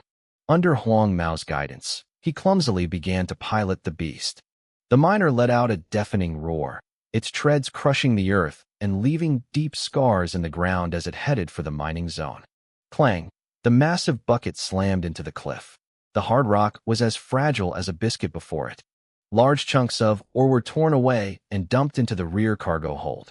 Once full, the miner rumbled back and tipped the load into a giant funnel-shaped intake at the refinery. Almost the moment the ore vanished inside, the panel in front of my eyes flickered. Asterisk or detected. Converting. Credits plus 200, asterisk. It worked. I clenched my fist tight. It was only 200 points, but the meaning was monumental. It meant I had finally escaped the trap of relying solely on combat for points. I had sustainable development now. With a steady source of income, power plants, barracks, vehicle factories, and even advanced defenses were no longer just pipe dreams. Haha, I can finally print my own damn money. I laughed, mimicking Li Yunlong's rough tone as I spat on the ground. I immediately ordered Huang Mao to organize the engineers into 2 shifts. 24 men, working 24 hours a day. One miner wasn't enough. Once the points accumulated, I'd build a second, then a third. I was going to turn this silent wild wolf valley into a roaring supermine. The miners shuttled back and forth tirelessly. The points grew at a slow but incredibly steady pace. For the first time, I felt a sense of true security. However, during the 3rd cycle, as the miner pushed toward a cliff deeper in the valley, something went wrong. That particular wall looked more fractured than the others, covered in a thick layer of weathered rubble. As soon as the bucket made contact, there was a deafening crash. The entire cliff face suffered a localized collapse. Countless rocks and clouds of dirt tumbled down. "Watch out!" Huang Mao screamed from a distance. Fortunately, the miner was rugged enough that the falling rocks didn't do any real damage. But when the dust settled, everyone froze. Behind the collapsed wall, a pitch-black tunnel entrance had been revealed. It was about 2 people high, with clear signs of manual excavation. I could even see the remains of some rotten wooden support structures. It was an abandoned mine shaft. "Boss, look at this." Huang Mao ran over, his face pale with suspicion. I frowned and walked to the entrance. A blast of cold, damp air hit me, smelling of metallic rust and stagnant earth. "Send someone in to check it out," I ordered immediately. "Wait, boss." Huang Mao stopped me. He pulled a handheld detector from his tool belt and scanned the opening. The device immediately erupted into a frantic, high-pitched alarm. "Strong metallic reaction," Huang Mao said, his expression turning solemn as he checked the readings. "Based on the intensity, the mineral deposits inside are massive. It might even be rare minerals we've never seen before." He paused, then added, "The way this shaft was dug looks like the style the Guangdong army uses. I suspect the Japanese were secretly mining here years ago and abandoned it for some reason." The words "Japanese secret mine" made my heart skip a beat. It meant there could be vast wealth inside, but it also meant hidden danger. Why would the Japanese abandon a rich mine? No one knew. Maybe the structure was unstable. Maybe there were toxic gases. Or maybe there was something even more sinister. "Boss, should we have the miners seal the entrance?" Huang Mao asked worriedly. "This place feels wrong. We just got here. It's better to be safe." I stared into the deep, dark hole, silent. The wind whistling out of the cave felt like an unknown calling, making my skin crawl with anticipation. Wealth is found in danger. Li Yunlong was out there risking his life on the front lines. If I hid in this comfortable nest and didn't even dare to take this small risk, how could I talk about winning the war? "No," I said, shaking my head. A flash of determination crossed my eyes. "We aren't sealing it. We're going in." I turned to Huang Mao. "Grab a few men. Get lighting and protective gear ready. We're going to scout the path." "Boss, that's too dangerous," Huang Mao blurted out. "Dangerous?" I smiled and patted his shoulder. "Is there anything we do these days that isn't dangerous?" I looked at that black void, shaped like the mouth of a giant beast. The spirit of adventure that had been dormant in me was fully ignited. I had a gut feeling that this forgotten mine held a secret that could change my base, and perhaps the entire war. "Let's go." I didn't hesitate any longer. I took a high-intensity flashlight from an engineer and took the first step into the bottomless darkness. The beam of light sliced through the gloom like a sword, only to be swallowed by thick moisture and dust, leaving nothing but a hazy glow. I swapped the flashlight to my left hand and drew my system-issued Gauss pistol with my right. A cold wind rushed from the depths, carrying the heavy scent of iron rust and rotting wood that made my stomach churn. "Careful, boss," Huang Mao whispered, following close behind with his beeping detector and a high-power searchlight. 7 or 8 conscripts followed him, clutching their rifles with tense expressions. "Keep your eyes peeled," I muttered. "Watch your step. Don't fall into any holes." I lowered my voice as we moved deeper. The gravel under my boots made a sharp, crunching sound that echoed through the silent, dark tunnel. It felt eerie, like the mountain itself was breathing down my neck. The path was narrow, barely wide enough for 3 people to walk side by side. Rough excavation marks scarred the rock walls, and every few meters, I saw rotting wooden support beams.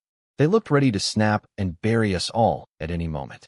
Huang Mao stopped and aimed his searchlight at the wall. Under the bright beam, Japanese characters painted in white oil stood out against the dark stone. I couldn't read the language, but the familiar rising sun flag and the kanji for Holy War Victory told me everything I needed to know. These were slogans left behind by the invaders. Huang Mao's expression turned grim. He knelt down, pinched some dust from the floor, and rubbed it between his fingers. He told me that based on the dust thickness and the humidity, this place had been abandoned for at least 7 or 8 years. He pointed at the tool marks on the walls, explaining that this was the work of Guangdong Army engineers. They were experts at building secret mining sites. It seemed the enemy had been secretly stripping this mountain of its resources long before the full-scale war even started. I didn't say anything. I just swept my flashlight across every corner. Something felt wrong. The Japanese wouldn't put this much effort into a secret mine only to abandon it for no reason. Something must have happened to force them out. Suddenly, the detector in Huang Mao's hand let out a piercing scream. The red indicator light flashed like a heartbeat. He pointed toward a corner ahead, his voice trembling with excitement. There was a massive metal reaction just around the bend. I signaled my men to be ready. 2 conscripts gripped their rifles and hugged the wall, moving forward with caution. As we rounded the corner, the space opened up into a small transit platform. One side of the rock wall had suffered a massive collapse. A pile of rubble had completely blocked off a small side room that looked like a storage area. The detector was practically howling at that pile of rocks. I didn't hesitate. I ordered my men to dig it out. They dropped their rifles and began hauling the heavy stones away with their bare hands. As the rubble cleared, the corner of a wooden crate appeared. A soldier smashed the rotten wood with his rifle butt, revealing bundles of yellow sticks wrapped in oiled paper. Huang Mao leaned in and gasped. His voice went up an octave. It was detonators and high-grade explosives. He looked at the mountain of crates hidden behind the rocks and stuttered that we had just stumbled onto a secret armory. My heart hammered against my ribs. I urged the men to move faster. Once the entire room was cleared, we stood there in shock. Aside from hundreds of boxes of explosives, several large machines were hidden under dusty canvas in the corner. We pulled the covers off to find massive diesel generators. They were rusty, but the core structures were intact. Based on the thick steel frames and complex wiring, their power output had to be enormous. We had hit the jackpot. I didn't care why the Japanese left these treasures behind. I only knew that they belonged to me now. I immediately signaled the system in my mind to recycle everything. The system responded instantly, converting the haul into points and materials. My point balance surged, jumping from a mere 1,000 to over 4,000 in a heartbeat. Even better, my inventory now held rare metals and refined steel that I had never seen before. These were the essential materials for high-tech units and advanced upgrades. I felt like I could fly. It was exactly what I needed, exactly when I needed it. While I was reveling in the hall, my radio crackled with static. Li Yunlong's booming voice broke through the silence. He was laughing, his voice competing with the sound of wind and distant gunfire. He told me he had another big deal for me. I walked toward the mouth of the cave to get a better signal. He explained that after hitting Yang Village, he hadn't stopped. He had used the cover of darkness to storm 2 more blockhouses at Wijiapu and Xiaowangswang. He was ecstatic, yelling about how the iron turtles I gave him were unstoppable. 1 missile was all it took to turn a fortified tower into a pile of scrap paper. He said the puppet soldiers were literally shaking at the mere sound of our truck engines. I checked my system panel. My points were still climbing as Li Yunlong racked up more kills. I warned him not to get too cocky. Commander Shinazuka wasn't an idiot, and if he kept causing this much trouble, the Japanese would send a massive force to surround him. Li didn't seem worried at all.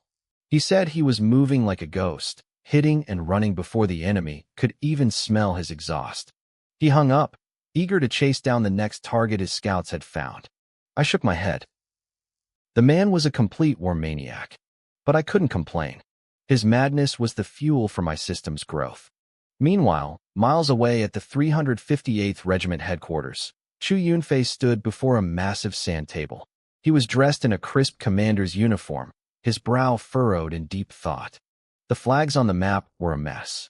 A few dozen small flags representing Li Yunlong's independent regiment were jumping across the mountainous region in a way that defied logic. They were concentrating and dispersing with impossible speed. In a single night, they had sliced through the Japanese defensive lines like a hot knife through butter. His chief of staff, Fong Ligong, pointed out the captured outposts with a grim expression.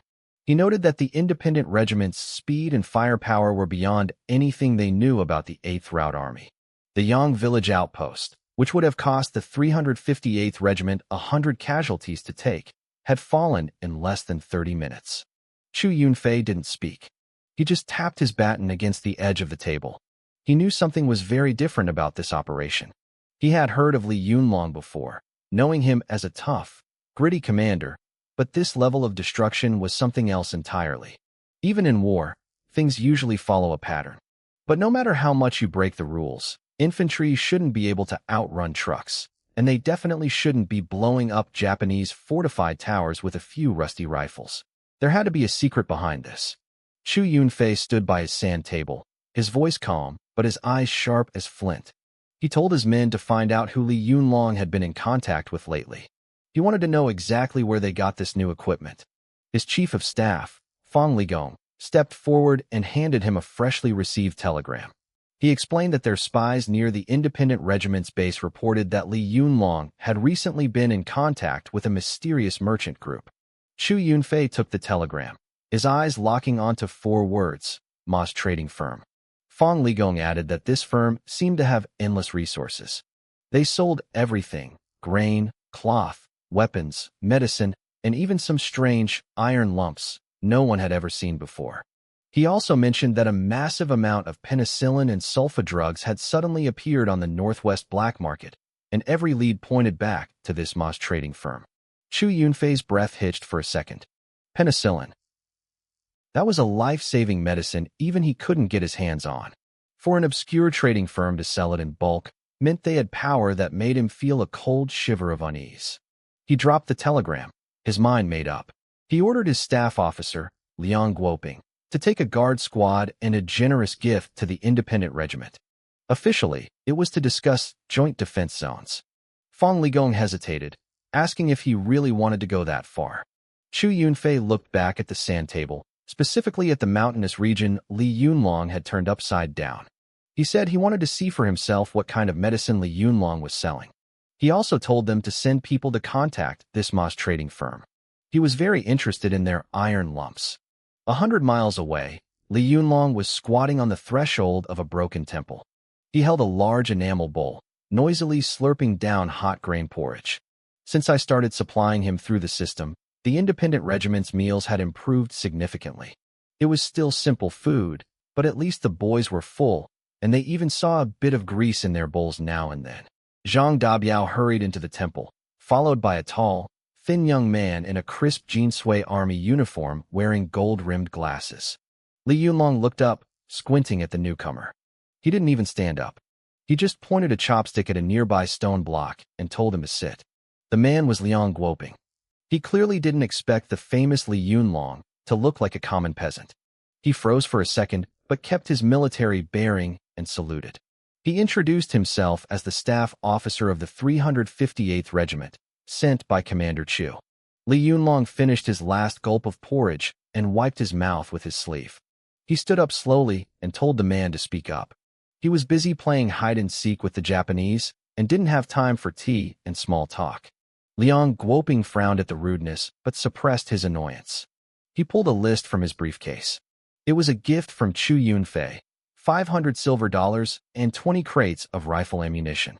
Li Yunlong scanned the list and smirked, stuffing the paper into his pocket. He knew there was no such thing as a free lunch. He asked straight out what Chu Yunfei wanted from him. Liang Guoping gave a dry laugh.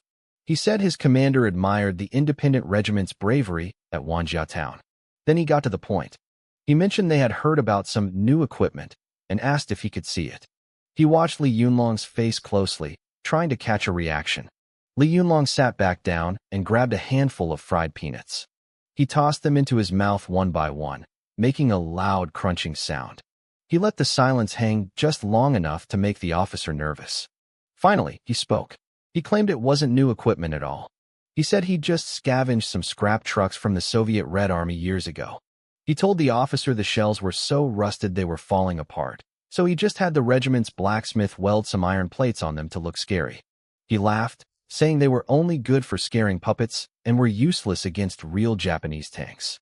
Liang Guoping didn't believe a word of it. He had heard these things could level a fortified tower. If that was useless, then what was powerful? He asked about the divine cannons people were talking about. Li Yunlong slapped his thigh and laughed like he'd heard the funniest joke in the world. He mocked the Jinsui army's intelligence gathering. He told the officer it was just something he dreamed up with a local blacksmith. He called it a double-bang firecracker. He described it as a pipe where you stuff explosives in the front and the back, light the fuse, and watch it fly. Liang Guoping's lip twitched. He was a graduate of a formal military academy. He had never heard of a double-bang firecracker used in artillery warfare. He realized Li Yunlong was full of lies. His patience finally snapped. He told Li Yunlong he wanted to talk straight. Chu Yunfei wanted the iron horses and the cannons. If Li Yunlong was willing to part with them, the price was negotiable. Or he could just tell them where the equipment came from for a massive reward. Li Yunlong squinted at him while chewing a peanut. He called the gear his heart and soul and asked how he was supposed to fight the Japanese without them. As for the source, he said that was classified. Liang Guoping was getting desperate. He couldn't go back empty-handed. Seeing the officer squirm, Li Yunlong decided he'd played enough. He stood up and brushed the peanut dust off his hands. He told the officer that since Chu Yunfei sent a gift, he'd be generous and show him his treasures. Liang Guoping perked up and followed him. They walked through the back courtyard of the temple to a shed covered in camouflage netting. 5 multi-purpose infantry vehicles sat there, looking like sleeping steel beasts. When Li Yunlong's men pulled back the net, Liang Guoping's breath stopped. Even in the dim light, the powerful lines of the vehicles and the thick armor plates were staggering. But it was the complex, 6-round missile launcher on the roof, glowing with a cold metallic sheen, that hit him the hardest. He stepped forward, his hand trembling as he reached out to touch the cold steel. Liang Guoping's fingers trembled as he touched the cold armor. He traced the weld seams with his eyes. They were nearly invisible, perfectly integrated into the body of the machine. This was industrial-grade precision. It looked like the entire vehicle had been carved from a single, solid block of steel. I watched him realize the truth. No local blacksmith could ever pull this off. Even the massive Taiyuan arsenal couldn't dream of matching this level of craftsmanship. Li Yunlong stood there with a smug grin, looking incredibly pleased with himself. He leaned back and told Liang that these were just some scrappy trucks he'd patched together with spare iron sheets. He asked the officer if they looked okay. Liang didn't answer. A cold sweat broke out on his forehead.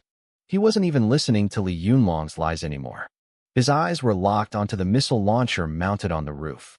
As a trained officer, Liang knew his theory. He had seen concept art for weapons like this in foreign military magazines. Rocket-boosted. Guided attacks. This wasn't some primitive artillery. It was a killing machine at least 10 years ahead of its time. Suddenly, everything clicked for him. He finally understood why the Yangtzuan stronghold had been wiped out in only 30 minutes. Against technology like this, traditional dirt and wood fortifications were basically made of paper. Liang's voice went dry. He turned to Li Yunlong and asked where he had managed to buy such equipment. Li Yunlong just chuckled and said that even if he told him, Liang wouldn't understand. Then, he pulled the camo netting back over the vehicles, keeping his mysterious act going. It worked perfectly. Liang was reeling. He knew he had stumbled onto a secret that could change the entire war in Shaanxi. He realized that a massive, unimaginable power had to be standing behind Li Yunlong's regiment. Liang left looking like a man who had seen a ghost. He had to get back to Chu Yunfei immediately to report what he'd discovered. Li Yunlong watched him walk away and started humming a little tune. He was proud of himself. He thought his half-truths and grandstanding had successfully scared off the nationalist forces. He figured they'd think twice before trying to mess with him again. But the celebration didn't last long. Zhang Dabiao came charging into the room like a whirlwind.